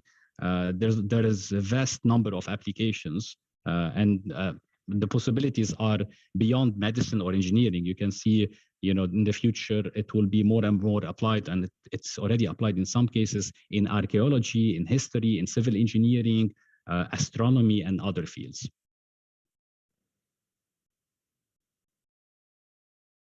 So all of this is great. When we talk about, mixed reality, it's not about the device, it's not about just the curriculum, it's not about the experience, it's about how we bring all those elements together, how we must bring, these experiences together as part of an ecosystem. And the ecosystem that we're, providing here has to be of value to the different stakeholders within the higher education institutions, being faculty, students, staff. At Microsoft, we have an ecosystem of classroom productivity. Some of you have heard of, Microsoft 365, which includes essentially Teams for education as a hub for collaboration. It comes with also the infrastructure for assignments, grading, and class rostering. That plays part of the ecosystem. However, on top of that, we have the hardware, including Microsoft HoloLens, Windows Mixed Reality, along with the infrastructure to manage and scale these devices and experience through Intune and data syncs. And finally, and most importantly, we have to think of beyond Microsoft, what does the ecosystem offer in terms of first-party or third-party solutions? And this is where we're referring to first and third-party mixed reality creation tools and content that institutions can leverage right outside the box to meet some of the immediate needs of our customers. All this together has to be integrated in order for us to bring value to higher education. So again, it's not about the device, it's about the whole ecosystem. And I will refer at the end of this session to what Dr. Scott shared earlier as the education transformation framework, because that will kind of draw that transformation map across multiple pillars that we are partnering today with higher education institutions on. So when we talk about mixed reality, augmented reality, those are scenarios and examples being in medicine, being in engineering, that we have started already at helping institutions adopt globally. And that's, just, some of the examples that some of the universities that are already part of the journey. I have to say, part of the slide that we will not probably see universities that are currently listed here from the Middle East region. Due to confidentiality, I'm keeping those for hopefully for the next session, but there are already 2 or 3 universities that in Saudi specifically were heavily engaged with around mixed reality and augmented reality. One of them were helping build a whole hologram experience of their campus. So imagine you don't have to visit the campus anymore, but you can have this hologram experience of the campus itself, which will transform the experience of virtual visitors in terms of augmented reality and virtual reality. I know probably we're like short on time, Dr. Ulrich, so I'll try to accelerate as much as possible. Again, like the session probably and the slides can be shared widely with the audience, but 2 very quick examples. The pandemic has forced classes to operate remotely, as we all know, as we said it multiple times. But virtual classroom and collaboration technology could not replicate lab work and observation and, in many cases, the lab materials in terms of student ability to try and practice tasks, right? Especially in medical education. Microsoft has developed, together with our ecosystem of partners, a way for medical students and clinicians to learn about the human body using mixed reality. Students can flow through the bloodstream, isolate, enlarge, and even walk inside the components of the human body to not only understand anatomy, but learn how to treat different medical conditions. This is here an example from Case Western Reserve University in the US. Another interesting story that I wanted to share is coming from a total different industry, Airbus, right? It took Airbus 40 years to build its first 10,000 aircraft. Over the next 20 years, the aerospace giant aims to build another 20,000. That's a massive challenge that will require cutting-edge innovation. Based on our partnership as Microsoft with Boeing, holographic technology from our side, known as obviously mixed reality, it combines physical and digital worlds, and it will be key to help Airbus reach this goal. Basically, what will happen here is that the mixed reality technology will be used to help Airbus production workers access information and instructions while their hands are occupied, for example. It can also facilitate training without tying up expensive equipment or even requiring the trainee to travel to where the equipment is located. And this is just the beginning. Airbus has identified, to my knowledge, more than 300 use cases for mixed reality.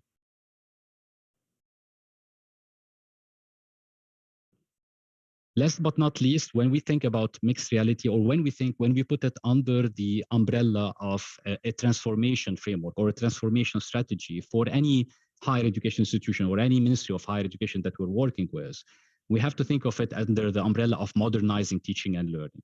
And modernizing teaching and learning comes as one of 4 pillars, part of what we call the education transformation framework for higher education.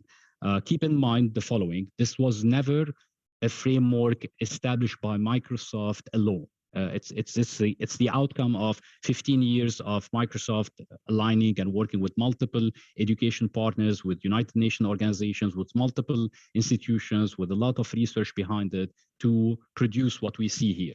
Essentially, the framework shows you how emerging technologies such as AI, mixed reality, can help you modernize your teaching and learning experience, but also beyond, right? There are 4 pillars here. We're not going to cover it today, but we do have an education team dedicated for the framework in order to give, all the insights needed for any institution interested in the framework. And this is a link for the resources.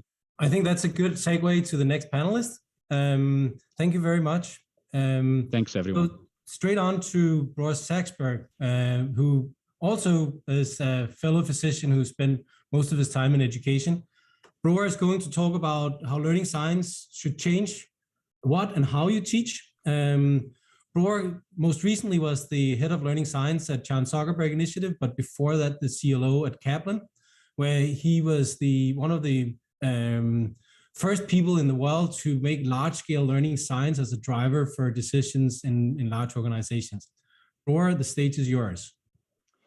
Thank you so much. I'm not going to use slides. We've been watching a lot of slides. So what a fascinating set of conversations. I mean, so many opportunities, so many new technologies, so many ways of learning, so many complex frameworks to help us with these changes in higher ed or K through 12 and so forth.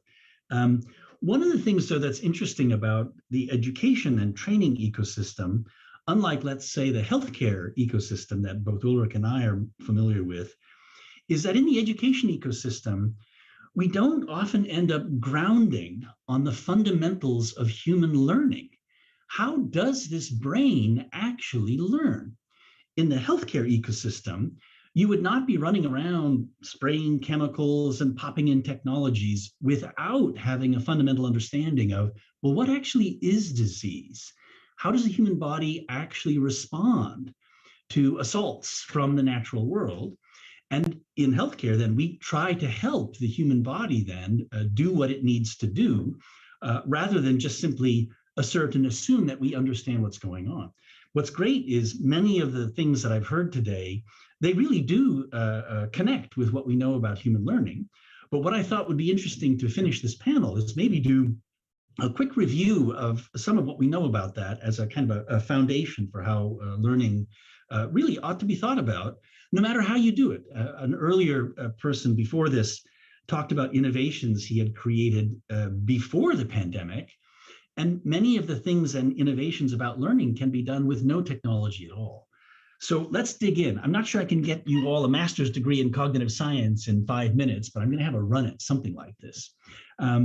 So as Ulrich said, the learning science has an impact on both what you should be teaching and how you should be teaching. So let's start with what you should be teaching. So when cognitive psychologists look closely at expertise and minds and how they all work, what they find is you have to draw a really important distinction between what's called working memory and what is long-term memory. So working memory is the narrow, slow, verbal part of our minds that does the most complex problem solving, also is where our voice is housed, our communications capacities are housed. And it is very flexible, but it needs to have a lot of things already in long-term memory in order not to get overloaded. So working memory can only do a few things at once. So the less familiar an area or a domain is, the more flooded your working memory is. Whereas when something is quite familiar, it means you've built up a lot of things in long-term memory, not just facts or patterns, but even processes. And so when you think about what to teach, a key thing to ask is, well, what do top performers actually have in long-term memory? And what do they not have in long-term memory? And almost never do we make that distinction when we're designing our courses, except instinctively we have a go at it.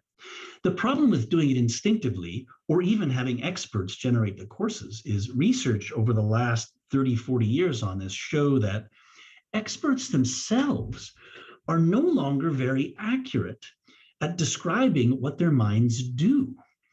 a lot of long-term memory things are actually no longer verbal at all. I mean, things just are locked away from our conscious reasoning. I'll give you just a very quick example of that. Sometimes people don't believe that.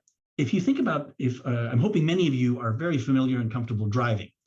So if you think about driving to work, a familiar road, you think about what's coming up in work, or you plan a vacation, or you think about lunch that's coming up, and then you get to work and off you go.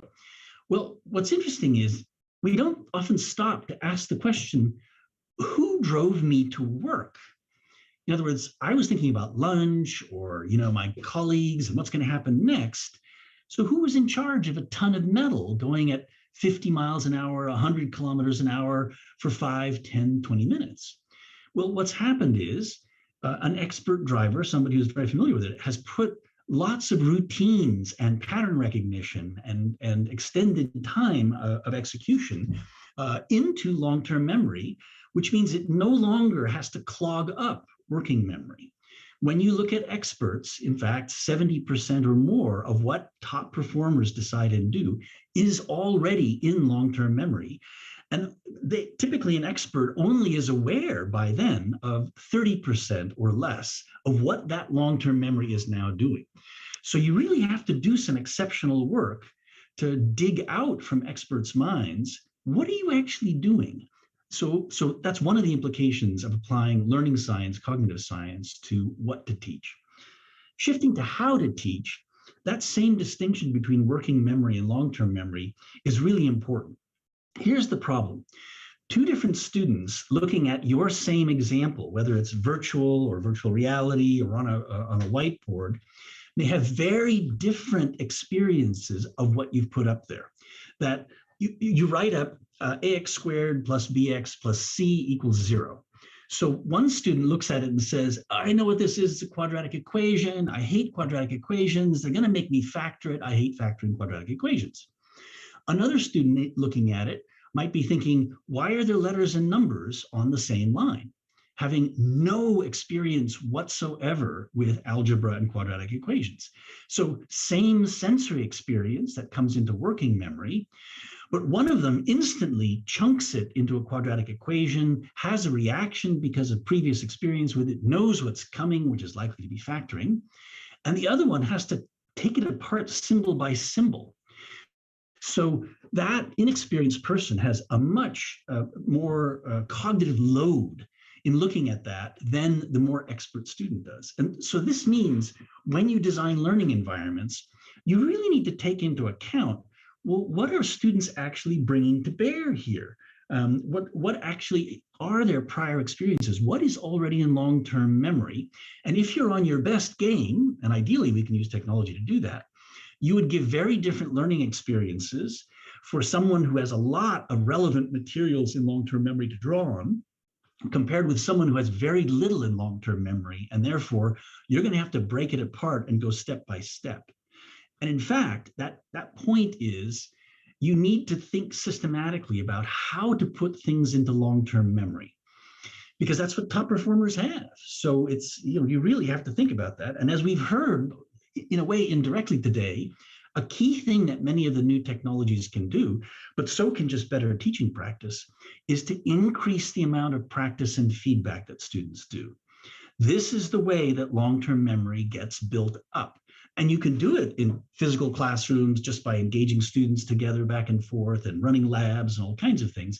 But ideally, in the modern era, we may be able to get much better practice and feedback platforms, much more targeted to individual students, just simply by using technology to tell, what do you already have mastered? What's already part of long-term memory for you? And then let's actually draw on that. The last piece I'll mention, and then I'll let it go, is it's not enough to design your learning, let's say with great practice and feedback, for the kind of cognitive skills you're after. As several people have talked about, you also have to think about the motivation of students. What's going to get them engaged? Or in a more technical way, what's going to get them to start, persist, and put in mental effort? And in fact, that starting, persisting, and putting in mental effort is what's going to cause learning to happen. you'll notice that in that definition of motivation, I didn't say anything about liking the activities that you were doing.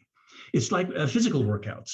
You may hate the physical workout, but if you start, persist, and put in the effort, your body will change.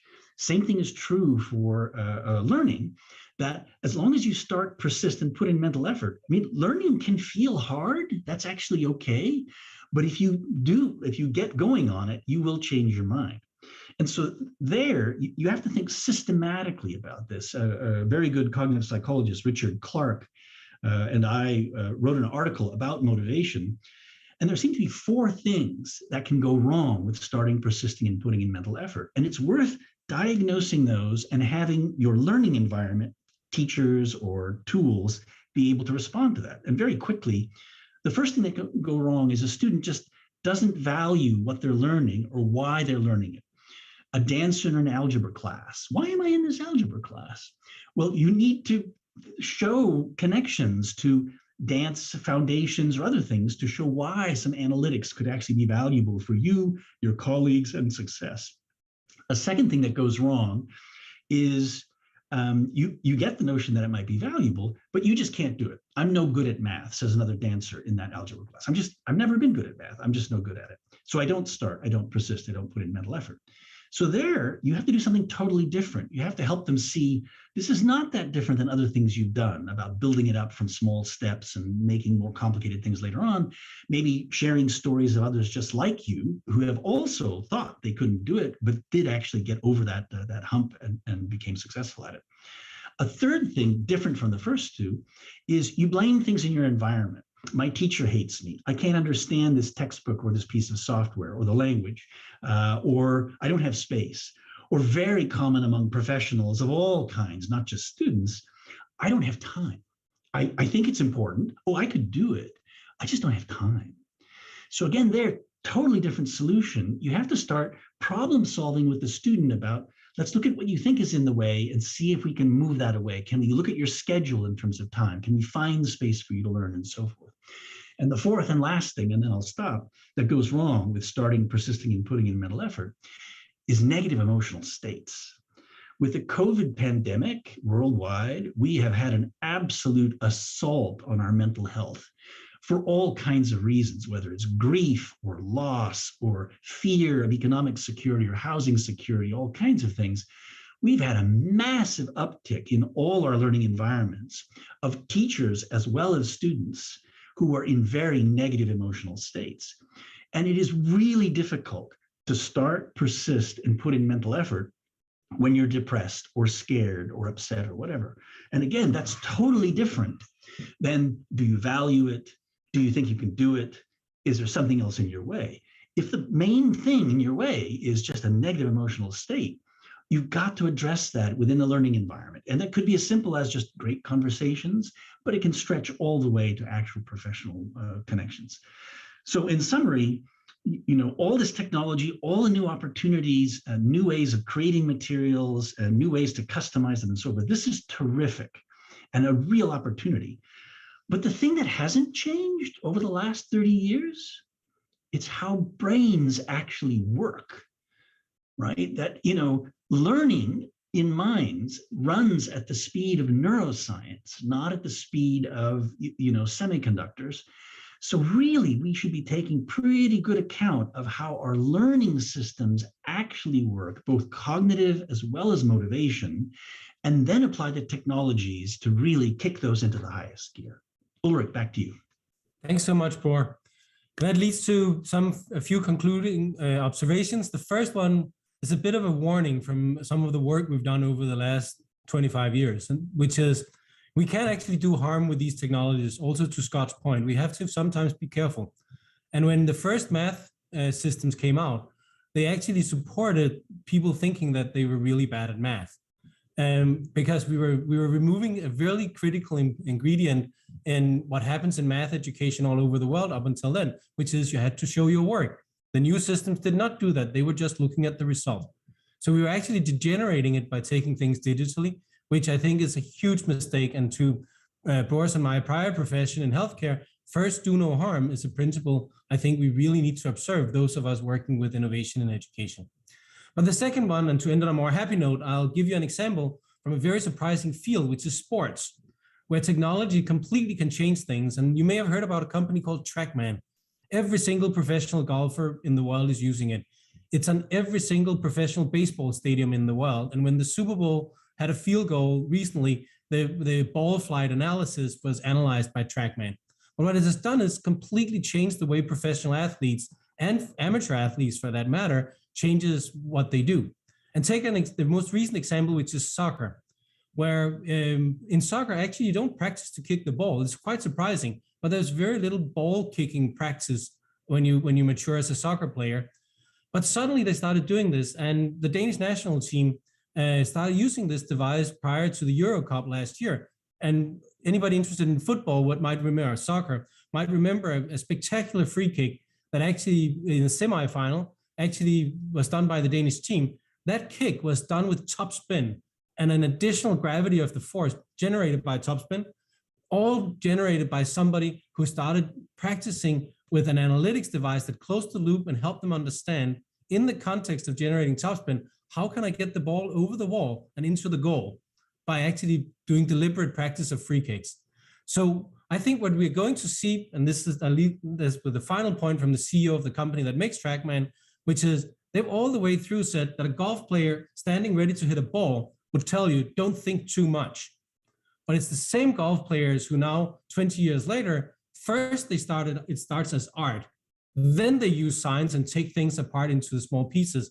And then they put it together back as art again at the end of it. But in the middle of it is this scientific approach to meticulously optimizing various steps of learning. And I think that's where education and educational technology really has some really bright future and a really bright horizon. I'll end it with this. We stayed roughly on time, and thank you very much, everybody. And thanks for the organization for hosting the panel.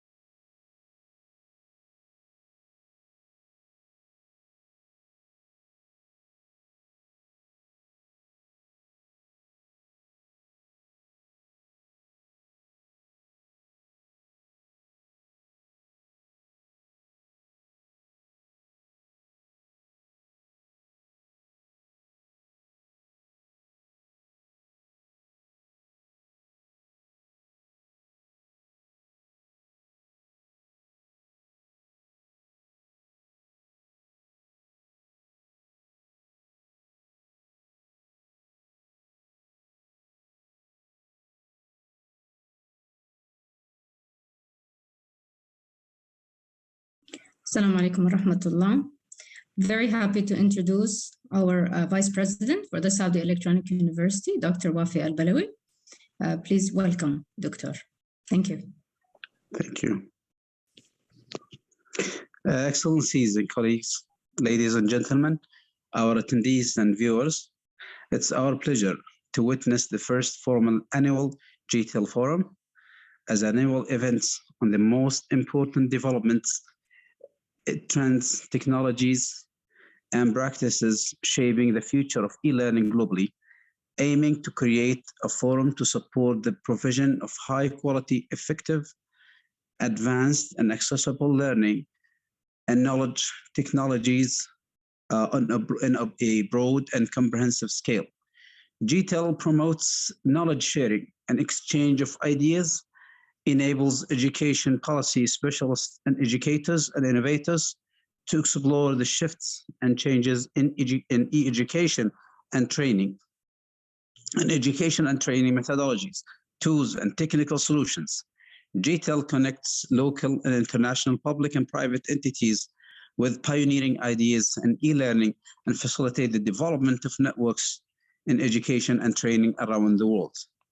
To a large extent, the GTEL Forum has set out and achieved its objectives. The debates and discussions we have seen yesterday and today have been very rich, exciting, and interactive. Our speakers and panelists have openly shared their ideas and perspectives to propel e-learning towards more prominent position globally and allowed people to work together to consider ways to provide more high quality, flexible, and resilient education. On day zero, we heard from policy experts such as Dr. Andreas Schleicher, Dr. Subhi Al-Tawil, and Dr. Becky Takida Tinker on the potential for technology and e-learning to transform education and the importance of maintaining the human aspects in teaching and learning. We heard from Mr. Andrew Jeffersey on the role of the private sector in developing e-learning solutions, and Mr. Jim Brigadier on the ways to master the digital transformation for learning. Throughout day one, we have heard from Dr. Muhammad Bashamah from the Saudi Education and Training Evaluation Commission on the importance and potential methods to assure quality in e-learning, and from Dr. David Conley on how to navigate the challenges of new workplace despite the uncertain time we have lived in. We listened to engaging and panel discussions on quality in e-learning, new assessment methods, the dynamics of using modern technology to adapt established teaching and learning theories, and visualized how education and schools will look in the future with Prof. Chris Ditt and Dr. Abdurrahman Habib.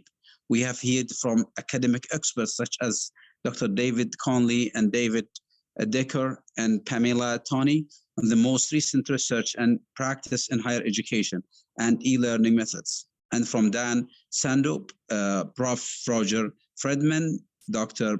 Bror Sekersberg, and Dr. Ulrich Christiansen on engaging students in subjects such as science and math. We have engaged with consulting experts such as Dr. Ayham Al-Fayoumi and Mr. Saad Ashar on how to ensure quality alongside innovation in educational practice. We have explored the ways in which we can enrich student experiences with Dr. Pamela Savory and Prof. Eric Schulz, and how to maintain our ethics and values with Dr. Scott Nawson. Even when incorporating augmented or mixed reality methods, as explained by Yavis Khalil, I would like to thank all of you. I'd like to thank all of you for your active participation in open dialogue in the forum so far. I look forward to continuing during and beyond this forum, the very stimulating and instructive exchange of ideas we have today, and hope to see you again and continue the discussion in the upcoming sessions tomorrow as well. Thank you very much all, and see you later.